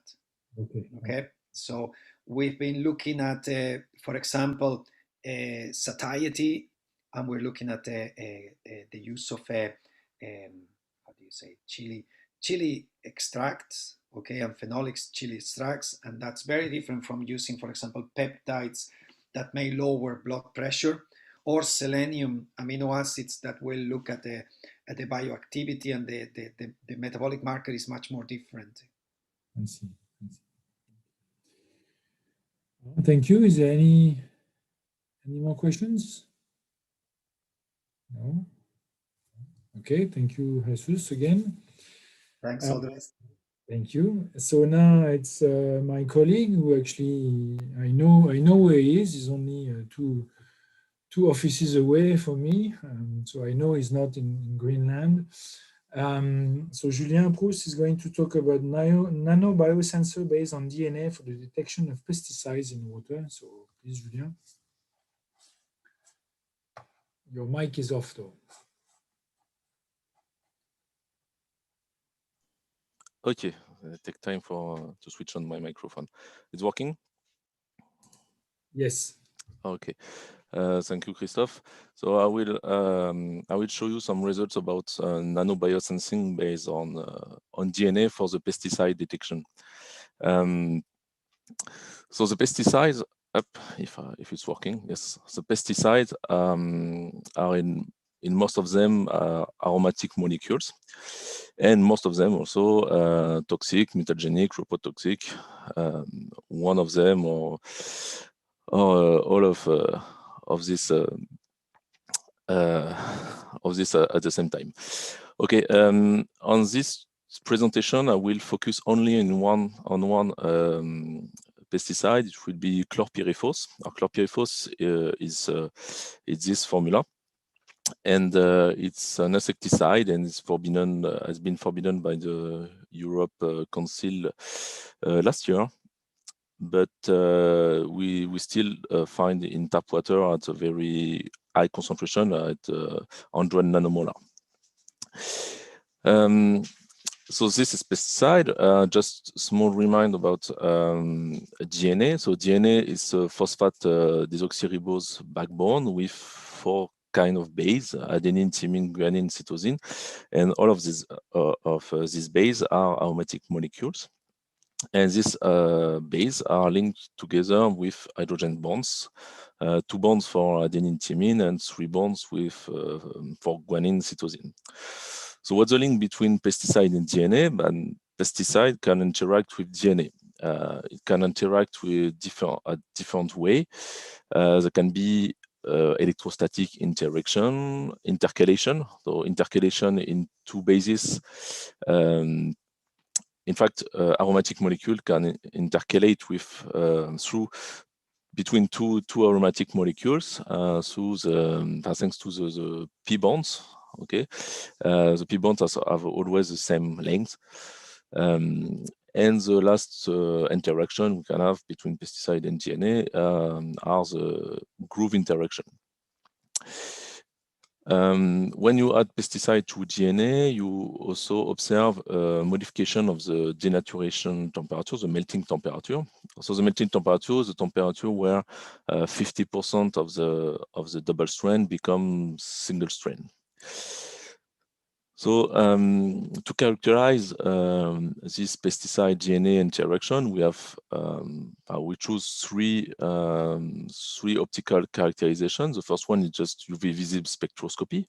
But in our case, it's only UV spectroscopy because we focus on the UV molecular absorption of DNA at 260 nanometer. So this bond is due to the hydrogen bonds. If you open your double strand, if you denaturize your double strand, you observe an hyperchromic effect at this wavelength due to the open hydrogen bonds. So if you probe this wavelength in function of the temperature, you can create this kind of curve. It's the melting curve of your DNA, and you can determine the melting temperature. So here a little bit 82 degrees. So before this temperature, you have double strand. After this temperature, you have two single strand. And this temperature gives you an information about the stability of your double strand. And the last technique we use is CD spectroscopy, so the circular dichroism spectroscopy. So the CD spectra of DNA look like this, with a negative part at 245 nanometer due to the helicity of the DNA. In our case, we use B-form DNA. You have to know that DNA can have different form. The B form is a classic one. And the positive peak at 275 nanometer is due to the base stacking, so all van der Waals bonds you can have between the bases. I have a small draw on the right. You can have roll, twist, shift, and slide, and so on. So any modification on the structure will be seen in CD spectroscopy.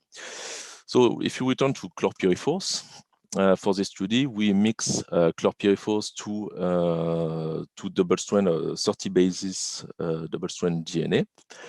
So if we look the absorbance spectra of this DNA, we observe an increase of the absorbance when we increase the concentration.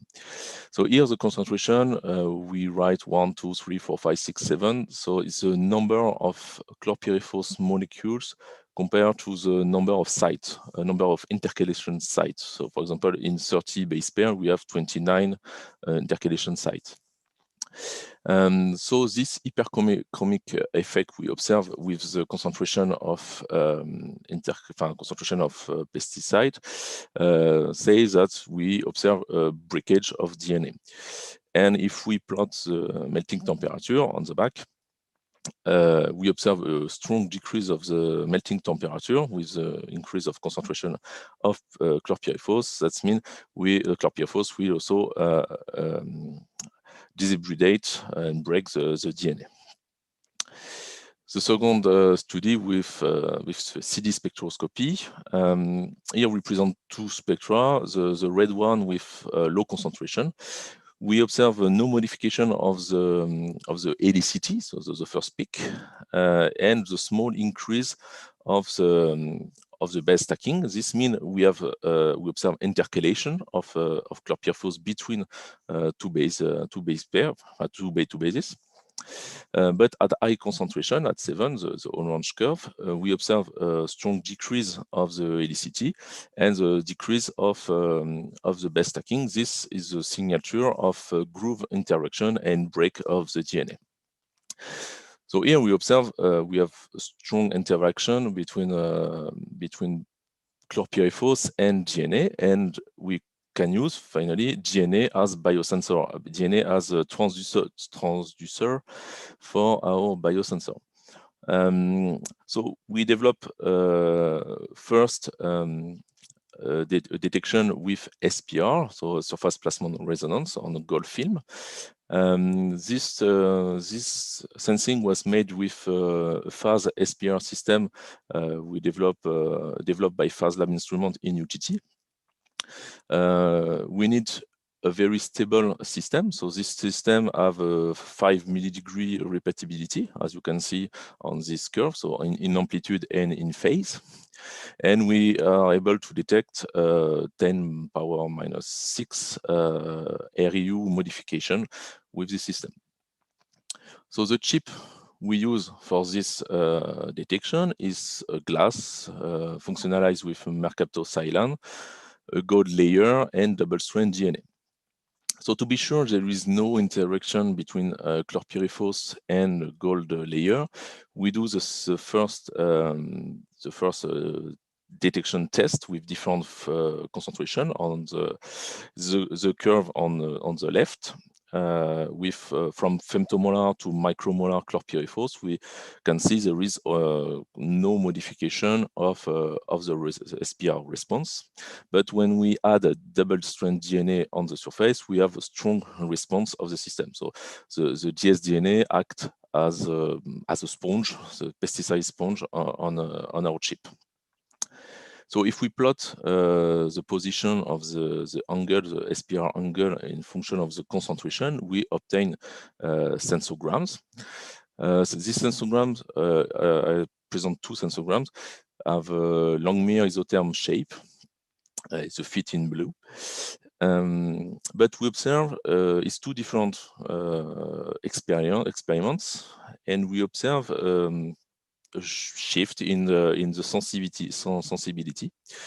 On the top, we have a sensibility at picomolar, and on the back have at femtomolar. The hypothesis for this shift is the density of DNA strand on the surface of our chip. So if this hypothesis is good, is right, we are able to tune the sensibility of our sensor, and we will work on this hypothesis to validate or not, and we will also change the sequence of double-strand DNA to be more or less sensitive to chlorpyrifos and other pesticides. The last biosensor I would like to show you is the same biosensor, but in liquid phase. For that, we prepare a solution of gold nanoparticle with single-strand DNA on one side, and on the other side, gold nanoparticle with complementary DNA. If we mix together, you obtain dimer with a double-strand DNA in the gap. So when the pesticide will intercalate or react with the double-strand DNA, we will change the optical response and the size of the object of the dimer. So we made this kind of dimer, and to increase the purity of the solution, we use electrophoresis to purify.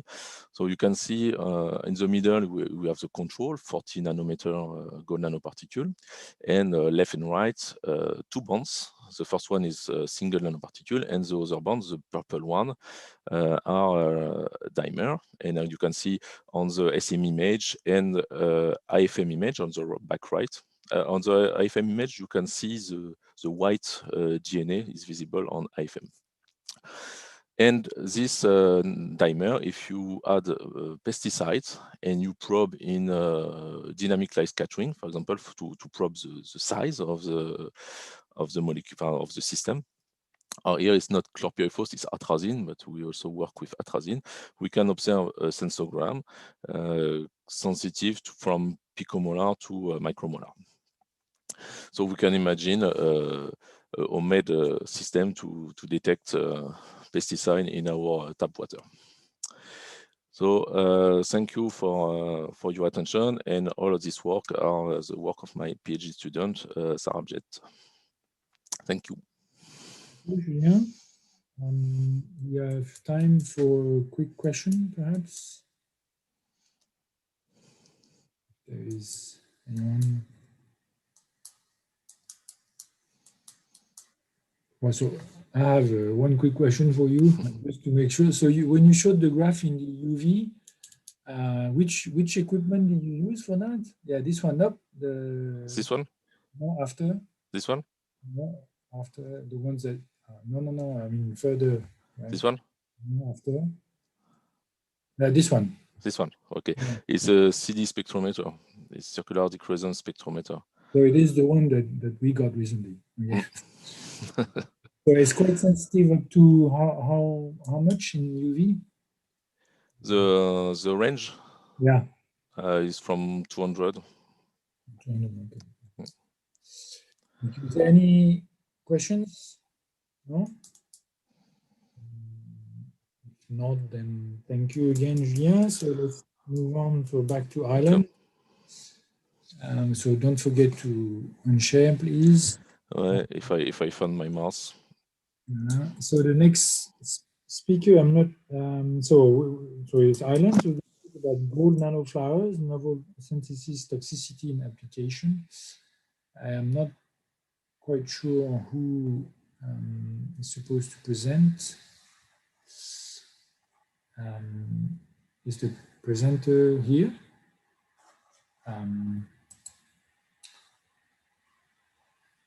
Hugh, is it? I believe it's no. Unless I'm mistaken, but I believe. I guess we will. Sorry, the next speaker should be. I'm not sure. So it's Kangze Yu. Should be Kangje, I thought. Kangze Yu, then there's Yu, and then there's Furong Tian. But so is Kangze here or? Furong is there. I don't know if. Maybe she thought she didn't know this time could be. She already agreed to be here, but I don't know. French time, not Irish time. Well, okay. Well, we can maybe we can swap. Then maybe if you can find out where Kangze is, meanwhile, that could be a solution. But although that works only if the next speaker is here. So. Yes, I'm here. Hello. Hello. Hi. So do you mind if we? No worries. No worries. Okay. I'm ready. So maybe we should do that. So could you give me access like presenter rights to open my presentation? You should have it. Okay. Yes. Sorry. I apologize. Thank you. Yeah. So Vasilios Fotopoulos, sustainable. That's about right. Yeah. Sorry. Yes. Sustaining agricultural productivity under a changing climate with the use of advanced nanomaterials. So please. Correct. Thank you. So if I understand well, I have 15 minutes, correct? Yeah, well, ideally, if you can... Less. Sure. I'm not going to tire you. I know it's the end of a long two-day... yeah, I understand. So briefly then, as mentioned here in the title, our work is taking advantage of advanced nanomaterials. We're trying to take advantage of this technology in agricultural production, in the field of agriculture. We think this is a very exciting field, and there is quite a lot of commotion going on lately.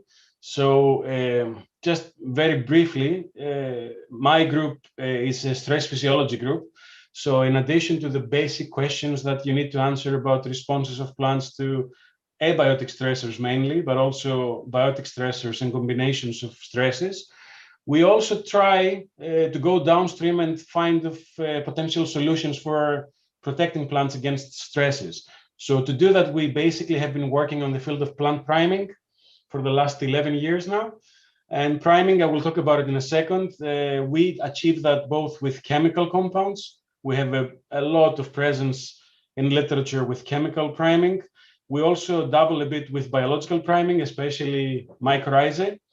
But lately, as I said, we've been working quite a lot with nanomaterials. And these nanomaterials can be used both for stress protection, but also for growth promotion, improved growth and development. So, basic agriculture 101. Plants, as you know, are sessile organisms. They are stuck to the ground. So they're exposed to many different stresses, both abiotic and biotic stresses, like droughts, salinity, heavy metals, related to climate change. I'm happy that President Biden re-signed the Paris Agreement. You know, they realize that climate change is happening again. So the plant receives multiple stimuli, and in response, several metabolic pathways are switched on in an attempt to actually protect itself. So this is just a quite old table, but it's quite representative to show that about 97% of the global rural land area is affected by some sort of abiotic stresses. So be it problems with water, with temperature, with light, salinity, mineral deficiencies, whatever, virtually every field gets some problems at some point. And there is also quite a lot of research going on in the field, which is representative of the importance of this. So, whoops. The response of the plant, I'm not going to go in detail about that, but it is very complicated. It involves many different organelles, many different enzymes, many different components, enzymatic and non-enzymatic antioxidants. So it has a pretty good armory to actually defend itself. Of course, the plant, when exposed to stress, creates reactive oxygen species that many people know, reactive nitrogen species, and also reactive sulfur species. So many problems happening, many ways the plant is trying to devise to actually fight this off. So potential solutions. Of course, there is genetic modification. Now with CRISPR-Cas editing, the story is changing a bit, but so far GMOs are not really acceptable in Europe, especially in Cyprus. There is, of course, conventional breeding if you have time in your hands. But now there is also the field of plant priming, which is a promising solution that comes in the middle. So it is very effective, but it doesn't take ages like conventional breeding. So what is priming? So the process of priming involves prior exposure to a stressor, that thus making the plant more tolerant to future exposure. But you can also achieve priming by applying exogenously either chemical compounds or nanomaterials, and these act as signal transducers that activate the plant's defense system. So it is an analogy of the human vaccination, if you could say that. Analogy, I say, because of course there are no antibodies in plants. So this is a model we developed about the concept of priming, published some years ago. And basically all it shows is that when you pre-treat the plant with, be it a chemical agent or a nanomaterial or so on, it reaches the so-called prime state. So you have the endogenous signal perception and the systemic transduction of the signal in the plant, leading to the accumulation of some dormant tolerance activators.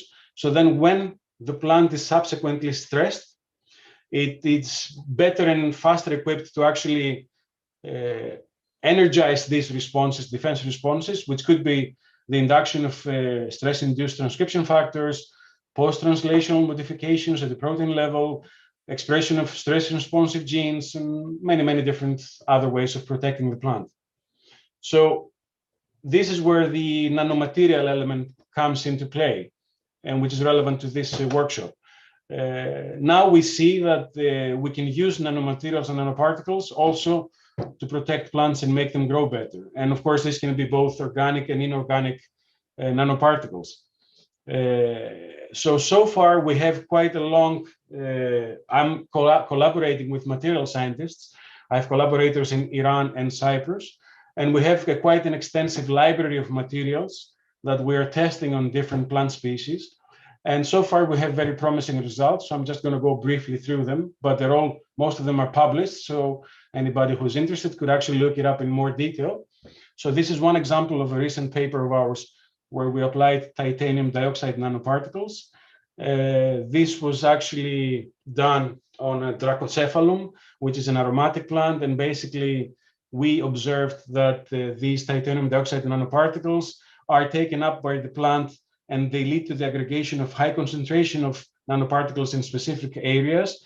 The point is that afterwards we do have an activation of the antioxidant defense system, but quite interestingly, we carried out GCMS analysis of the essential oil profile, and we actually did see that these titanium dioxide nanoparticles also lead to the alteration, the modification of the essential oil composition that is also involved in the protection of the plants against the salinity stress. So we have some sort of metabolic reprogramming following the application of those nanoparticles. Now, another example of recent work we published was that of modified multi-wall carbon nanotubes. This was applied on basil plants, so again, aromatic plants. These were also both stressed under high salinity levels, but also grown under optimal conditions. And again, at specific concentrations, of course, because you have to bear in mind that high concentrations do have toxic effects. Lower concentration specific ones did result in protection again against stress. And this was also substantiated because we saw that the pretreatment with the CWNTMPs actually resulted in the upregulation of a number of different antioxidant enzymes like catalase, ascorbate peroxidase, and glutathione peroxidase. Other components that we examined so far from the big library we have, as I mentioned, we now try to functionalize certain nanoparticles with chemical compounds to see if we get even further optimized protection. So this is an example where carbon nanotubes were functionalized with putrescine, which is a polyamine, low molecular weight compound that has hormonal activity in the plant. So basically, this functionalization of the carbon nanotubes resulted in improved protection of grape plants, grapevine, against salinity. We had, of course, treatments just with the carbon nanotubes, with putrescine, and also with the nanotubes that are functionalized with putrescine. And we did actually notice that the functionalization had the most optimal effects, which is quite promising. This is again published recently for anybody who wants to see further information. And a similar protocol was applied this time using proline, which is a very well-known essential amino acid, and it is known to be an osmoregulator in cells. And again, this resulted, we did see protective effects of that as well in plants, both under control and salt stress conditions. These are just some parameters showing improved protection through lessened electrolyte leakage, which shows ion leakage, lower levels of hydrogen peroxide, which is relevant to oxidative stress, proline content itself, which is, as I said, leads to ozone protection, and malondialdehyde content, which is indicative of oxidation of lipids in the membranes. And the last component is that we also, through our collaborator in Cyprus, we're also trying to apply this priming technology at the seed level. We do this by actually using biodegradable hydrogel seed coatings, and these are functionalized cross-linked with specific chemical compounds. So this is again part of a different project, and we have come up with specific cocktails where we actually coat tomato and basil seeds, and this is still ongoing investigation, but we again have very promising results where we see prolonged release, slow release in the rhizosphere, and this results in improved performance of the plants. So we developed a working model in a recent review of ours through literature and our own work. So as we mentioned here, the stresses have many different effects, but we can actually achieve protection with the use of nanomaterials, both with coatings, but also through the use of nanoparticles at mature plant level, so both at the seed and at the plant level.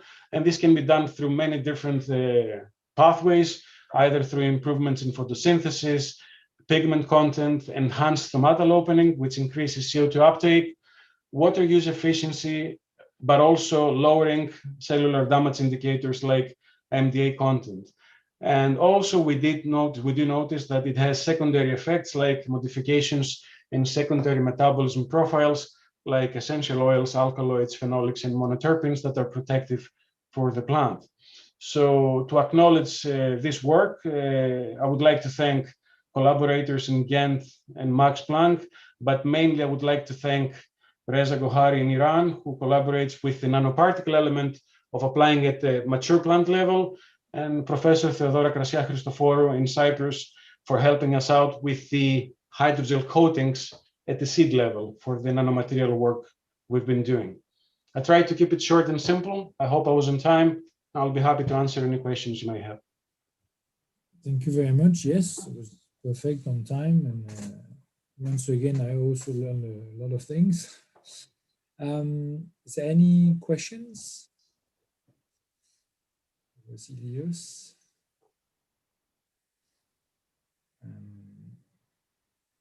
Promising field, very promising field, I think. For sure. No, it's not a question, but more a comment again. So, as a physicist, so for chemistry is far from me, but this is even more. But what I found interesting is when your comment when you said plants don't have what did you say? But they're not like us. They don't have antibodies. They're sessile. They're stuck to the ground. Yeah, right. No, but you said that they don't have antibodies. Is that or something? Well, basically, the immune system is not the same as the one that mammals have. Yeah. So yes. No, it's just that I've never thought of that. Yes. Basically, this was a comment to show the analogy with the vaccination. When I say that our priming approach is equivalent to the vaccination, I just want to avoid misunderstanding so that people don't imagine that plants create antibodies. It is an analogous reaction. They just basically increase the amount of protective compounds like osmolytes and osmoprotective compounds and antioxidants. So yeah, I understand. But what I'm saying is that I never thought of that, but it's a very, very good point. Yeah, it's true, actually. But they have, of course, other ways of protecting themselves. Much more complex than what you and I have, especially because they are stuck to the ground. So they have to devise more ingenious ways of surviving, because we can climb a tree if a dog chases us, or we can go in a building if there is hailstorm. The plant cannot do that. So they have to be much more, creative. So does that mean we can learn from them for us? I mean, for sure. For sure. Definitely. All right. Is there any questions? No? So, well, thank you again. My pleasure. Interesting. So we are finishing with Dublin, whatever is happening. So Hugh, do we have any news on Kangzi or? Kangzi is she's reaching her. It's going to her home because she didn't know she thought it's Irish time. She's trying to reach there in couple minutes to her room. Shall we move on? Is Gordon there?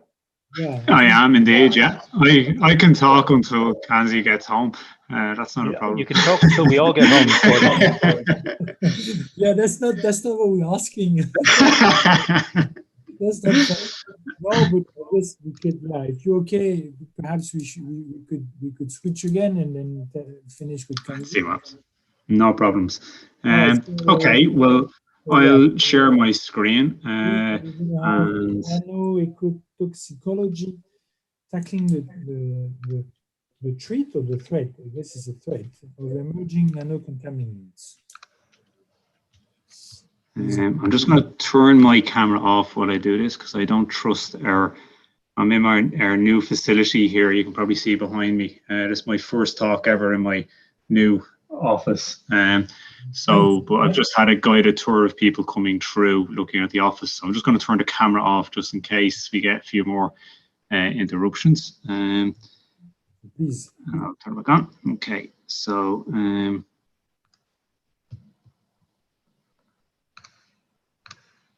so can everybody see that okay?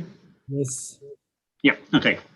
So I suppose in looking at the talks over the last day and a half, it really became obvious that lots of people are producing new particles, lots of people are producing new devices, new technology, and something that we're seeing more and more of with respect to the kind of things like Horizon Europe. We're seeing a lot more, requests and demands from the funders to look at life cycle analysis, to look at ecotoxicology, to look at the impacts of our nano devices. And as these devices are emerging out of the research lab and coming into consumer products, particularly like what Jesus was describing there in terms of foods, then this concept of ecotoxicology is going to become much more important. And there's many risk assessment agencies and even Horizon Europe projects, one in particular called PARC, which is looking at emerging contaminants, one of which is nanomaterials. Now, the scope of that is huge. And, we're all very familiar with different types of nanomaterials and the vastness of those materials. But the methods that we need to develop and look at in terms of developing ecotoxicology to examine those materials is really what's needed. And that's where most of the knowledge gaps are.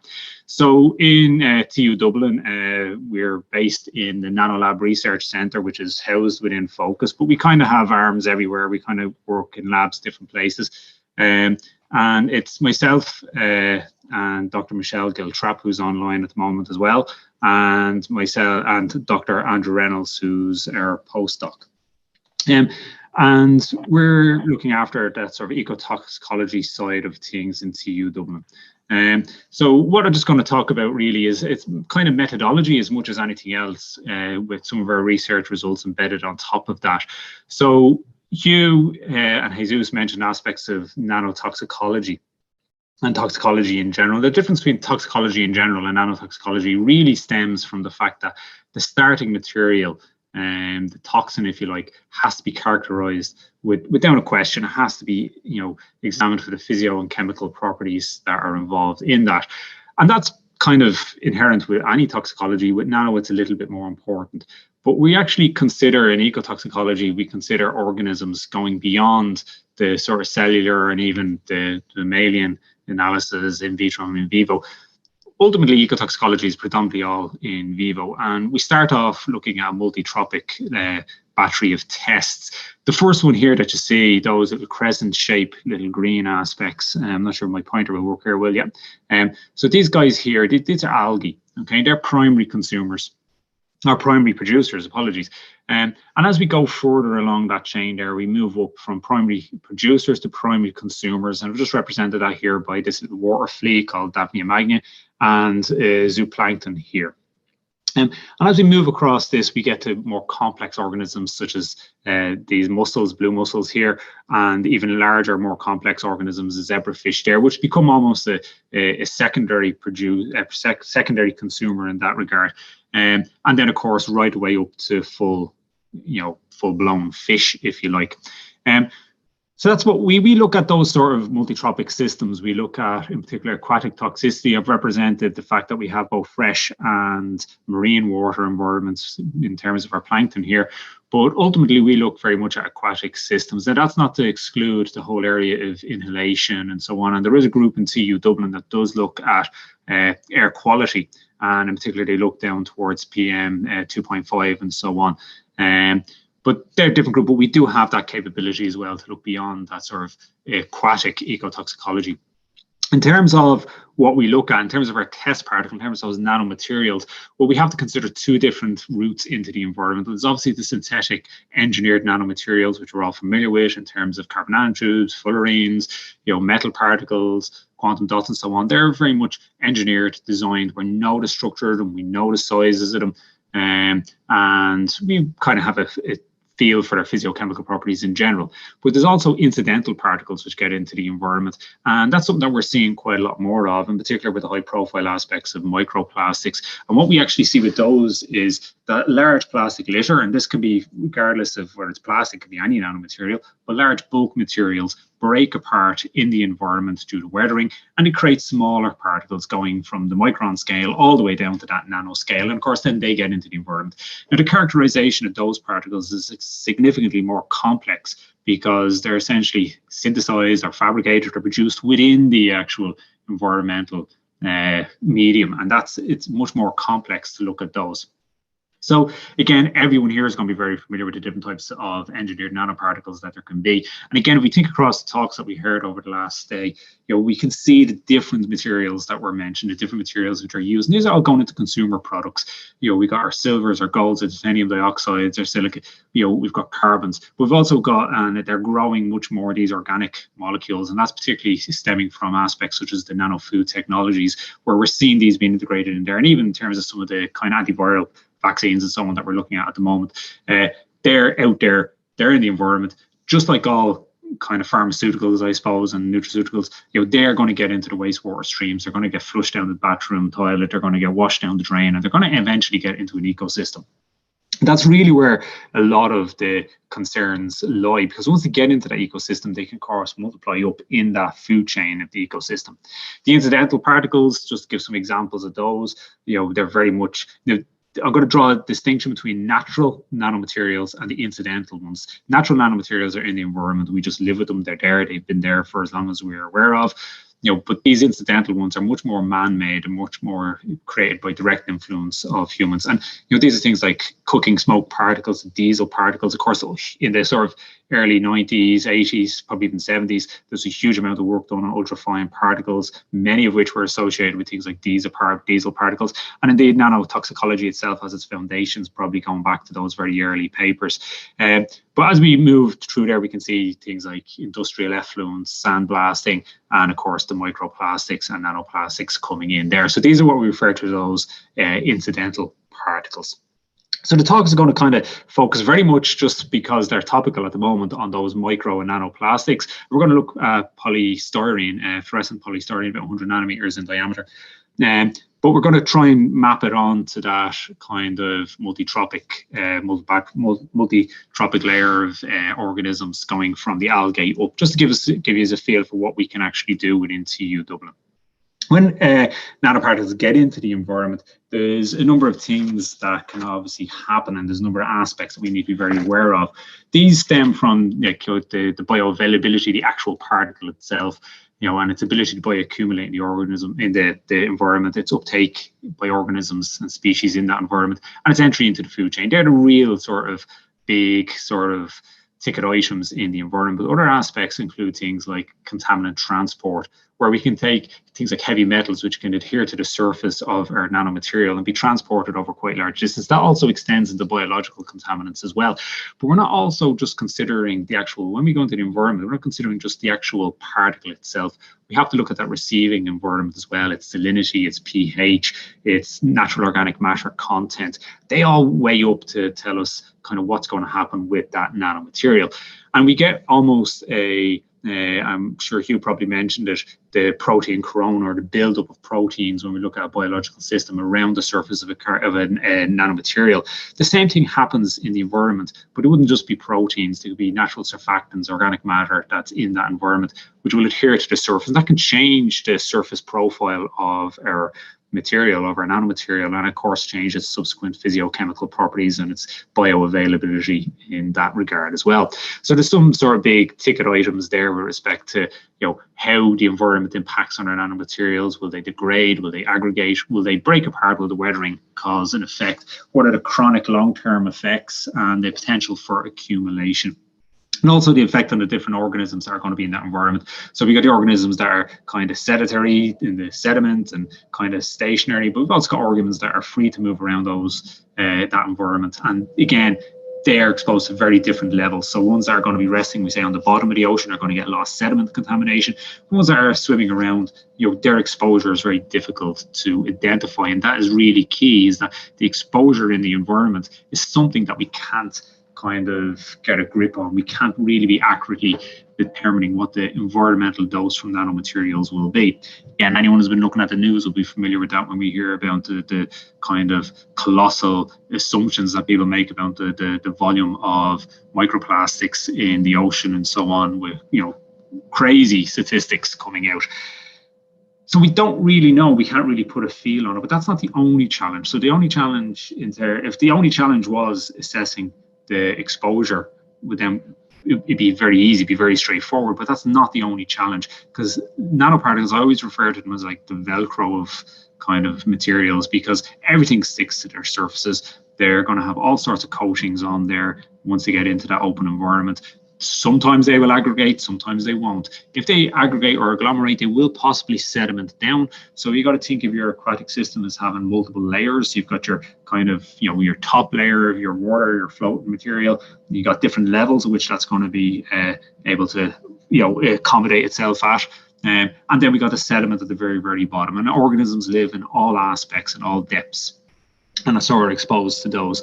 Obviously, if we take something like a silver particle and we put that into an aqueous environment, we're going to get a huge amount of ions being dissociated from the surface. We're going to have ionic effects.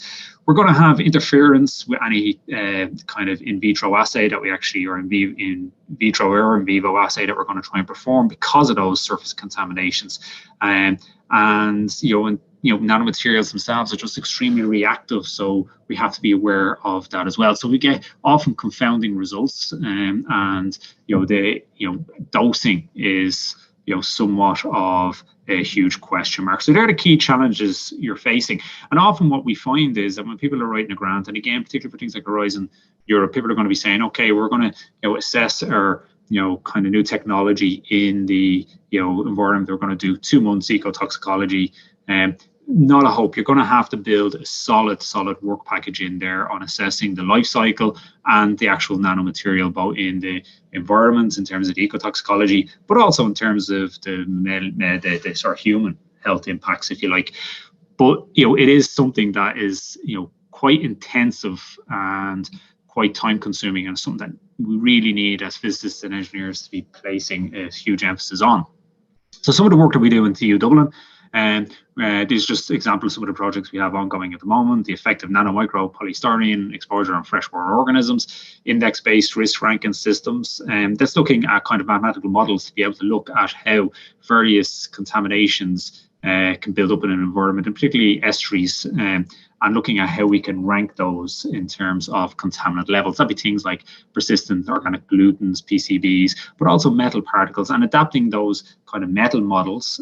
So it's called the Metal Pollution Index. Adapting that towards nanomaterials is probably something that's very achievable, and including physiochemical aspects into that, such as size and surface area.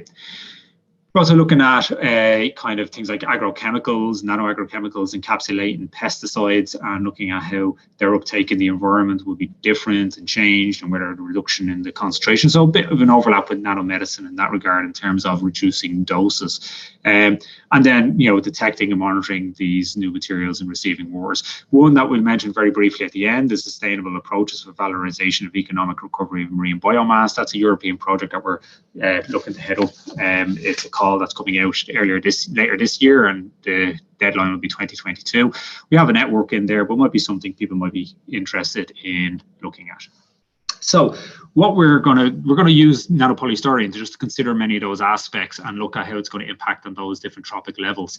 And the polystyrene that we're using is a Firefly polystyrene. It's 100 nanometers in diameter, and you can see from the dynamic light scattering image there, this lower graph here, you can see the distribution there. And this is done in deionized water, but it's also done in the media that we're going to grow our algae in this case. And this is a Jaworski medium. It's basically, kind of a natural organic matter medium. Pretty much in agreement with the manufacturer's specifications. We're getting 100 nanometers, but you can see that as the concentration of the nanoparticle increases, we are getting some degree of aggregation in that media, and we're getting a spreading to those kind of larger aggregates. It is a fluorescent material. There's a dye integrated in there, the Firefly dye. It's integrated into the actual styrene chains, which supposedly stops it from leaching out. Now, there has been issues in the past about dyes leaching out and interfering with the assays, but you can see these little microscopic image here, pretty well defined, and we can see the emission and excitation curves of the Firefly dye on our polystyrene as well in those. So the first organism, so that's a particle. So the first organism we want to look at is algae. And again, this is very much a whistle-stop tour of these. There's much more analysis done on these. But what we see when we expose this particular algae here, this fresh green water algae, to our fluorescent polystyrene, we can see it accumulating around the algae. Okay, so the algae there is this crescent moon type shape here. There is a slight fluorescence off it itself, an inherent fluorescence in there. But when we expose it to our nanomaterials, our fluorescent polystyrene nanomaterial, you can see quite clearly that there's a significant increase in that fluorescence. Now, we were able to identify that this was actually adhered to the surface of the algae. So the algae didn't actually take anything up internally, if you like. It was just on the surface of the algae. It was difficult to wash off. We were able to wash some of it off, but we weren't able to get it all off. So it suggests that there's some kind of bonding to that surface of the algae. Now, why is that important? Well, it's important because the algae is going to be the base level of that food chain in that ecosystem. So many organisms, those consumer organisms, are going to feed off that algae. So if this nanomaterials, in this case, they're nanopolystyrene, adhere to the surface of that algae, well, then it's going to take it in. It's going to, kind of consume that. And as a result, we're getting that buildup of our nanomaterials in that subsequent consumer organism. Now, again, that kind of multiplies it up into the food chain. With this algae, we didn't see any particular reduction in its algal growth rates or anything like that. So it's quite happy to almost absorb this onto its surface and just continue on. The higher the concentration, we did actually see a reduction in its growth rate. But again, it's an unrealistic dose for an environmental situation if you're putting kind of 100, 150 milligrams per litre of nanoparticles in there. So the first primary consumer that we considered was Daphnia magna. These are little water fleas. There's an image of them over there, white light microscope. And there's a couple of areas of interest on these guys. We've got the heart, the rudimentary brood chamber, the rudimentary intestine, and this is its little eye there. They're just fake colours in there. But when we expose these to nanomaterials, now this has been done for many, many nanomaterials. Carbon nanotubes have been done this way, fluorines have been done this way.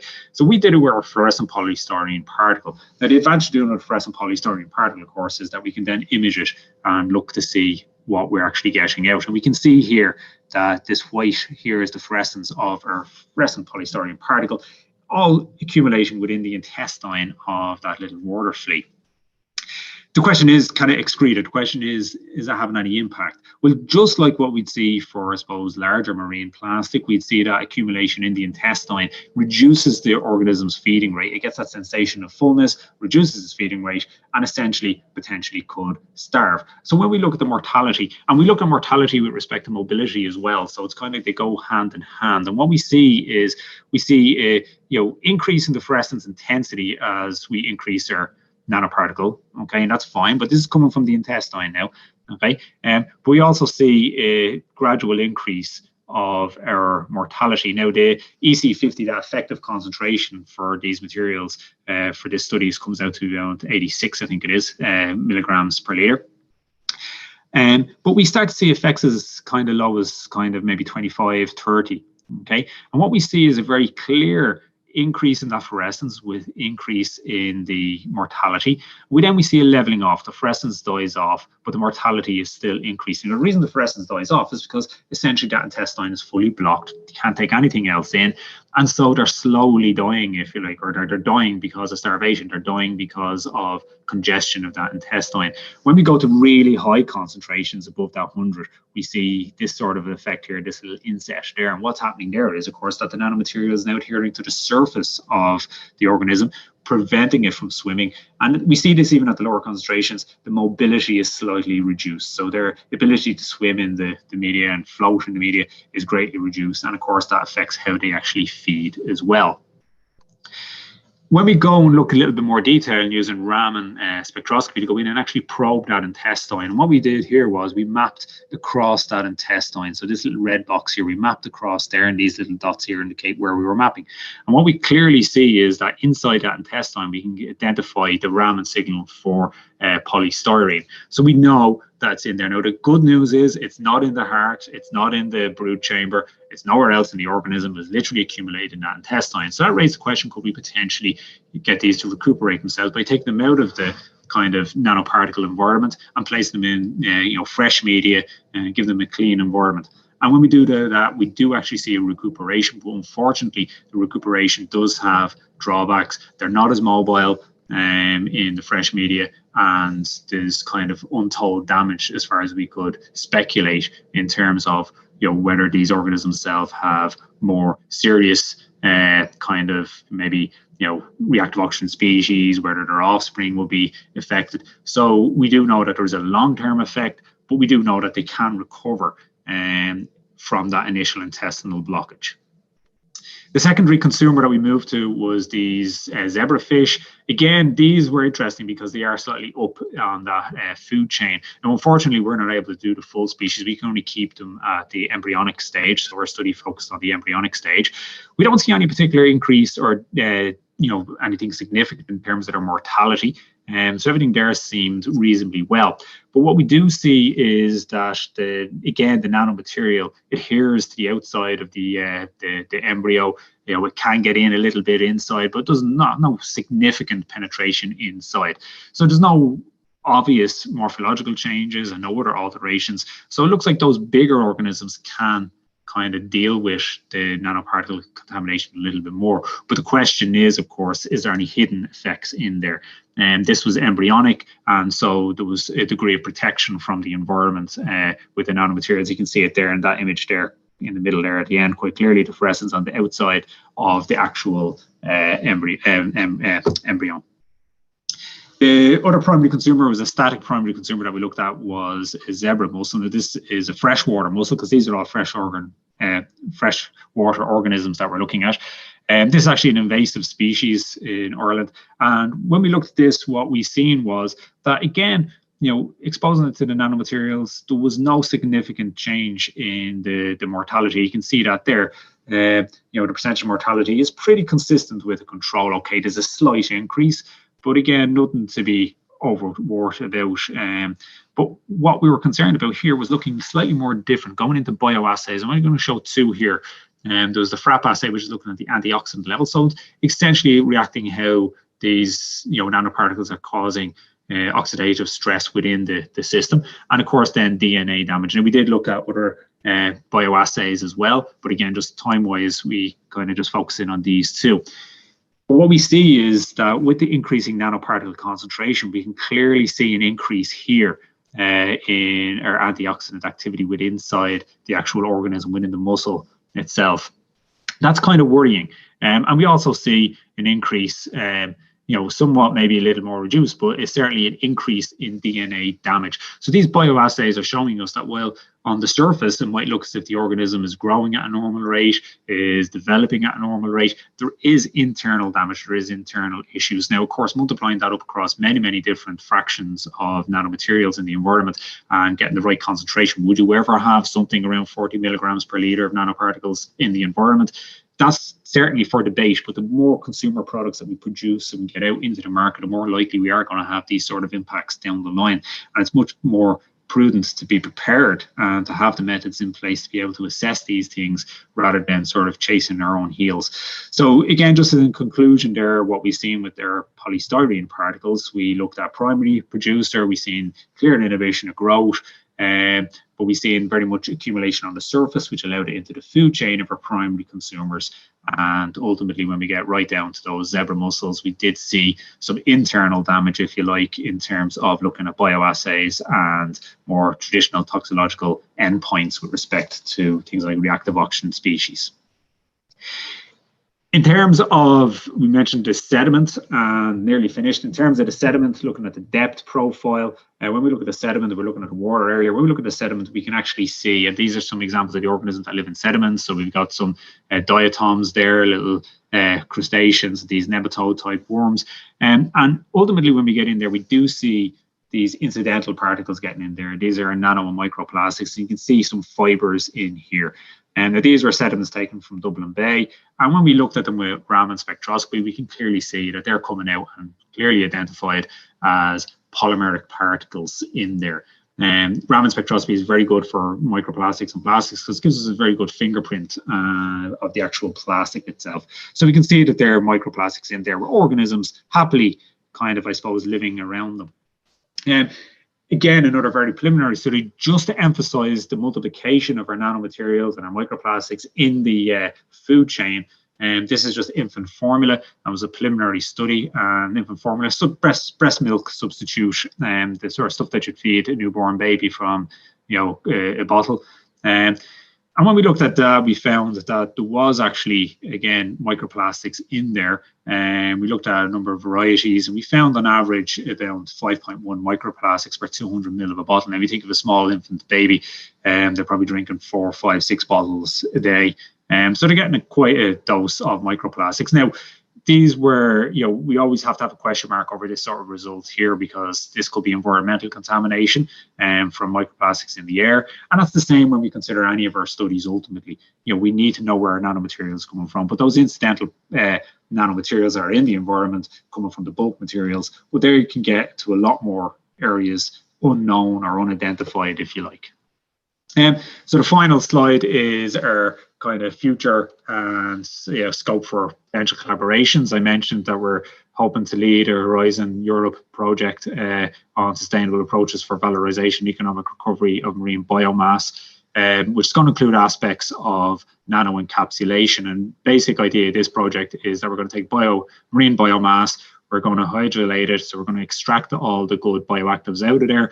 We're hoping to get high value and possibly some low value that can go for animal consumption, but some high value bioactives like free iron, ACE inhibitory peptides, novel proteins and so on from that.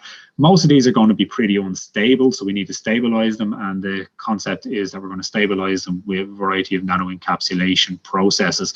So we have a network and we have a number of partners, and we're I'd say reasonably advanced, and certainly in terms of building those relationships. But it's an opportunity that, particularly if there's anybody interested in the nano encapsulation area, that may be able to contribute to that network. And that's basically everything. So thank you for listening. Thank you, Gordon. Thank you. So unfortunately, we are now quite late.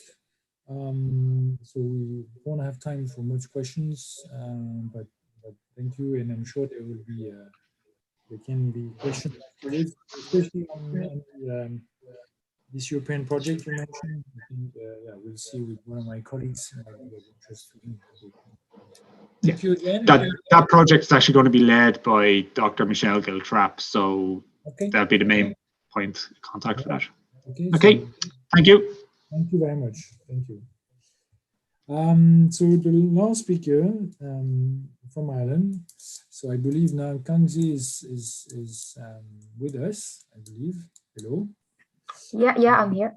Hi, and you're going to talk about gold nanoflowers, novel synthesis, toxicity, and application. So if you could share your screen, please, and hopefully you will be within the timing. Yeah, sure. I'll be real quick. No, I mean, take the time that you have. No problem. Thank you. Yeah. Thank you. So yeah, I intended to talk about gold nanoflowers only, but since this is the section of gold nanoparticle toxicity, so I'm gonna just talk a little bit more about gold nanoparticles, the novel synthesis, toxicity, and application. So this is a work from TU Dublin, led by Professor Hugh Byrne and Dr. Fron Tian, while I was still a PhD candidate. Now I just graduated last year. So basically, why gold nanoparticles? Like we have a lot of gold nanomaterials, but why? We have a lot of nanomaterials, but why gold? Because gold has a very peculiar physical and chemical property, especially the localized surface plasma resonance. So this property makes it a very good material for sensing, especially, say, for example, in the for enhancing the Raman scattering, say, for example, designed as chemical and bio sensors. And that is because it has the interferes with light that makes it colorful, like you can see here in the image. So basically, according to their different size or different shape or different composition, different distance between each other, they can appear as different colors that can be observed by naked eyes. So that means you do not need any expensive equipment. You do not need to do any further process. You can just look at them and you see the colors, and they are different, they are colorful, they are beautiful, and they will change color if the condition changes. So that's why they are commonly used for as sensors. And also they have other properties, and they are told to be have low toxicity to animals and humans. So that's why a lot of them are designed for biomedicine, like for drug delivery and thermal therapies for cancer. Anyway, gold nanoparticles have been widely used. It has been manufactured. Some of them have already been applied in different fields for a long time. And that draws the concern of toxicity and the pollution and the effect of them to the environment. And that's why we're looking into it. Okay. And on the other hand, as I just said, the key point for gold nanoparticle for designing it is to control its size and shape.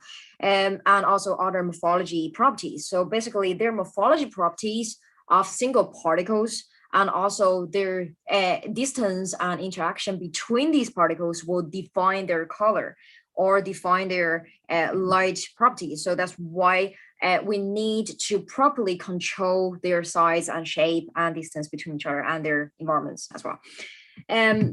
So first of all, in our project, we developed a method that can control the size and shape, the morphologies of the particles we synthesize. So this is a kind of novel synthesis method. Basically, it was developed based on the normal HIPAA reduced synthesis method. In addition to that, we added phosphate. And we will find that this method is very quick. It can finish the synthesis process within 15 minutes. And with more phosphate added, the speed will be faster and they will be accomplished quicker. Also, in this method, we can have two kinds of shapes synthesized. So we have the mixture of plate and spheres.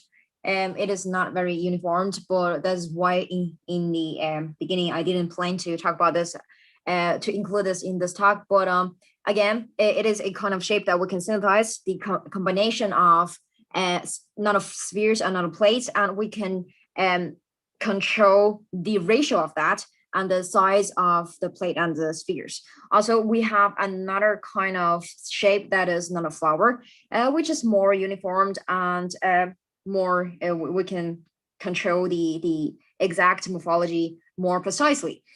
So basically, we can have the particles with sizes around 85 to as small as 2 or 3 nanometers for the nanoflowers and nanoplates. For the nanospheres and nanoplates. And for the nanoflowers, we can control their size in the range of 1 to 60 nanometers. And we change their shape or change their size by controlling the amount and kind of phosphate we add. So basically, if you add monosodium phosphate, they will create the mixture of plates and spheres. And if you add disodium phosphate, they will be flowers. And if you adjust the amount of the phosphate inside the system, you can get different sizes. Okay, so we did a lot of characteristics, we did a lot of tests, and then we proposed deformation mechanism that would be the HIPAA was reduced and that creates, HIPAA reduces the chloroauric acid and got oxidated, and that creates the HIPAA free radicals, and these free radicals attach to the nanoparticles and form as the stabilizers, and that will restrict their growth. So with the addition of phosphates, the phosphate ions will form the hydrogen bonds with these HIPAA free radicals, and that will cause a larger stabilizer. So with more phosphates, the stabilizers will be larger. So the rooms left for the nanoparticles to form, to grow, will be smaller. So that's why the sizes are smaller.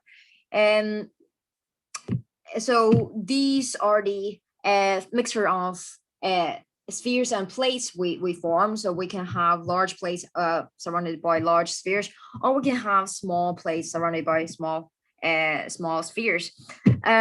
Also, we have nanoflowers. So these are different size nanoflowers. So basically, we can have very large flowers with a lot of petals attached on the core, or we can have very small flowers with only a few petals or that are almost close to spheres. So these are the particles we synthesize, and they're controlled, and this is the mechanism I just talked about. We think that these free radicals attached with these phosphatic ions will become stabilizers around the nanoparticle, which limits their growth and cause a deviation in the sizes and the petal numbers. Now, here comes to the key point about the toxicity. So it has been, since the gold nanoparticles have been used, has been researched on, applied for a long time, the toxicity of the nanoparticles have been studied for years, actually, for decades. But there's still no like definite conclusion, like is it toxic or not, because there are too much varieties. Like first of all, it has been reported that the species of organism is the key point for the toxicity. So different species have different tolerance to nanoparticles. Say the same particle may be toxic to human, to some insects or some animals, but not toxic to human. The species of organism is a key point. And secondly, the physical chemical properties of the nanoparticle themselves is a huge variety as well. So as we said, different morphology shapes of particles will lead to different physical chemical properties, and that will lead to the different use of gold nanoparticles. So in order to be applied in different area, we currently have a lot of different kinds of gold nanoparticles. So even though they are all gold, but it has been found that different shapes, different sizes, different physical chemical properties will lead to the variance in toxicity. So basically, in some cases, sphericals, the gold nanoballs may be toxic. In other cases, the nanoplates may be toxic. So again, these are a huge variety for the testing of gold nanoparticle toxicities. So that is why currently in all those reports, sometimes there are even conflict results. Like in one report, it says say for example, nanoballs at 20 to 30 nanometers are non-toxic. However, in other reports, they may say that it is toxic. We find it that it is toxic on some kind of animals. So there lack a kind of systematic research on the toxicity of nanoparticles, which need to minimize the variations. It needs to minimize the factors that may affect the result of your toxicity test. And that is why we used our the synthesis method we developed to test study the toxicity of gold nanoparticles, because according to our synthesis method, we can get different shapes and different sizes with no introduction of variations. Basically, all of the chemicals used in the system for different shapes and sizes are the same. It's just the ratios are different, the amounts are different. That's why we use this synthesis method to synthesize a series of different shapes and sizes of nanoparticles, and we test their toxicities. And here's how we did our experiment. So basically, we chose two different shapes according to our method. So one shape is the mixture of spheres and plates, and the other shape is nanoflowers. And we did the toxicity test on two different kinds of organisms. So first, we did it on fungi, on different kinds of fungi, because fungi is a key role because it is a decomposer in the environment. So the reactions of fungi will actually matter a lot to the ecological, to the whole biological sphere. So if there's anything that is toxic to fungi, then they will accumulate toxins. And if there's any, say, for example, death, a dramatic death of all the fungi inside the biological sphere, then definitely the whole sphere will be influenced dramatically. That is why the sensitivity of fungi to certain kind of compounds is very important and worth studying. That is why we tested the toxicity on fungi. On the other hand, we want to see that if these nanoparticles are toxic to human ourselves directly. And so we chose a cell line that is kind of the brain cancer cell, and we tested the toxicity on human cells as well.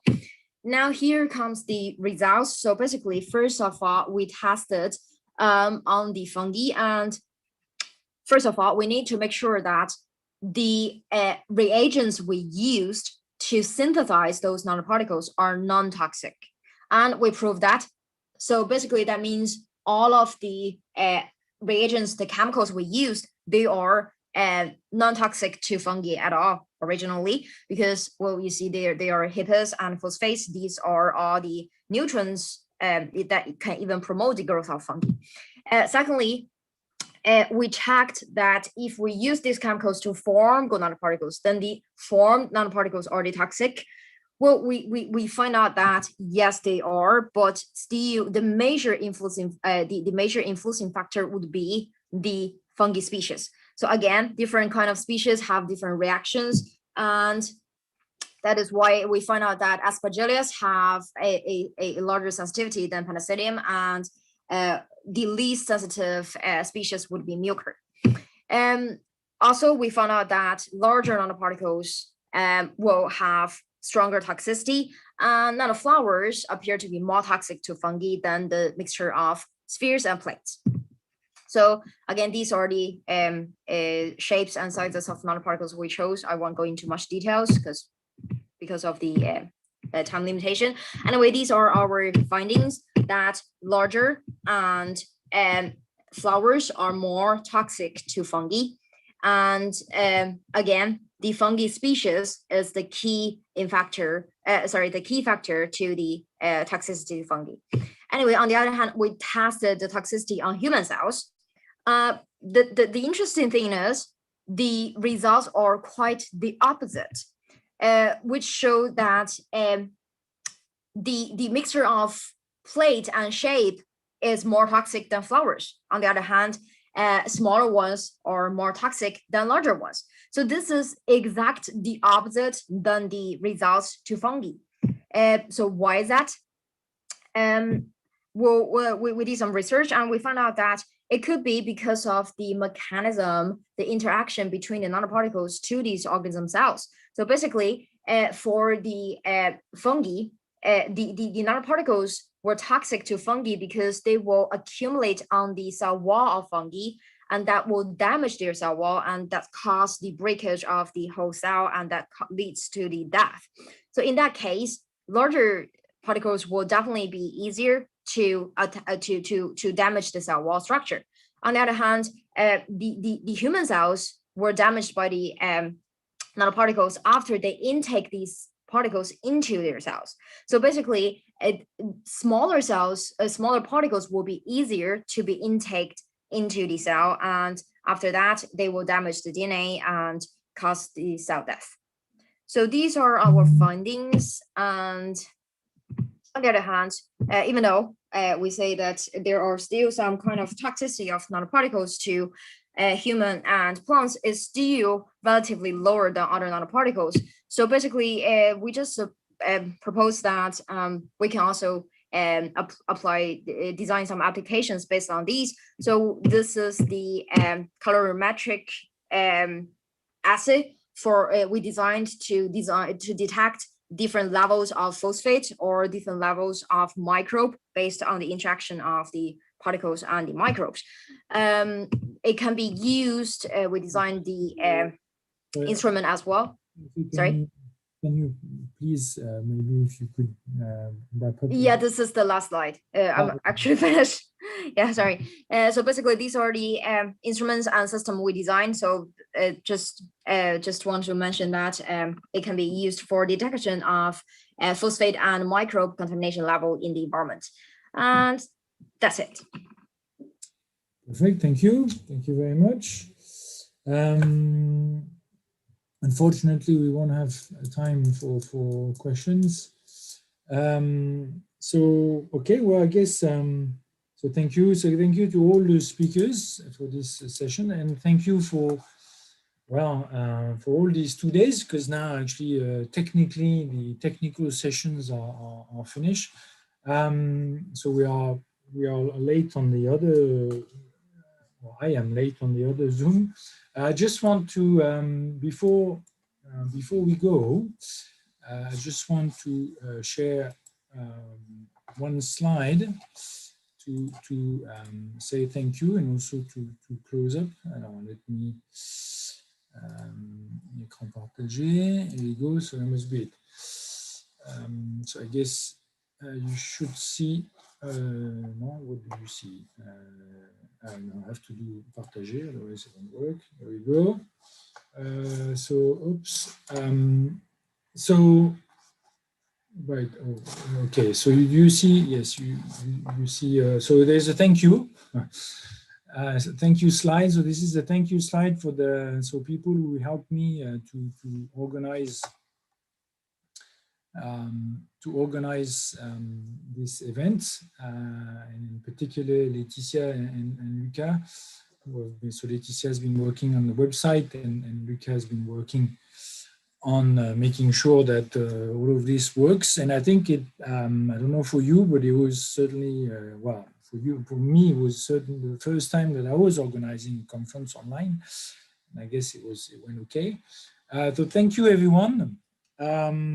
So just to give you a number, so yesterday there was 90 different connections, and today I don't know yet, but we'll see. So overall, we could expect between 120 and 150 connections, so different people. So that's quite good. I'm quite pleased with that. There were some exchanges. Clearly, and there's some common interest. This is very good. There will be a book of abstracts that I'm working on. There will be also, I'll try to put up a list of the various emails, especially the speakers, the presenters. And of course, there must be a follow-up to that.